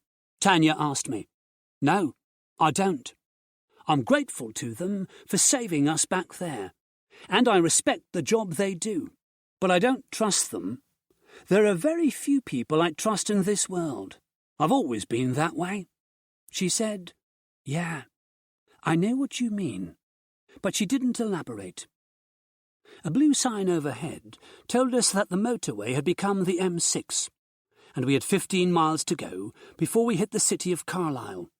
At our current speed, that would take us about 20 minutes. I turned in my seat to face Lucy. "How are things back there?" "Fine," she said. Sam attempted a grin, but it looked more like a grimace. I gave him a thumbs up and turned to face front again. I had thought, maybe naively, that being vaccinated meant a zombie bite wouldn't affect us at all. Now that I thought about it, that had been a simplistic view. A zombie bite passed the virus into the bloodstream of the victim. That virus was deadly to an unvaccinated human, so of course it wasn't going to be painless, even for a vaccinated person. A chemical reaction must be taking place in Sam's body, as his vaccinated blood fought the powerful virus. I just hoped it wouldn't be too long before Sam's body started to win the fight. 20 minutes later, we reached the junction where a slip road led to Carlisle. There were plenty of abandoned vehicles here, and I could see zombies through some of the windows. Tanya steered us around them expertly and said, "I wonder how long they're going to stay trapped in those steel coffins." I shrugged. Probably until they rot away, or someone comes to dispatch them. In the distance, beyond the fields and trees, I could see some of the buildings that were part of the city. A column of black smoke was rising from somewhere in that direction, obscuring the view. I wondered if there was a single living soul in any of those buildings. Probably not. And if there was, they were as good as dead. "I wonder how they're going to clear the cities," I said. "We can vaccinate every living person in the country, but someone is going to have to get rid of all the zombies that are already here. What about the cities? How many tens of thousands of undead must there be here in this small city? Never mind densely populated places like Birmingham and London." "Maybe they won't ever clear everything," Tanya said. "Maybe this is what life is going to be like from now on." That surprised me. Tanya had always been adamant that the rest of the world was uninfected. Had she changed her mind now? The jeeps were now on our side of the motorway. They had taken the exit at the northbound junction and turned around to join the southbound lanes. They stayed at a constant distance behind us. "Price said we would see plenty of zombies here," Tanya said. "But I haven't seen—" Her words trailed off as she gazed at the road ahead. I followed her gaze. The motorway was seething with zombies. They were shambling up and down the road, while others staggered across the fields. Their movement seemed to have no purpose, but when they heard and saw our vehicles, they began to come our way. The moan that came from so many rotted throats filled the air. "I don't think we can drive through them," Tanya said. "There are too many." She brought us to a stop. Price's jeep pulled up alongside us, and he motioned for Tanya to lower her window. She did, and the rotten stench that entered the Mastiff was almost overwhelming. "We'll clear a path," Price said, "but you have to stick right behind us. The blue bastards will fill in any hole we make in no time. Got it?" Tanya nodded and put the window back up quickly. The jeeps pulled in front of us and started to fire the big guns into the centre of the zombie mass. The undead were blown apart, and the jeeps edged forward, still firing. Tanya accelerated, so that we were directly behind the jeeps, inching our way through the horde of rotting, seething flesh. The gunners in the jeeps continued blowing the zombies apart, in front and to the sides of their vehicles, and moving forward. As we were the last in the line, the horde closed in around the rear of the Mastiff and banged on the door with their fists. At least these slow zombies wouldn't climb aboard like the hybrids had. Instead, they pounded on the steel cage to no avail. They were never going to break in here. It took us 15 minutes to clear a path through the horde. By the time we had driven beyond the last of them, the road behind us was full of zombies again, as if we had never passed through. The jeeps increased their speed, and Tanya did likewise to keep up with them.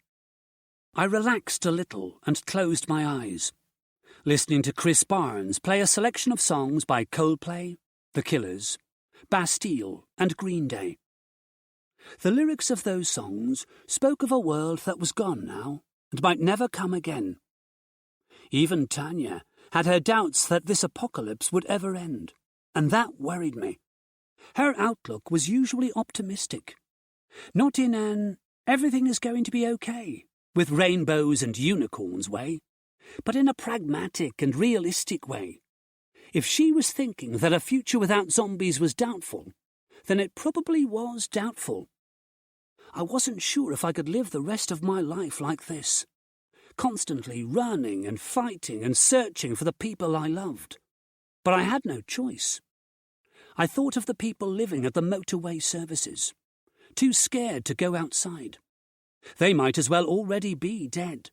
Soon, when they ran out of food and were too afraid to go out and find more, they would be dead. I might not be the most courageous person in the world, but I could never give up on life like they had.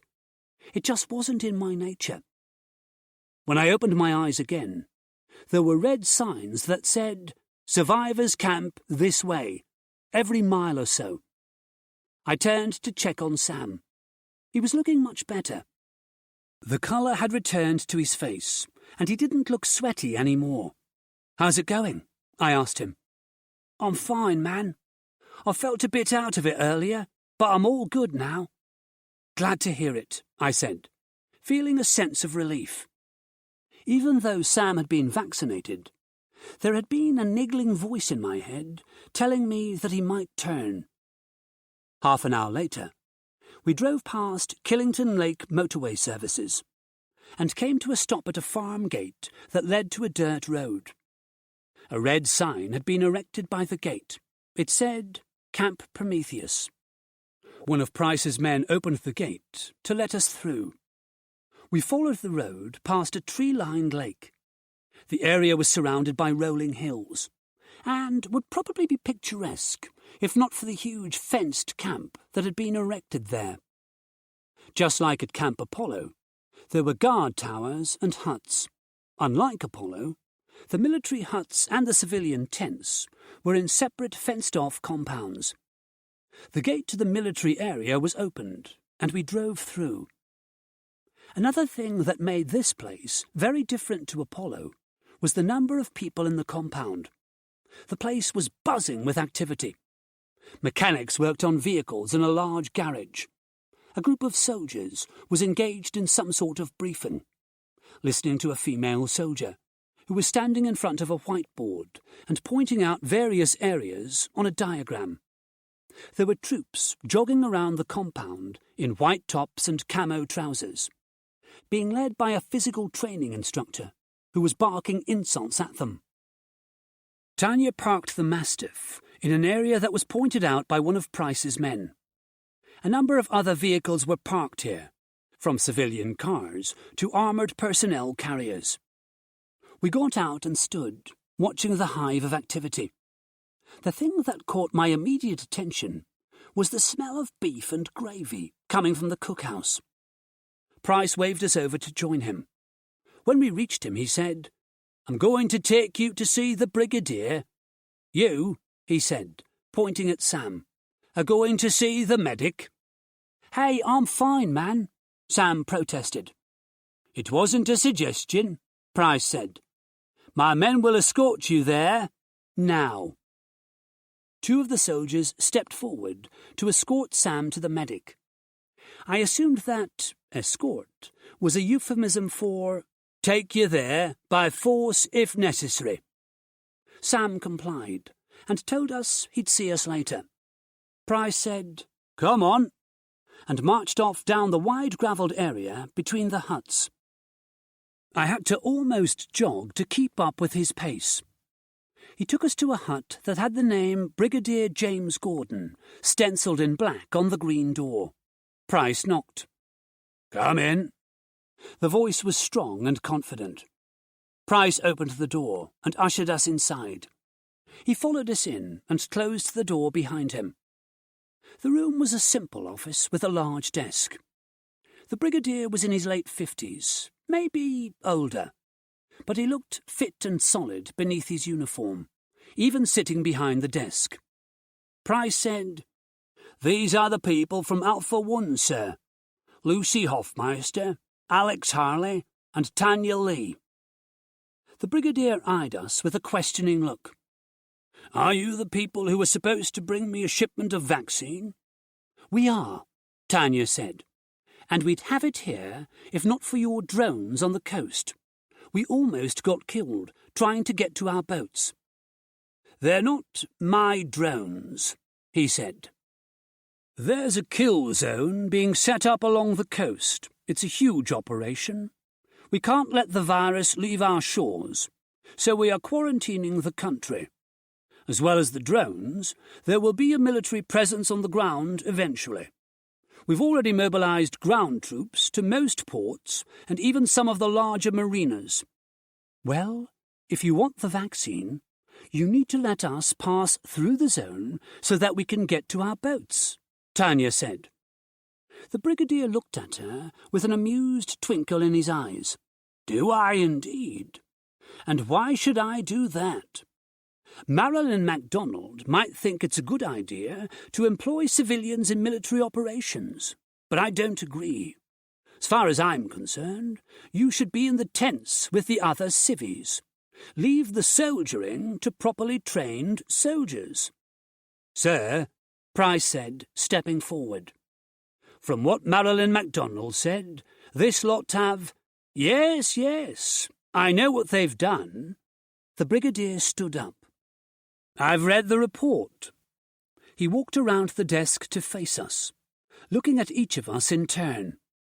"According to MacDonald, you people are the dog's bollocks when it comes to going up against zombies."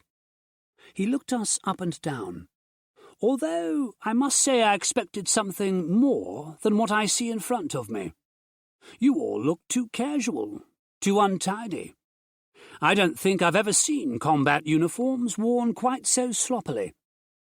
"We're not military personnel," I reminded him. "No, you're not," he said, pushing his face close to mine. "And that's the problem, isn't it? It doesn't matter how good MacDonald says you are. I'm in charge of Operation Wildfire, and I'd rather work with military personnel than a ragtag bunch of heroes." "We don't have to be here," Tanya said defiantly. "We volunteered for this." As she said it, I could feel my chance to look at the survivor board slipping away. If we pissed this man off too much, he would throw us out, or worse, lock us up in the camp. He stared at Tanya for a moment before turning to Price. "Have them escorted to the cookhouse and get a meal inside them while we discuss what to do." "Sir." Price opened the door and summoned 2 of his men, giving them the order to take us to the cookhouse. As we moved to the door, the brigadier said to Tanya, "Miss Lee, whatever happens to you and your friends, you only have yourselves to blame. You want to play at being soldiers, but you didn't learn the first rule of the military." Tanya turned to face him. "Oh, what's that?" He grinned and said, "Never volunteer for anything." Chapter 24. We were escorted to the cookhouse, which was like a cafeteria inside, with rows of tables and a serving area, where servers were dishing out food to soldiers. The smell of food in the air made my mouth water. Our escorts stood by the exit, chatting with each other. I had the feeling we weren't allowed to leave here until either the brigadier or Price said so. Sam was brought in through the door and came over to our table. "What did the medic say?" Tanya asked him. "Clean bill of health, man." "So the vaccine does work," I said. "I had my doubts." "Hey, I never doubted it for a second." He grabbed a tray and got into the line for food. "I never felt like I was being zombified." "And how would you know what that feels like?" Lucy asked him. He shrugged. "I just know. All I felt was like I had the flu for an hour, and then it passed." We got our food, which consisted of roast beef, mashed potatoes, vegetables and gravy, and found a table. As we ate, we told Sam about our encounter with Brigadier Gordon, and how he and Price were deciding our future. "Fuck 'em," Sam said. "If they don't want to let us go and get the vaccine, then we're out of here. I'm starting to think that volunteering to be a part of this operation was a mistake. You try to help some people, and they have their heads so far up their own asses, they can't see that you're on their side." I finished my meal and put the knife and fork down on the plate. Don't worry. They know how valuable the new vaccine is. They'll let us go and fetch it. Sam pointed his fork at Lucy and me. "Have you two seen the survivor database yet?" We shook our heads. "Make sure you get a look at it," he said. "If we're going to get thrown out of here, we might as well gain something from this stupid trip." "They're not going to throw us out," Tanya assured him. "The Brigadier is against letting us complete the mission, but Price is on our side." "Yeah, but the Brigadier outranks Price," Lucy said. Tanya shrugged. "We'll just have to wait and see what happens." Price appeared at the door and beckoned us to follow him. He led us back to the Brigadier's office. The Brigadier was sitting behind the desk again, a number of typed papers spread out in front of him. I wondered if they were the reports on us that he'd received from Marilyn MacDonald. Come in," he said as we entered. His tone seemed lighter, more friendly. Maybe Price had convinced him that we were the right people for the job, or maybe the reports had swayed the argument in our favour. Either way, I was sure we were part of Operation Wildfire again. He leaned back in his chair. "Captain Price has put forward a strong case for allowing you to continue working on this operation. His argument and Marilyn MacDonald's reports have convinced me that putting people like you into a camp would be a waste of resources. You might not be trained, but you have experience." He flicked through the pages on the desk. "A lot of it, apparently." Looking back up at us, he said, "So, tomorrow, you will return to your boats to get the vaccine." "And we won't get shot at?" Tanya asked. "Of course you won't. We have signal emitters that we put into our vehicles. The signal tells the drones that the vehicle is friendly. The emitters are portable. We'll put one in the Mastiff." Sam grinned. He had probably thought the Brigadier was going to confiscate Big Betty. "You can wipe that smile off your face," the Brigadier told Sam. "I may have let you back into the operation, but I cannot sanction letting civilians take charge of military technology. 2 of our men will be going with you, acting as crew. They will be the driver and the gunner. You 4 are simply passengers. Is that understood?" I nodded. Sam's face had fallen, but he murmured a low, "Yeah." The driver held out his hand. "Keys, please." Sam reluctantly handed them over. "Once you reach your boats, you will load the vaccine into the Mastiff," the Brigadier said. "It's simple, really. Everyone clear on all that?" We nodded.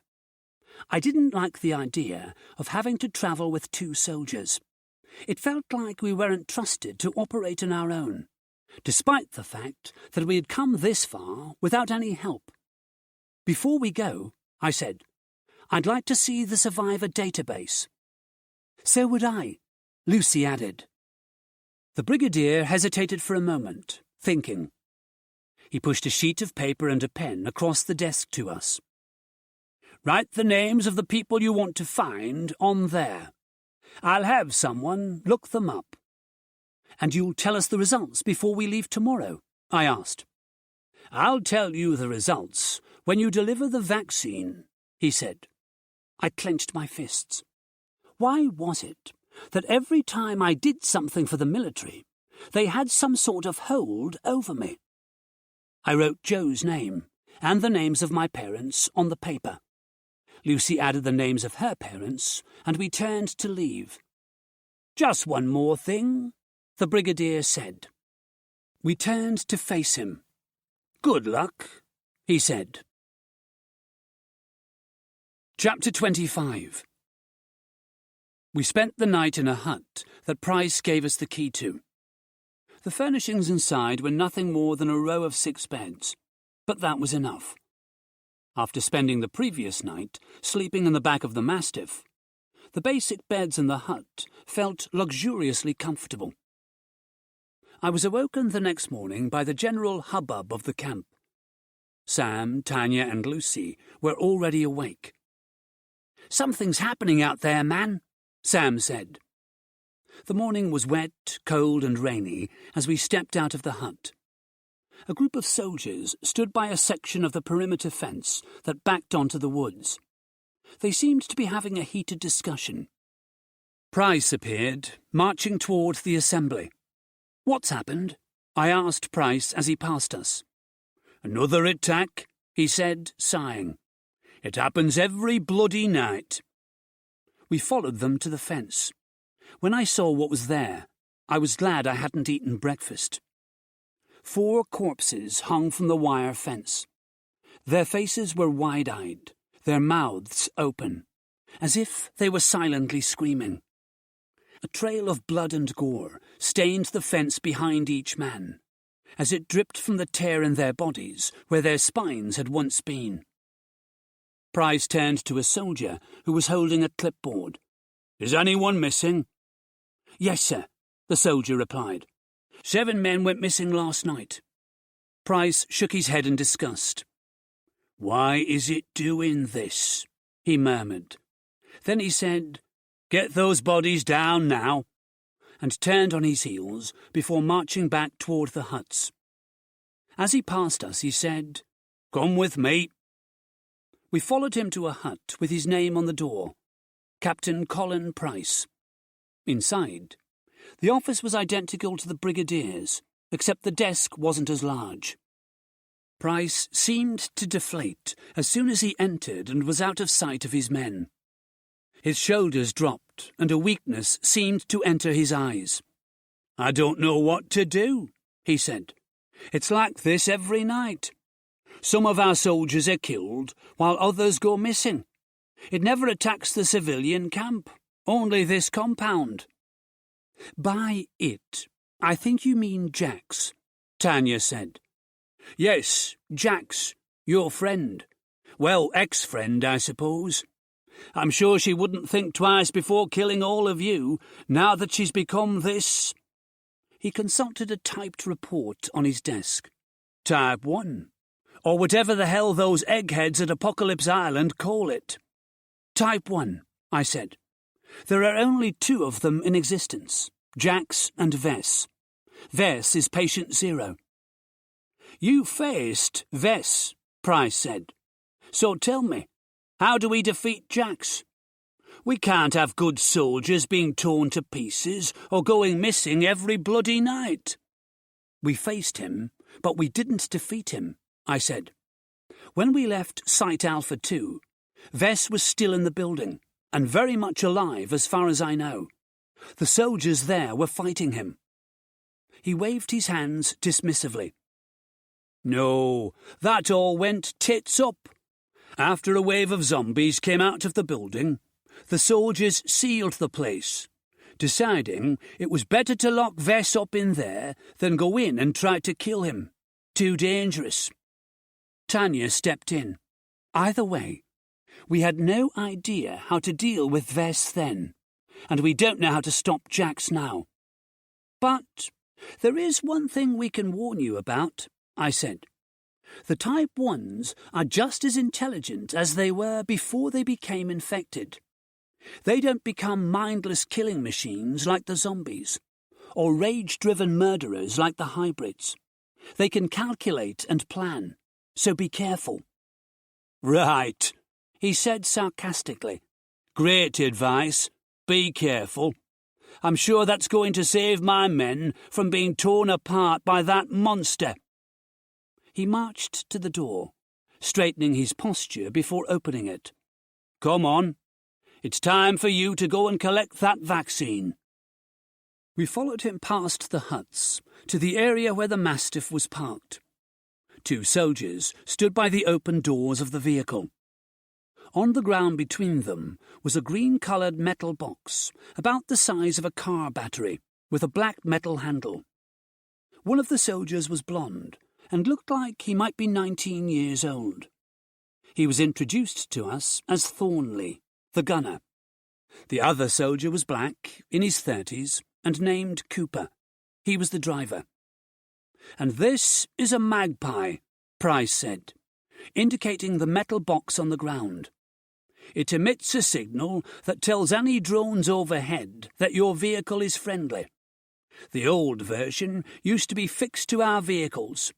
Now it's portable, because some of our chaps in the Middle East had to switch to local vehicles, and the results weren't pleasant when the drone operators mistook them for the enemy.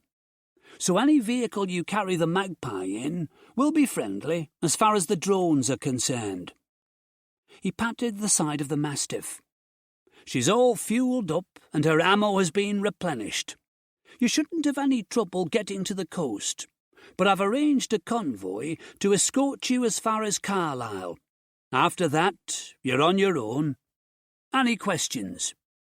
We didn't have any, so he said, "Good luck," and turned back to the huts.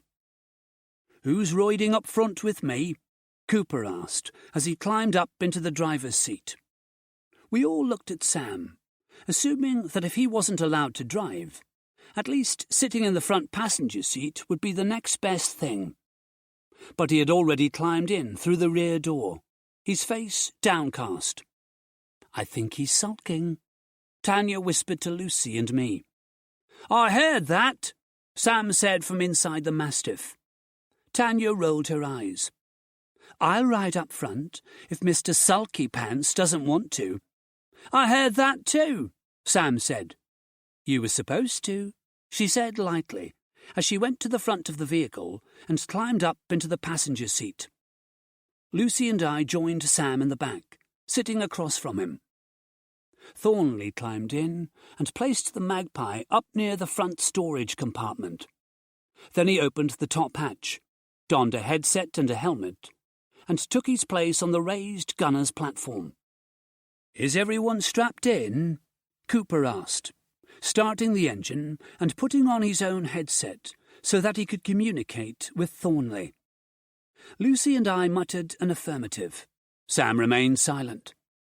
As we reversed out of the parking space, Sam asked Cooper, "Can we at least put the SDU screens on, man?" "No need," Cooper answered. "Thornley and I are the crew. Leave the driving and shooting to us. You just sit back and enjoy the ride." We drove out of the camp gate. Sam looked at Lucy and me and said, "Well, this sucks." Chapter 26. When we reached the motorway, the rain became heavier. I wondered how Thornley was enjoying it, with his head sticking out through the roof hatch. The rain must be pinging off his helmet and driving him crazy. Cooper took us south to a slip road, took it, and crossed over a bridge so that we could take the road that led to the northbound lanes. When we were back on the motorway heading north, I saw 2 of the jeeps that made up our escort driving in front of us. Sam folded his arms and looked up at the ceiling, whistling a nondescript tune. He looked like he was waiting at a doctor's office, wishing he were anywhere else but where he was right now. After 10 minutes of whistling, and looking as if he might actually die of boredom, he turned to Cooper and said, "Hey man, can we have the radio on?" Without speaking, Cooper turned on the radio. Sam looked at me and said, "This guy's a barrel of laughs." The Sasha Green morning show was on, and Sasha was playing mainly 80s and 90s hits. Sam fidgeted in his seat and looked so impatient that I wouldn't be surprised if he asked Cooper, "Are we there yet?" despite the fact that we'd only just begun the journey. I leaned my head back and closed my eyes, letting the constant rumble of the Mastiff's engine lull me into a relaxed drowsiness. I must have dozed off, because the next thing I knew, we were leaving the motorway and driving toward winding narrow side roads, with low stone walls and fields on either side. "Where are we?" I asked Lucy. "We're coming off the motorway, so we can avoid that bridge where we were ambushed," she said. I blinked the tiredness out of my eyes and stretched. The rain was still falling, and I was sure that Thornley must be really pissed off by now. "What about Carlisle? Did we go past it already?" "Yeah," Sam said, "and it was boring. The rain is keeping all the zombies indoors." His humour hadn't improved any since I'd fallen asleep. Cooper said, "Everyone hold on tight. We've got bandits on our tail." The top gun began firing. I hoped Thornley was as accurate with it as Tanya had been. "How many of them are there?" I asked Cooper. He shrugged. "Maybe 6 or 7 cars. Don't worry. They're stuck behind us on these narrow roads. There's not much they can do here." Thornley continued to fire. I had no idea if he was even hitting anything, and it was annoying me to be sitting here helpless and kept in the dark about what was happening outside. "Screw this," I said, unfastening my harness. Sam saw what I was doing and grinned. He unbuckled his own harness and grabbed an M16. "Hey! Hey!" Cooper shouted. "What are you doing back there? Sit down and put your harnesses back on." Ignoring him, I switched on the SDU screen so that it showed the view behind us. The rear tyres of the Mastiff were throwing up rainwater and dirt from the road. A line of cars was sticking close to our tail. It didn't look like Thornley had actually hit anything with the big gun. "What are you doing up there?" I shouted at him. "Firing warning shots?" "Yes," he shouted back. "I'm showing them that they should pull back because we have superior firepower." "You're wasting bullets, man," Sam said. Cooper shouted, "Please, sit down and let us handle this." I could see the driver of the lead car, a bearded man with a scarred face. The man sitting next to him in the passenger seat was bald, and looked like he might have been a bare-knuckle boxer in a previous life. He was holding an SA-80, the machine gun usually used by the British Army, but he wasn't firing at us. "Why aren't they firing?" I asked Sam. "I don't know, man." Were they waiting for the road to widen so they could flank us? There was some reason they were biding their time. "Tanya, do you have the map?" I asked her. "Yeah." "What's up ahead?" "Nothing much. There's a crossroads about a mile from here." "They're not firing at us because they're herding us toward the crossroads," I told Cooper. "There will be more cars there, maybe a roadblock. These guys behind us are making sure we can't go back once we see it." "Thornley," I said, "aim the gun ahead of us. You might want to try and hit something this time, or we're going to be in trouble." Thornley spoke into his microphone. "Cooper?" Cooper hesitated. Then he said, "Do as he says." The gun mount whirred as Thornley turned it to face front. Lucy had unstrapped herself and grabbed an M16. Tanya slid out of her seat and into the rear compartment. "You think there will be many of them, Alex?" I nodded. "Yeah. If they can spare a dozen cars just to make sure we keep going forward, they must have a lot of personnel at the crossroads waiting for us." "We should be able to storm right through them in Betty," Sam said. "The problem will be when we get to Muldoon," I said. "Once we're at the harbour, we'll need to get out of Betty and onto a boat. That's if there are even any boats there after that drone attack." "Well, that's the answer, man."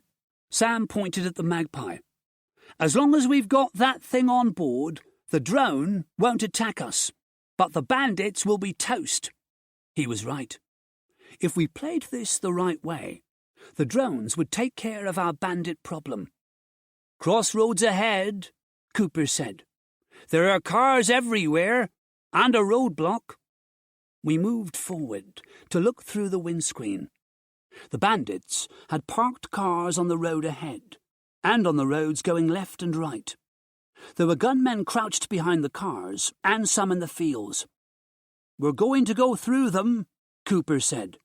"Oh shit, they've got an RPG." I saw the RPG at the same time Cooper did.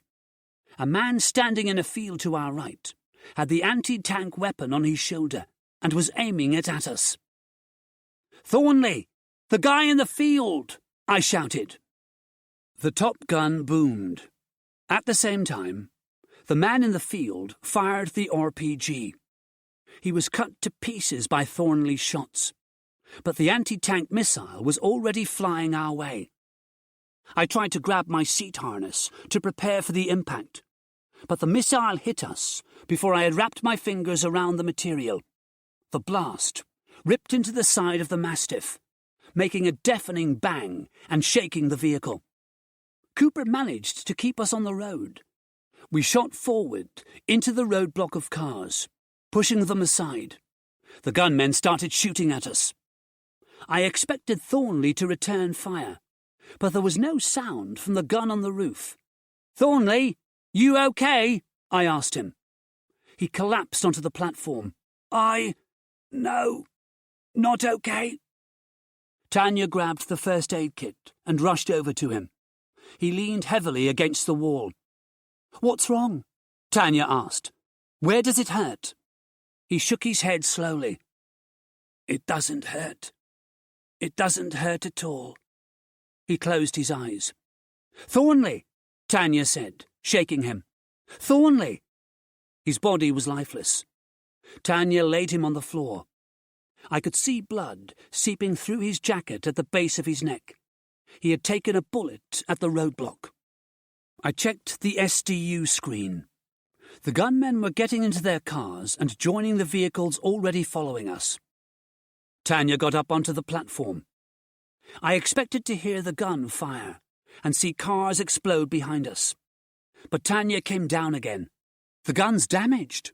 "Don't worry," I said. "The drones will take care of them." I went up front and climbed in next to Cooper. "How much farther to the coast?" "We should be there in about half an hour." "Is Thornley dead?" "He is," I said. "Damn, he was a good kid. His whole family got killed right after the zombies first appeared. He always said that he would be reunited with them one day. He was a man of faith, you know. Well, I guess he's with them now." "Listen," I said.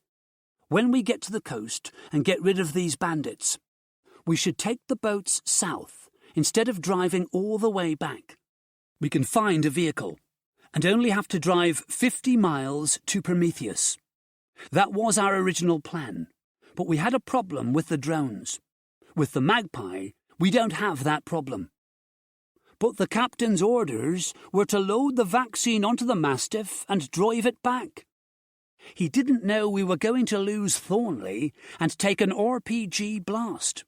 Who knows what damage it's done? If we try to drive all the way back, we might not even make it." "I don't know," he said. "I follow orders. I know you guys aren't real soldiers, but I have my job to consider." "What are they going to do? Fire you? You're a valuable resource in this apocalypse. They won't fire you just because you followed the best course of action to get the vaccine to Prometheus safely." "I'll have to think about it." "Of course." He had half an hour to make up his mind, and it really didn't matter what he decided. I had already made up my mind that, once I was on the easy, I was sailing south. Driving the route to the camp had been a necessity yesterday, but I was damned if I was going to leave the safety of the boat to make that drive again. I wanted Cooper to agree to my plan, because that would save any conflict we might have when we got to the coast. But if he refused and insisted on driving back, I would tell him that he'd be doing so alone. Given the choice between that or coming with us, I knew he would choose the boats. Driving back alone would be suicide. We drove on for half an hour with the bandits in pursuit, but not making their move yet. When we saw a sign for Muldoon, I told Cooper to follow it. When the half-ruined fishing village came into sight through the rain-streaked windscreen, I directed Cooper to the barricade and told him to drive down to the beach. Maybe there was a boat in the harbour that hadn't been sunk in the drone attack. He took us past the Kingfisher pub and down the road toward the sea. It looked like there were at least 20 cars behind us now. As they slowed down to drive through the gap in the barricade, a sudden flash erupted behind the lead car.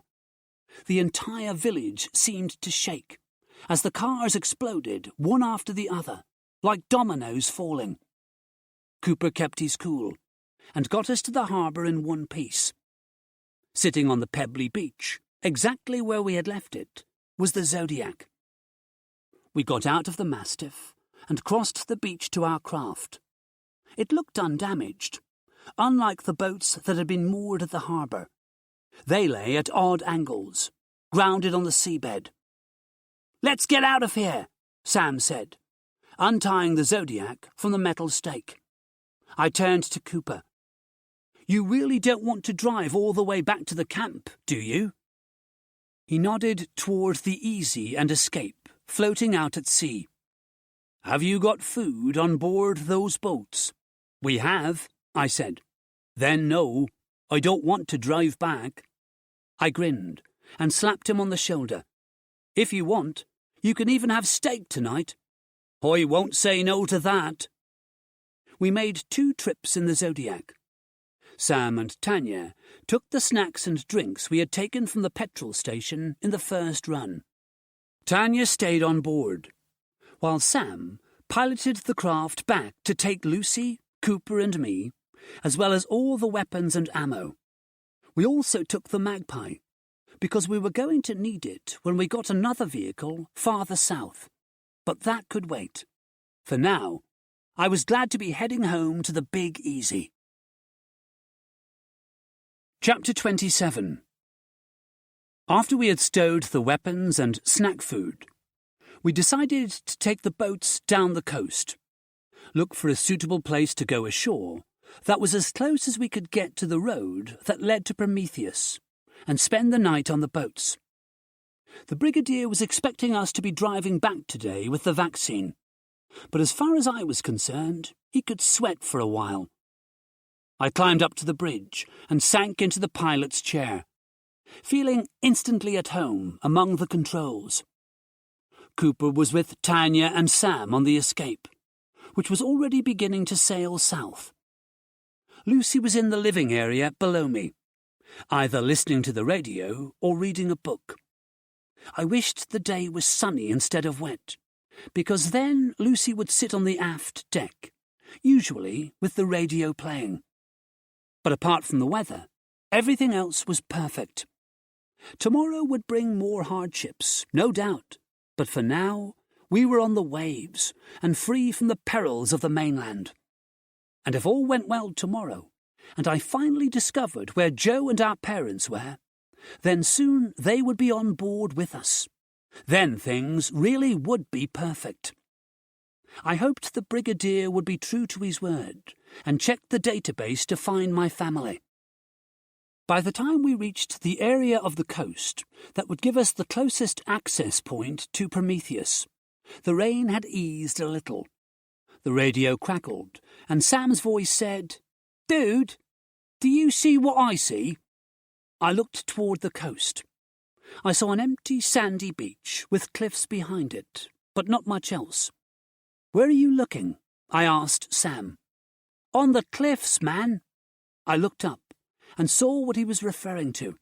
I smiled. It was perfect. Atop the cliff was a cafe. In the car park sat a single vehicle, a bus. "Can you drive a bus?" I asked Sam. "Of course. Can't everyone?" "No." "It's easy," he said. OK. You want to go check it out? Nah, it'll still be there tomorrow. For now, let's just relax. Drop anchor, man. This is where we're spending the night. I wasn't going to argue with that. I cut the engine and dropped the anchor. We had stayed a good distance from the coast because of the drones, despite the fact that the Magpie was on board the Escape. There was no need to fall under the scrutiny of a drone operator if we didn't have to. I got the binoculars and aimed them at the bus on the cliffs. It was a single-decker painted in blue and white. I saw movement within and adjusted the focus on the binoculars. The bus driver was still in there, his mottled blue skin starkly contrasting with his crisp white shirt. I played the binoculars over the rest of the vehicle. The driver seemed to be the only zombie in there. I went down to the living area and found Lucy sitting on the sofa, her legs curled up beneath her as she read a paperback romance novel. The Chris Barnes midday show was playing on the radio, with Bastille's Things We Lost in the Fire currently coming out of the speakers. I went to the freezer and took out 5 steaks, setting them onto a plate on the counter so they would defrost for later. Lucy put the book down and stretched languorously. I'm going to go down to the bedroom and take a nap. Want to come? I recognized the wicked glint in her blue eyes. Yes, I said, following her to the door. I do. The rest of the day passed too quickly. No sooner had Lucy and I showered and returned to the living area than it was time to prepare dinner. Sam, Tanya, and Cooper came over in their Zodiac, and we ate the steaks while telling Cooper of our adventures. We learned that he was divorced and had no children. The army had always been his first love. Without it, he would be lost. We drank a toast to Thornley before calling it a night. Sam, Tanya, and Cooper returned to the Escape, while Lucy and I went down to bed. It was in the early hours of the morning that I was startled awake by a nightmare. I sat up in bed and looked out of the porthole at the dark sky, while I tried to rid my mind of the images that had woken me. Lucy sat up and touched my shoulder lightly. Are you okay? Yeah, I'm fine. It was just a nightmare. I lay back down and closed my eyes, hoping that when sleep returned, it wouldn't bring the nightmare back with it. I had dreamed that I was standing in a scorched field, surrounded by other people. In the centre of the crowd was Jax, naked, with her dark veins standing out in stark contrast to her skin. She looked at me and smiled, but there was no humour in that smile. It was pure evil. Then, as she stood there, black roots began to sprout from her fingertips, their tendrils twisting and reaching for the scorched earth. When the roots reached the ground, they disappeared into the soil. Suddenly, the people around me looked down at their feet. Dark roots were growing up from the ground and twisting their sinewy tendrils around everyone's feet and legs, creeping up and up until they covered the people entirely. The roots fell away, and everyone had become a zombie. They turned to look at me with their yellow eyes. Then they all started to stagger toward me. Chapter 28. The following morning was bright and sunny, the clear blue sky promising a day without rain. As we rode the Zodiac to the beach, I still had memories of the Jack's nightmare running through my mind. I tried to push it out of my head. I needed to be alert if I was going to live through today and see tomorrow. We landed on the beach and dragged the Zodiac up along the sand to the rocks at the base of the cliffs. Leaving it there, we found a set of concrete steps that climbed from the beach to the cafe above and ascended them warily. We had no idea what might be at the top of the cliffs. We knew the bus driver was a zombie, and that the presence of one zombie usually indicated that there were more somewhere close by. That was why we hadn't brought any of the vaccine boxes across with us yet. We wanted to scout the area first, and make sure it was as safe as we could make it before we loaded ourselves down with boxes. Our ammo supplies were low, so Lucy and I had elected to bring our baseball bats instead of the guns for the trip to the cafe. That also meant that we could dispatch any zombies, including the bus driver, quietly. The bus was the only vehicle parked outside the cafe. The cafe itself looked deserted. "There's nothing in there that I can see," Lucy said, peering through the window. We moved to the bus. The emergency exit at the rear was open. "Why didn't he get out this way?" Cooper asked. "If there isn't something to motivate him to do that, he won't," I said. "He'll just stay in the same place until something catches his attention." "Well, we've caught his attention now," Cooper said, pointing through the bus windows to where the driver was lurching along the aisle between the seats. He had heard us speaking, and was coming this way to bite us and spread the virus. Or so he thought. He stumbled out of the emergency exit and onto the cement surface of the car park. He groaned when he saw us. I smashed his head in with my bat.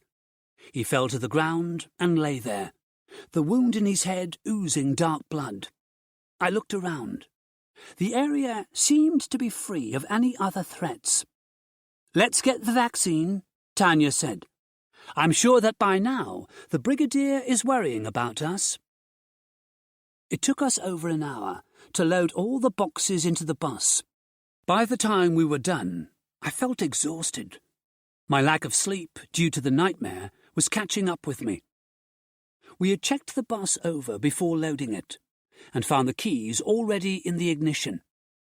There was enough fuel to get us to Prometheus and back. We boarded the bus, but before sitting down in one of the front seats, the other seats were all piled high with the vaccine, I went to one of the boxes and opened it. I removed 3 syringes of vaccine and put them in the pocket of my combat jacket. If I was going to find Joe and my parents, I was also going to vaccinate them. I turned to Lucy. "Do you want to take 2 of these in case you find your parents?" She shook her head. She really was sure that her parents were dead. I sat next to her and offered her a smile that didn't really mean anything, but at the same time meant everything. Sam started the bus. The engine thrummed like a heartbeat. We set off along the road that would take us to Camp Prometheus. During the drive, we saw zombies in the fields and in the small villages we passed through, but none of them bothered us. Some of the creatures glared at us with their yellow eyes, but by the time they had seen us, we were gone again. Sam kept us moving along at a steady pace. When we reached the M6 motorway, we only had to drive down it for 5 miles before we reached the gate that led to Prometheus.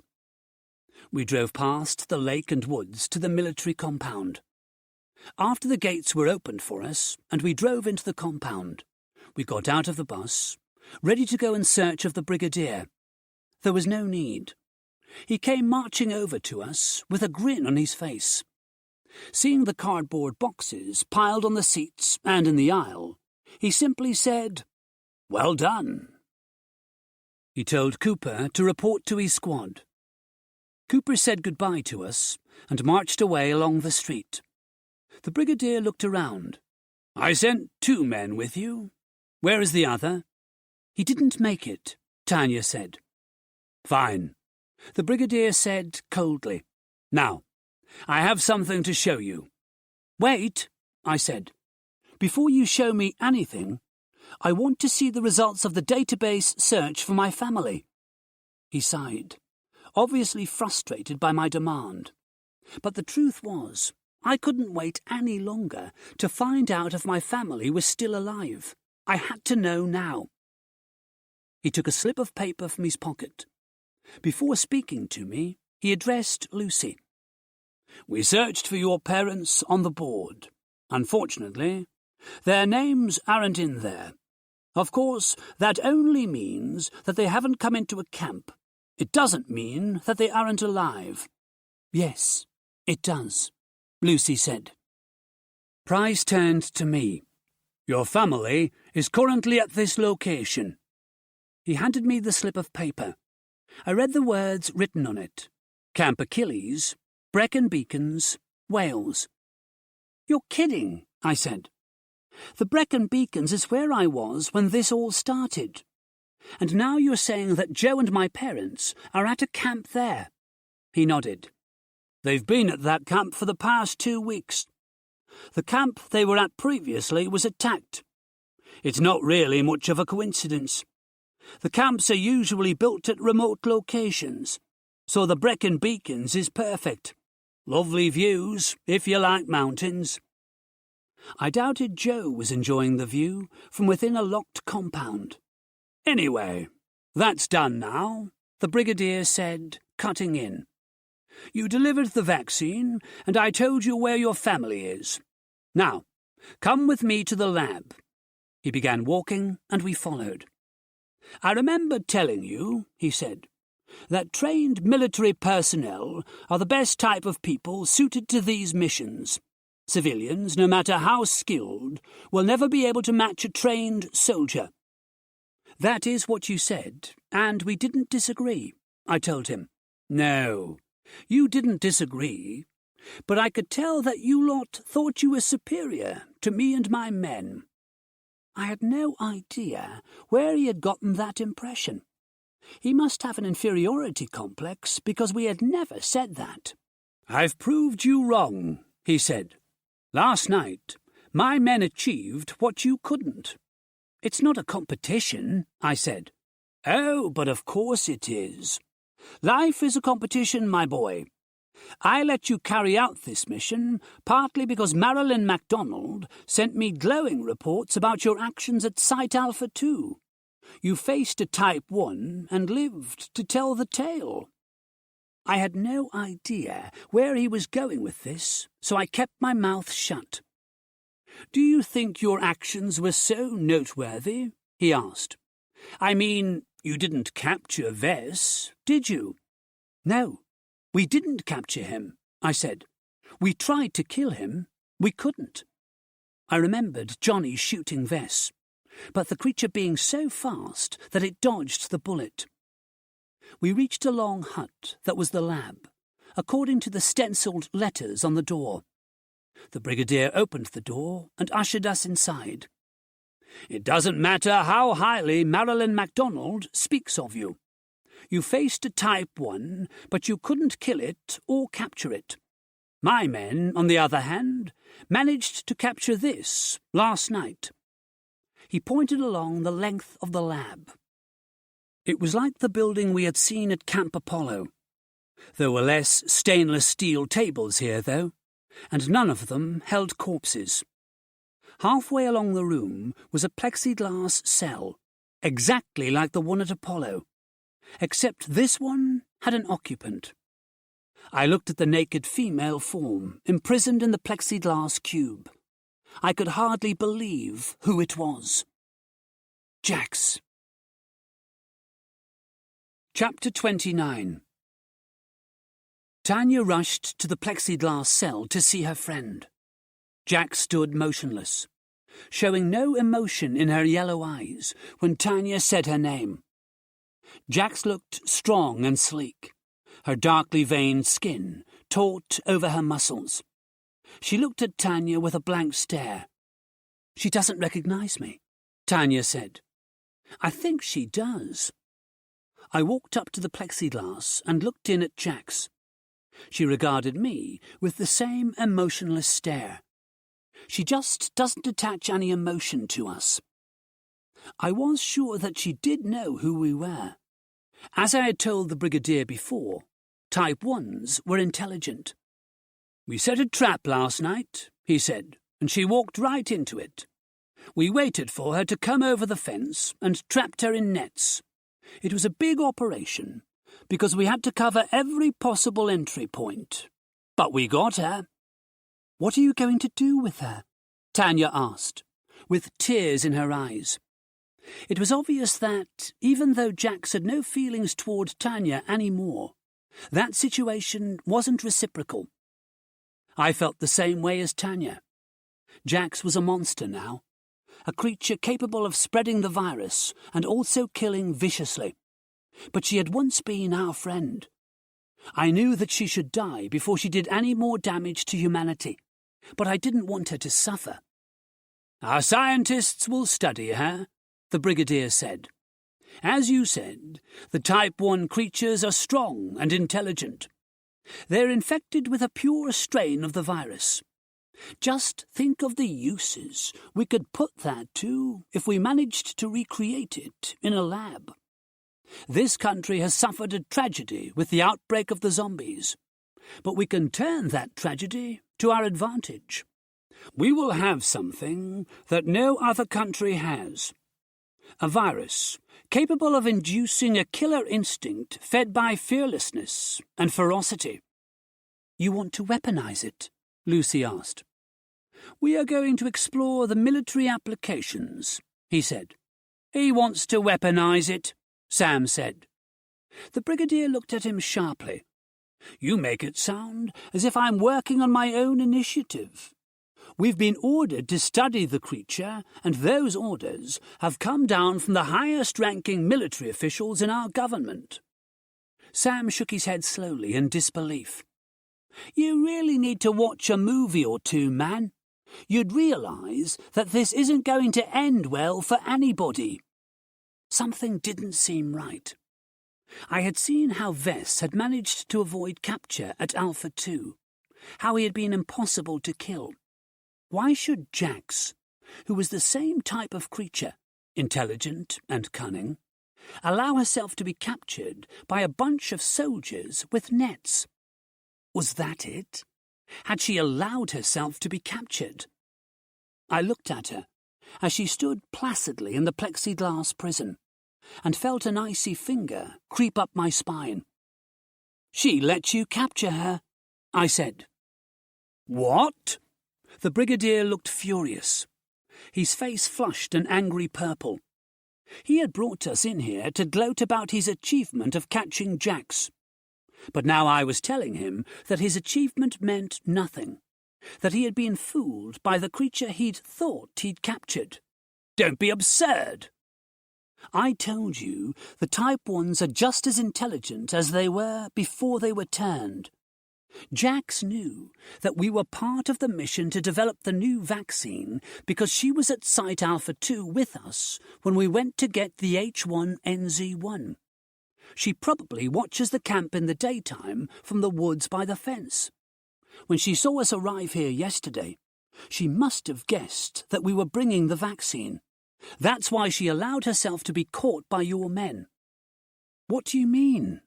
"Alex?" Lucy looked worried. "These labs are under constant guard," I said. "Jax let herself be caught because she wanted to get in here. She wants to destroy the vaccine."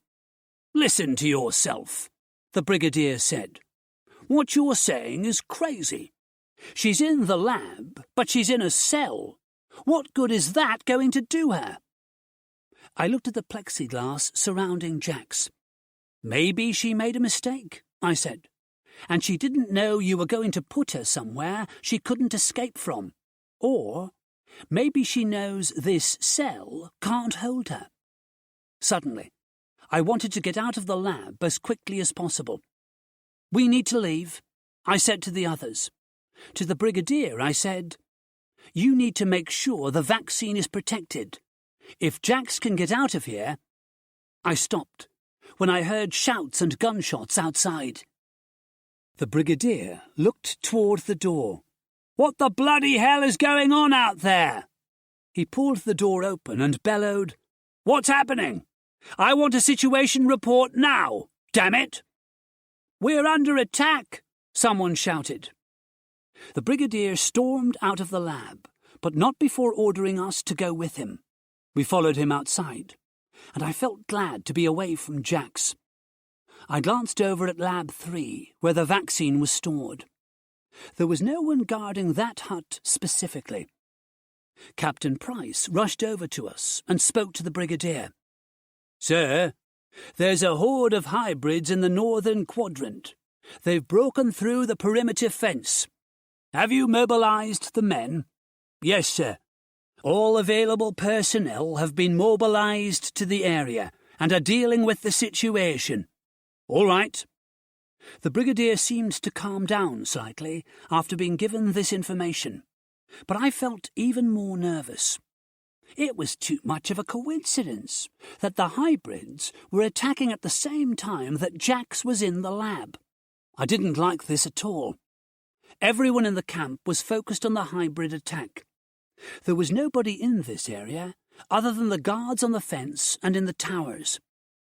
The Brigadier beckoned over two of the soldiers who were patrolling the inner fence. "Coleman and Simpson," he said, reading their name badges. "I want you to go into Lab 1 and guard the prisoner in there." They nodded and said, "Yes, sir," before marching over to the lab where Jax was being held. "See?" the Brigadier said, turning to face me. "Don't ever say I never listened to you." "If she can get out of that plastic cage," Tanya said, "2 men won't make a difference." "That cell is strong enough to hold an elephant," he said. "Now, are you going to come and see how my soldiers deal with hybrids? Or will you just tell me the hybrids allowed themselves to be killed?" He chuckled to himself and marched toward the northern quadrant with Price. "That guy is an arsehole," Sam said, watching the 2 officers disappear from sight. "I think we should get our guns from the bus," I said. "I've got a really bad feeling about this." "I know what you mean," Tanya said. "It feels like the hybrid attack is a distraction." "Yeah," I agreed. "Let's get the guns and come back here. If Jax is going to go for the vaccine, we have to stop her." "You really think she's going to do that?" Lucy asked, as we made our way to the bus. "Even if she isn't, there's no harm in us guarding the vaccine. The soldiers in these towers are focused on guarding the labs against attacks from the outside, not from within the labs themselves." From the north, shots rang out and screams cut through the air. Things weren't going as well as the Brigadier had hoped. We ran for the bus. If the soldiers couldn't keep the hybrids at bay, the creatures would be here soon. We needed the M16s. If we had to hold off a horde of hybrids with only the Walther PPKs, we didn't stand a chance. As we approached the bus, I halted and said, "Wait, something's wrong." Everyone stopped and looked at me. "What is it?" Tanya asked. I pointed to the guard towers by the gate. "Where are the guards?" Everyone looked at the towers that flanked the main gate. They were empty. "They're probably helping to fight the hybrids," Lucy suggested. "All of them?" I couldn't believe the Brigadier would take the guards off the gate simply to add a few extra soldiers to his already considerable number of men in the northern quadrant. And the guards patrolling the fence too. Then I saw dark, lifeless shapes lying on the ground beneath the towers and inside the fence. We ran over to inspect the bodies. They lay in the gravel, as if they were rag dolls, tossed to the ground by a bored child. Their faces still held expressions of shock and surprise. Their spines were missing. "What the hell?" Tanya asked.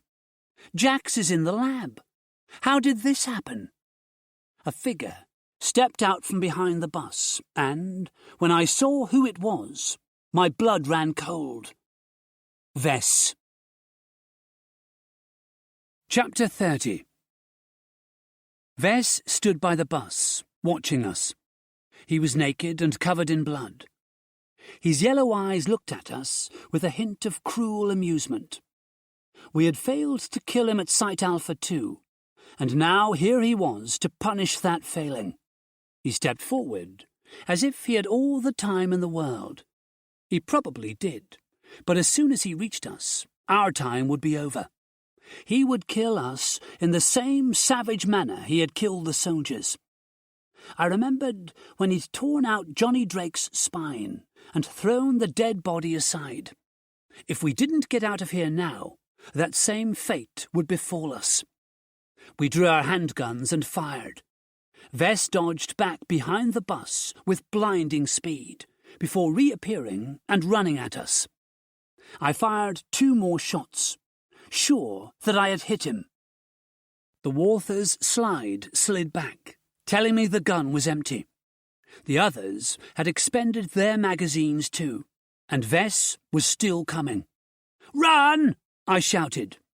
Lucy and I fled back toward the labs. Sam and Tanya went the other way, toward the car parking area. Vess followed Lucy and me. "What are we going to do?" Lucy gasped as we ran for the inner fence. "The soldiers in the towers and on patrol," I managed to say between heaving breaths. "They'll shoot at him. Maybe he won't be able to dodge the bullets if they all fire at once." It was our only chance of survival. But even as I said it, I didn't have much hope. There was no way Vess had dodged all our bullets a moment ago, yet he seemed unhurt by them. Was he bulletproof? No, that was ridiculous. I had to believe that the soldiers guarding the lab could kill him. Without that belief, I might as well stop running and let Vess catch up with me. If the soldiers couldn't stop him, we were all dead. "Alex," Lucy said. It came out as a whimper. She pointed at the lab compound ahead. The soldiers lay dead within the fence. The guard towers, where we had seen soldiers no more than 5 minutes ago, were empty. The door to Lab 1 was open. So was the door to Lab 2. Jax had gotten within the compound by letting the Brigadier capture her, but she didn't know exactly where the vaccine was being stored. She had gone to the wrong lab. "Go to Lab 3, I told Lucy. "We'll try to barricade ourselves in." Vess was still chasing us, but I had the sense that he was toying with us like a cat torturing a mouse. He could have caught us easily by now, but he was biding his time. The bastard was probably enjoying this. The gate to the lab compound was closed, but it hadn't been locked before, and I prayed it wasn't now. We pushed it open and ran into the compound, heading for Lab 3. "Is this a good idea?" Lucy asked as we reached the door. "We're leading him straight to the vaccine." "We don't have a choice." I pushed open the door and we rushed inside. I slammed the door behind us. "Find something we can use to barricade it." "There's nothing here." The lab was empty, except for the boxes of vaccine stacked at the far end of the room. They were too light to be of any use. The door burst open, and Vess stepped into the lab. His mouth twisted into a sneer when he saw that we were trapped with nowhere to go. He took a few steps toward us. Lucy and I backed away. Jax came in through the door and stood behind Vess. Her yellow eyes regarded us with the coldness of a lizard staring at a bug. We retreated all the way to the stack of cardboard boxes. This was as far as we could go. We were going to die here, and after we were dead, I assumed that Vess and Jax would destroy the vaccine. Humanity's fight against the virus would be set back, and while the people at Apocalypse Island rushed to make more vaccine, these 2 monsters would be on the loose, destroying the survivors' camps. By the time they were done, there might be no one left alive. The country would be taken over by the undead. Vess stepped toward us slowly, savouring the moment. Jax had come farther into the room. Maybe she wanted to watch us die. Maybe they were going to fight over who got which spine when we were dead. I had nothing left to fight back with. Somewhere in my combat jacket was a Leatherman tool. It would probably be useless against Vess, but I wasn't going to just stand here and let him take us down. reaching into my pocket. My fingers connected with the 3 vaccine-loaded syringes I had taken for my family. I couldn't remember which pocket the leather man was in. In desperation, I fished one of the syringes out of my pocket and opened the protective plastic tube. I slid the syringe out into my hand. I didn't think that stabbing Vess with the needle was going to do anything. The vaccine was meant to protect uninfected humans from the virus, not be injected into patient 0, but I had nothing else to try. He reached forward and grabbed me by the throat, lifting me into the air. I couldn't breathe. With a fatalism brought on by my impending death, I told myself that didn't matter anymore. My spine was about to be ripped away from my body. As a last resort, I stabbed the needle into Vess's arm and pressed the plunger. It seemed like a pathetic final act, but it was all I had. Maybe the vaccine shot would give him a cold for a few days or something. He swatted away the syringe, as if it were a minor annoyance. Lucy attacked him, beating on his shoulder with her fists, trying to make him let me go. He pushed her away with his free hand, and she went crashing into the boxes. I struggled for breath.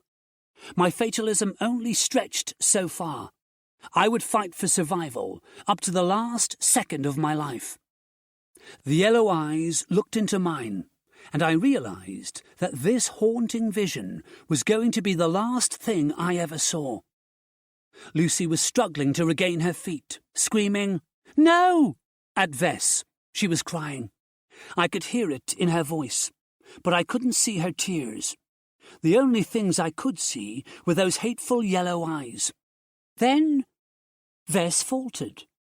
His grip on my throat loosened slightly. I fought for breath and managed to suck a little air into my lungs. Lucy attacked him again, punching him over and over. Instead of pushing her away, he staggered back a few steps, and I saw something in those yellow eyes that I had never thought was possible. I saw fear. He seemed to be weakening. The arm that held me aloft dropped. My feet touched the floor, and I tried to push myself away from him. He lost his grip on me, and I fell back onto the boxes. Vess managed to push Lucy away, but he looked feeble. Lucy looked like she was readying herself for another attack, but stopped when she saw what was happening to Vess. He leaned against the wall and clutched his arm as if he were having a heart attack. The dark veins that stood out so prominently all over his body seemed to recede. If it wasn't for the blood that covered his naked body, he would look like a normal human being. I stared in shock. I hadn't expected the vaccine to have such an effect on him. He looked over at me, and the yellowness in his eyes was gone. His eyes were a normal brown colour. He looked confused and scared. "What's happening to me?" he groaned. Then the eyes widened, and his mouth went slack. It was then that I noticed the 4 bullet holes in his body. They began bleeding, Vess's own blood adding to the blood of those he had killed earlier. He dropped to the floor as if he had just been shot.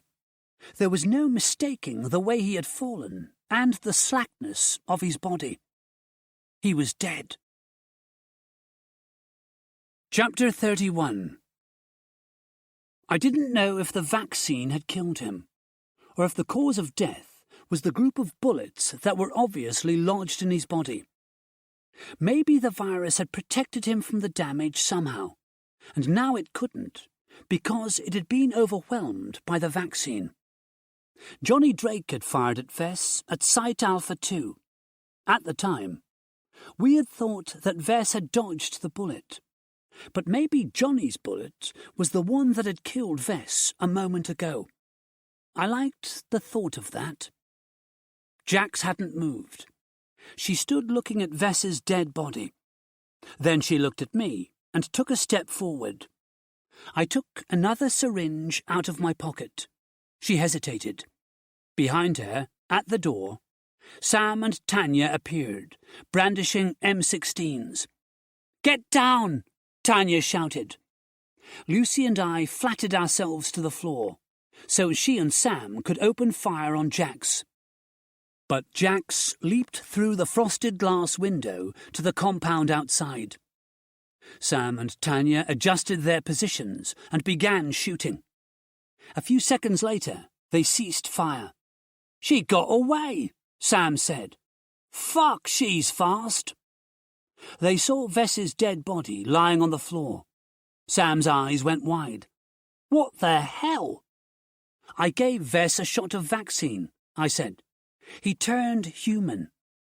I think the virus had been protecting his body from all the bullets he's taken. When the virus died, the bullet wounds killed him." I rubbed my throat. It hurt to speak. If Vess had applied any more pressure on my windpipe, or if it had lasted any longer, I'd be dead now as well, lying there next to him. Sam kneeled down to take a closer look at the blood-covered body. "That's some fucked up shit, man." "Yeah," Lucy said. Tanya went over to the broken window and looked out through the shattered glass. "What do you think Jax will do now?" "She'll either come back and try to destroy the vaccine again," Lucy said, "or she'll run." She thought for a moment and then added, "I think she'll run. This vaccine can destroy the virus within her. Since her ultimate goal is to spread the virus, she won't risk meeting the same fate as Vess. She'll find a place where she can infect as many people as possible before the vaccine is widely distributed." "Yeah, that sounds most likely," Tanya said. "At least when we catch up with her, we'll know how to kill her." Her voice was tinged with sadness. I put a hand on her shoulder. "At least she didn't end up as one of the military's experiments." She nodded. "Speaking of military experiments," Sam said, "we shouldn't leave Vess's body here for those fuckers to dissect." He was right. After what the Brigadier had said about the government wanting to experiment on a Type 1, it would be dangerous to leave the body here.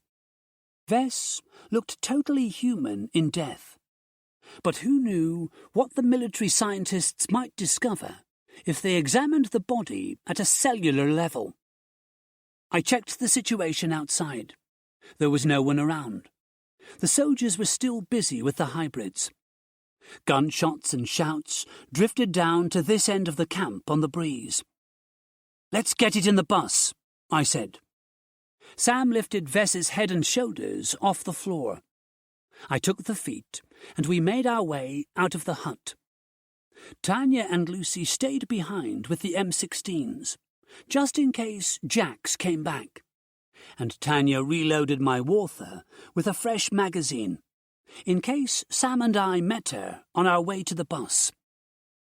I kept an eye out as we moved across the compound, but I was sure Jax had fled. Vess's flesh was slick with blood, making his corpse more difficult to carry.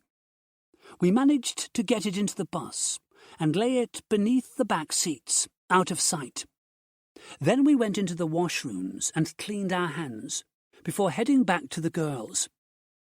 By the time all four of us were heading back to the bus, some of the soldiers were returning from the northern quadrant. They looked upset and downcast. I wondered how many of their number had been lost in the hybrid attack. Captain Price came over to us. His face was set into a hard mask of determination, but there were tears in his eyes. "Some of the hybrids were the men that went missing from this camp," he said. "It's one thing to fight an unknown enemy, but when you have to kill someone you used to know, it's a damned terrible business." I nodded. We all knew the heart-wrenching consequences of having our friends become enemies. The Brigadier came marching up to us angrily. "What the bloody hell has happened here?" "I told you what was going to happen," I said. "I warned you You wouldn't listen. He came up to me, putting his face close to mine and pointing at me. If you let her go, I'll have you court-martialed. Of course we didn't let her go, I said. She did that all by herself. Your men are lying dead back there because of your arrogance. You're all going to jail, he said. What you did amounts to treason. I'd heard enough of his bullshit. I hit him. He stumbled backward and fell to the ground, holding his nose as it began to pour blood. The soldiers around us looked shocked. They didn't know what to do. 2 of them helped the brigadier to his feet. "Arrest them!" he shouted, pointing at us. "Take them into custody!" The soldiers moved forward. Tanya and Lucy levelled the M16s at them. The soldiers halted. "You won't be taking us anywhere," I said. We moved backward to the bus, the girls keeping their guns trained on the soldiers. As soon as we climbed aboard, Sam started the engine and reversed through the main gate, knocking it down. He kept the bus in reverse all the way to the motorway, where he manoeuvred us into position to drive back along it to get to the roads that would take us to the coast. "Are they following us?" I asked nervously, as we drove along the centre lane. If the convoy of armed jeeps came after us, we stood no chance in a bus. "No," Sam said, checking the mirror. "I don't think the brigadier's hatred of us has spread to the other soldiers," Tanya said. "Wait a minute," Sam said. "There's a jeep following us." I looked through the rear window. A single jeep was on our trail, with a driver, a passenger, and a soldier manning the mounted gun. "It's only one jeep," Tanya said. I sighed. "That's all they need to blow this bus to hell." The jeep came up behind us fast. Tanya and Lucy prepared the M16s, but I had a feeling they weren't going to get a chance to use them. We'd seen how efficiently the mounted guns had dealt with the bandits. The jeep raced up alongside us. It was Captain Price in the passenger seat. He motioned to Sam to stop. "What do I do?" Sam asked. "You might as well stop," I said. He brought us to a complete stop. The jeep stayed next to us. Price jumped out and knocked on the bus door. Sam opened it. The door opened with a hydraulic hiss. Price came on board. He stood at the front of the aisle between the seats, as if he were a tour guide about to point out the local landmarks. "The brigadier has sent me to bring you back to the camp." "I'll tell you now, that isn't going to happen," Tanya said. She and Lucy had their guns pointed at Price. "No, it isn't," he agreed. "There's no need for the weapons. I'm not taking you anywhere. You'll have to excuse the brigadier. He's a military man through and through. Doesn't believe civilians have much value, even though it's them he's supposed to be fighting for. You people don't belong in jail. You're doing just as much good out here as we are, maybe even more. We're bound by rules and regulations. Sometimes they get in the way. So, as I said, I came after you as per the brigadier's orders, but you were already gone when I got to the motorway." "Thanks," Sam said. "But why did you have to stop us just to tell us that? I mean, it's nice that you want to say goodbye and everything, but we'd have gotten over our heartbreak if you'd just let us leave without saying a word. We wouldn't have looked back, man." "I came to tell you that you may have underestimated the brigadier. He knows you killed something in Lab 3. We found the bloodstain on the floor, and a trail leading to where this bus was parked. He thinks you killed your friend Jax and removed the body so the scientists can't examine it." We said nothing. Price studied our faces, then nodded and gave a signal to the gunner in the jeep. The gunner jumped down onto the road, took something from the vehicle, and brought it around to the open bus door. He handed it to Price. It was a shovel. Price tossed it down into the aisle. The shovel clattered on the floor of the bus. "Make sure you bury it deep," he said. With that, he exited the bus and went back to his jeep. He gave us a slight nod before the jeep turned and headed back to Camp Prometheus. "Wow," Sam said. I picked up the shovel and placed it on the back seat. Even though he worked for the military, Price must have the same trepidation as us when it came to letting them study the body of a Type 1 for weaponization purposes. "We'll bury the body on the cliffs," Tanya said. "Let's go, Sam." He nodded and got us moving. I hoped the short drive to the coast was going to be uneventful. We had a body to bury, and I finally had a location for Joe and my parents. I took the slip of paper out of my pocket and read it over and over, feeling as if I might be in a dream. Tomorrow, I was going to see my family. Chapter 32. We parked the bus by the cafe and climbed out into the afternoon sun. The Easy and the Escape waited on a gently rolling sea. I wanted to get the burial over as soon as possible and return to the comfort of the boat. Across the road, a small stone wall marked the edge of a field. It looked as good a place as any to dispose of Vess's body.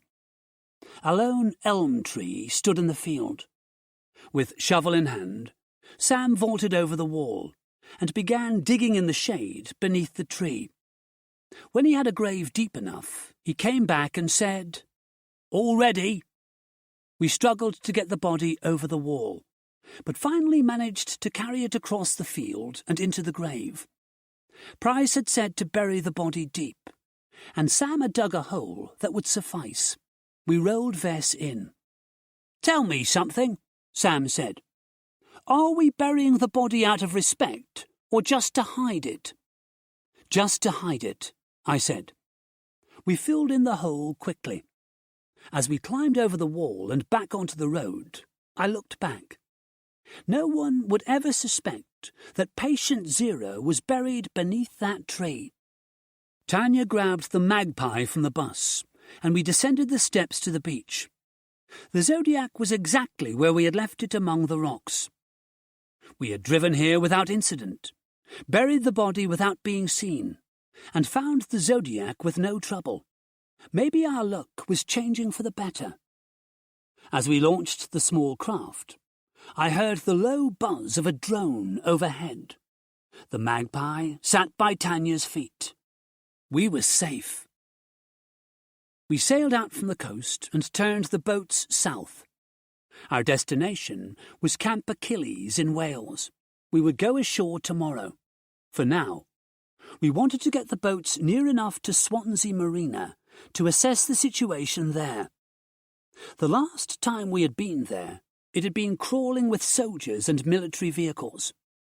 That shouldn't be a problem, now that we had the ID badges that said we worked for the MOD. But we didn't want to blunder into an area where the army had a shoot first, ask questions later policy. If we saw a large military presence, we would find another place to go ashore. When we arrived at the marina, our luck seemed to be holding out. The place was deserted. Tanya's voice came over the radio. "Alex, where are the soldiers we saw last time?" "I guess they don't need them here, now that the drones are patrolling," I suggested. It made sense to me that, if they had drones flying along the coastline, any soldiers on the ground would be redundant and better utilized elsewhere. "We'll land there tomorrow then," Tanya said. "Got anything good for dinner?" I smiled. It felt good to deal with something as mundane as what was on tonight's dinner menu. "We've got some burgers." "Sounds good. We'll be over soon." The rest of the evening passed pleasantly and quickly. We all felt a sense of accomplishment. Despite numerous setbacks, we had delivered the first batch of vaccine. Marilyn MacDonald was going to have to find someone else to deliver the subsequent batches because, even if we wanted to help with that, we weren't welcome at Camp Prometheus anymore. As far as Operation Wildfire was concerned, we were done.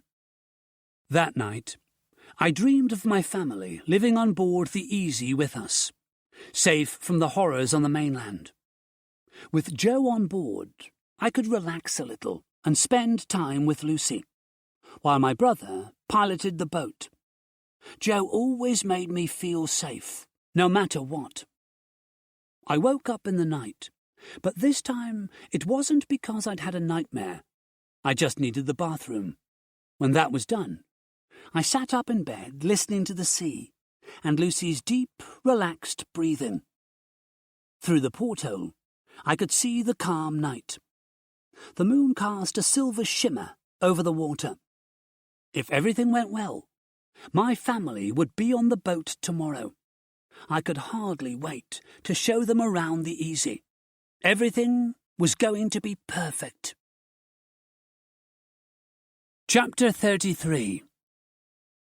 The next morning, Sam and I took the Zodiac to Swansea Marina and found a Ford Focus parked near the marine goods store. Sam broke into the car and hot-wired it. We put the Magpie on the back seat and drove inland. Lucy and Tanya stayed on the boats because we had to make sure we had enough room in whatever vehicle we took to drive my parents and Joe back to the marina. Despite the calm and clear night, the morning had brought storm clouds and rain. As we drove along the main road that led to the mountains, Sam turned on the wipers and headlights. "Today's the day, dude," he said, seeming genuinely pleased for me. "You get to introduce us to your parents." I grinned. I felt full of nervous energy. How much would Joe and my parents have changed? How much would they think I'd changed? Camp Achilles wasn't far from the coast. We couldn't miss it because there were red signs everywhere pointing to its location. It was nestled between two mountains, surrounded by the same wire fence and guard towers we had seen at the other camps. At the gate, we presented our ID badges and told them who we were here to see. The guards waved us through and told us to wait in our car at the parking area. We did, and the rain streamed over the windows, obscuring our view of the camp. "It's a good thing we have these badges," Sam said. "They wouldn't let just anybody come into a camp and take people out of it." "I know," I said. The Army's objective was to get as many people into the camps as possible, not let them leave. My badge meant I could take my family out of Achilles, and no one would bat an eyelid. My luck was still holding out. A soldier dressed in a green rain slicker knocked on the window and beckoned us to follow him. Sam stayed in the car, while the soldier led me to a hut that was simply called Hut 4. Very imaginative. He opened the door and held it open while I entered. The room was bare. I guessed that Hut 4 had many different uses, and was furnished for whatever need it was being used for at the time. A man visiting his family didn't require any furnishing at all. A second door opened, and my heart leaped as my dad stepped through it and into the room. He saw me and rushed forward to hug me. That hug felt so good. I couldn't remember the last time I had hugged my dad. "Alex," he said, holding me tight. "My boy is alive. We thought you were dead." "I'm fine, Dad." He held me at arm's length. "You're more than fine. Look at you. You've lost weight. And you look stronger. Much stronger." His face fell a little, and he said, "I wish your mother could see you now." I felt a slight panic rush through me. You mean she can't? Where is she? I looked at the door he had entered through. Isn't she here? Joe is here, he said. He'll be along shortly. Your mother... His voice trailed off, and he shook his head. What? Dad, how? What happened? I felt numb. My mother couldn't be dead. She just couldn't. It was when we moved here from the other camp. We were attacked on the road. A lot of people didn't make it. I couldn't believe it. When? 2 weeks ago. He looked at me with tears spilling down his cheeks. I miss her, Alex. We hugged again. Only this time it was because he needed physical support, and I was giving it to him. The door opened, and Joe walked in. When he saw me, his face lit up. Alex! He came over and put his arms around me and Dad. We didn't know you were alive, he said. You look great. I smiled. Unfortunately, I couldn't return the compliment. Both Joe and my dad looked pale and drawn.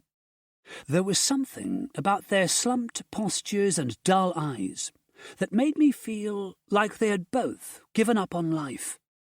If I had to describe them in one word, that word would be defeated. But that would change. A few days at sea would lift their spirits.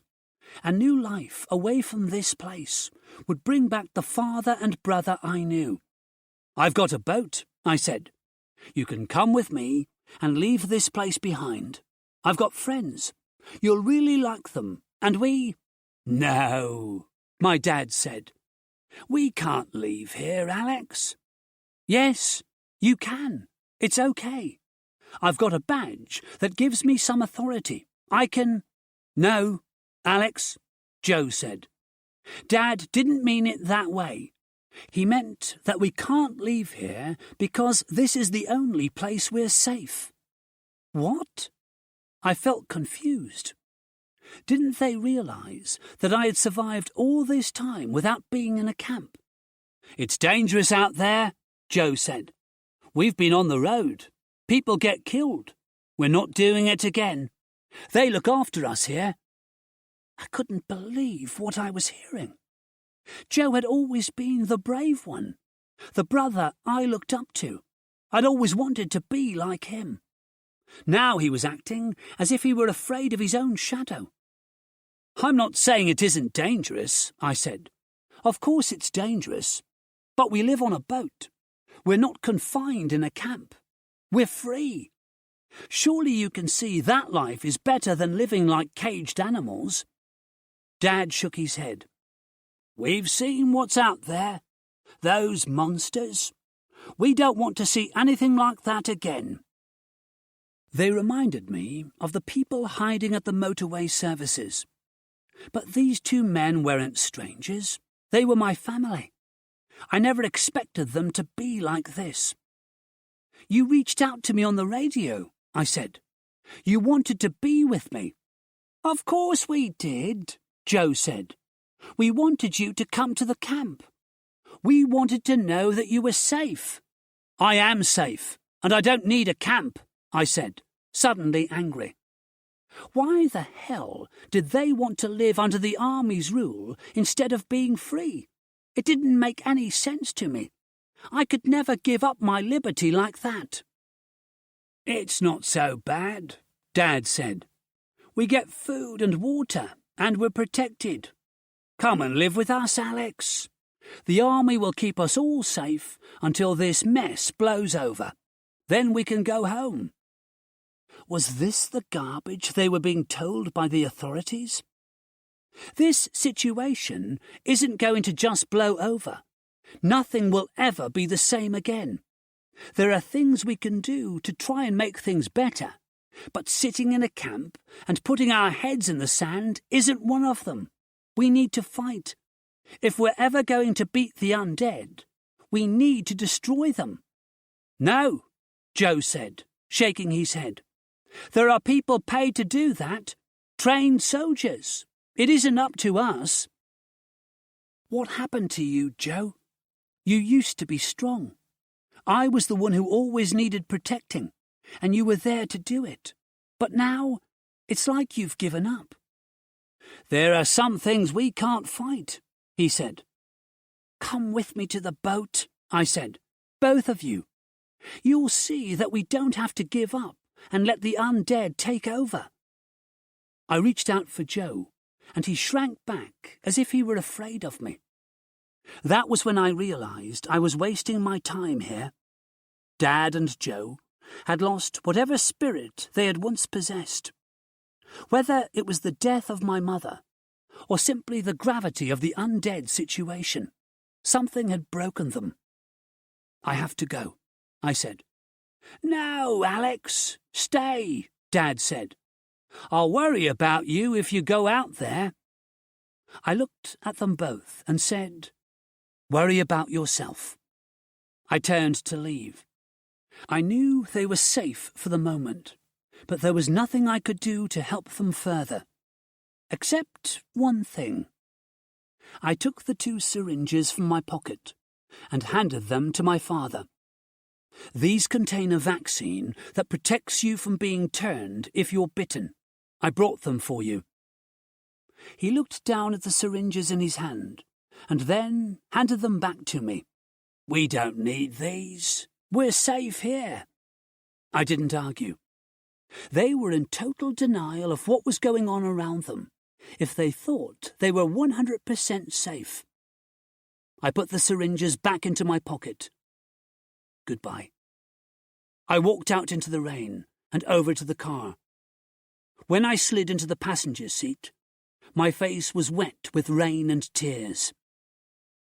"Hey, man, where are your folks?" Sam asked. "They're staying here," I said. "Okay," he said. He started the car and drove toward the gate. As we drove through it and onto the road beyond, I looked back at the camp with its wire fence and guard towers.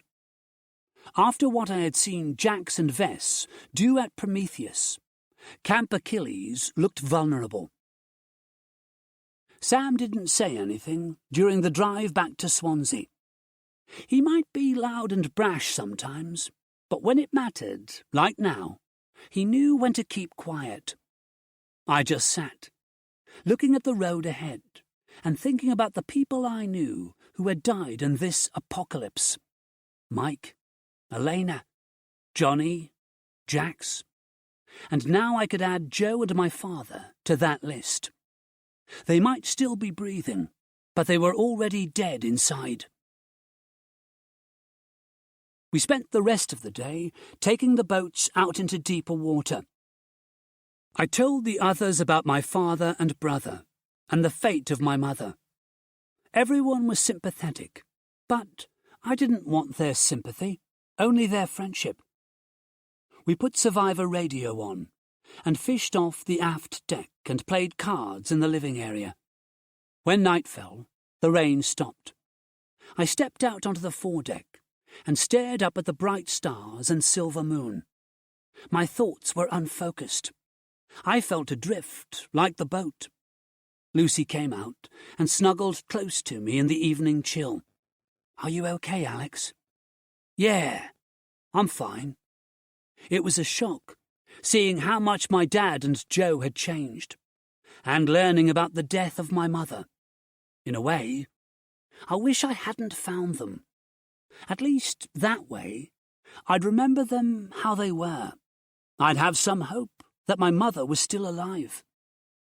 We stood together in silence for a while, enjoying the physical closeness we shared.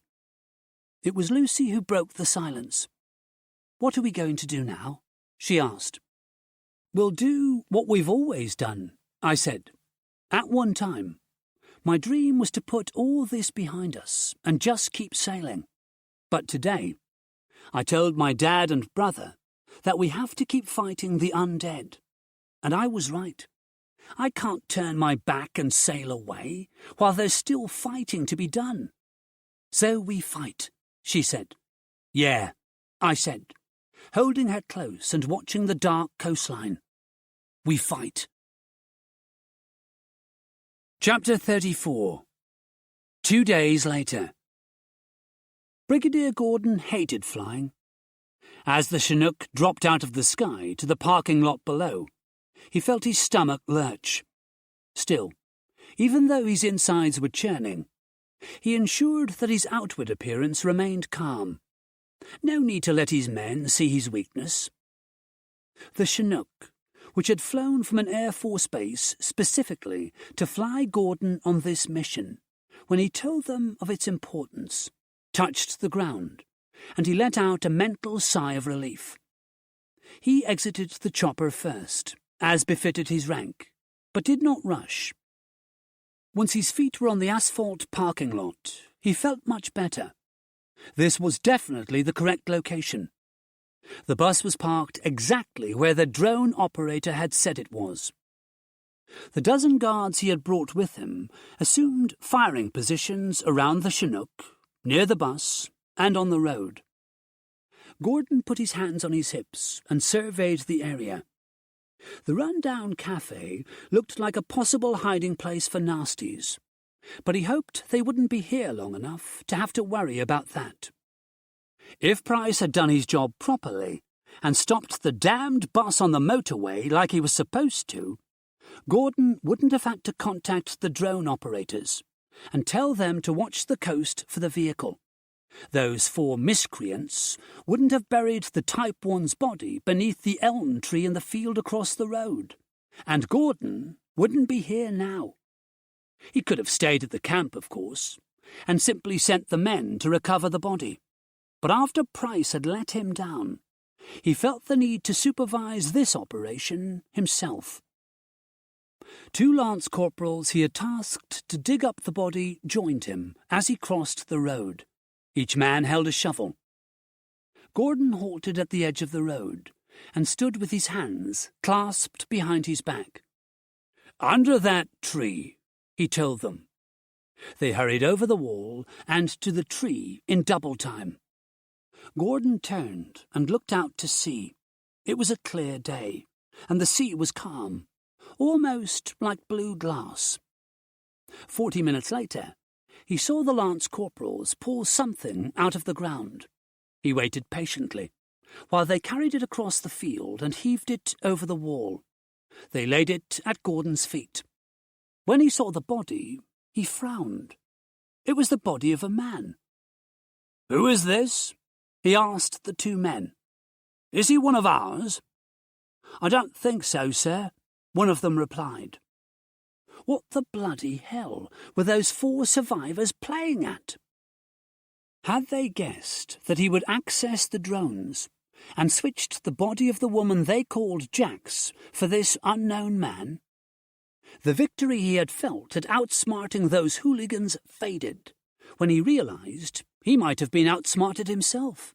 No, there was no way they would go to the trouble of burying a body that was unimportant. There was something more going on here than met the eye. "Right," he told the lance corporals. "Get this in the chopper. I want the scientists to have a look at it." "Yes, sir," they said in unison. They picked up the body and hurried to the Chinook. Gordon followed them at a leisurely pace, not wanting to get on board the damned chopper just yet. 10 minutes later, he could hesitate no longer. He ordered the guards onto the Chinook and strapped himself into his seat. He looked over at the body, which was now wrapped in a blanket and lying at the rear of the aircraft. He was going to order a full investigation of that corpse in the lab. If it held any secrets, it would soon give them up to the scientists. Epilogue. 2 weeks later. New York Harbor, New York. Officer Gary Ramirez stepped out of his patrol car and into the cold night air. He'd been about to finish his shift and go home when he'd received the call telling him to get his ass to the docks.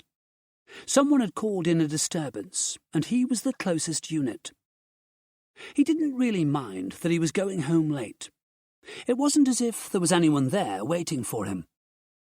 It had been almost 2 months since Lydia had gone, and ever since the day she'd walked out, most of his evenings were lost to binge-watching cop shows on TV, during which he would laugh at the inconsistencies between real cop work and TV cop work, and binge-drinking Coors, during which he would eventually pass out. Everything looked quiet at the docks. Ramirez made his way between the shipping crates, wondering where the stevedores were.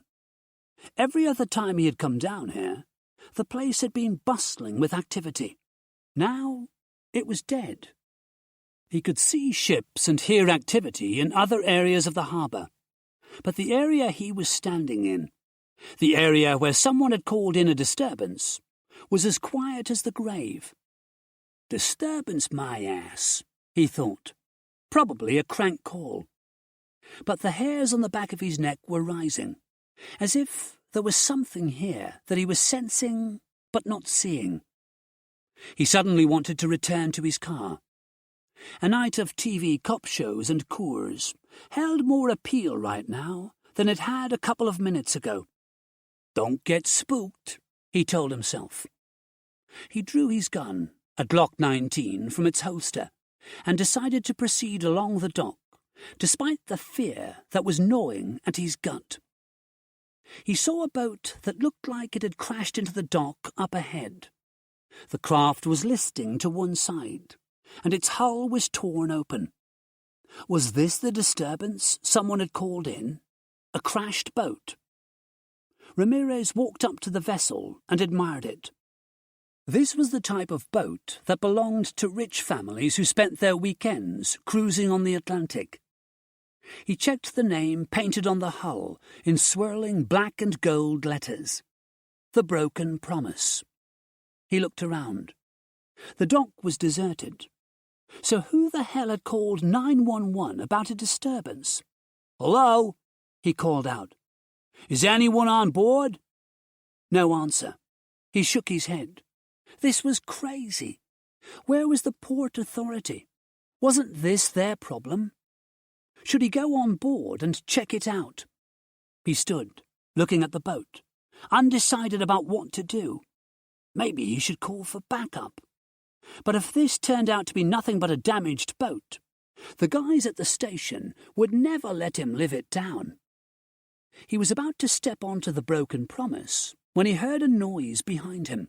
He whirled around, Glock coming up to firing position. He saw a figure running between the shipping crates. Ramirez had to blink twice to make sure he wasn't seeing things, because he was sure it had been a naked woman. Really? He asked himself.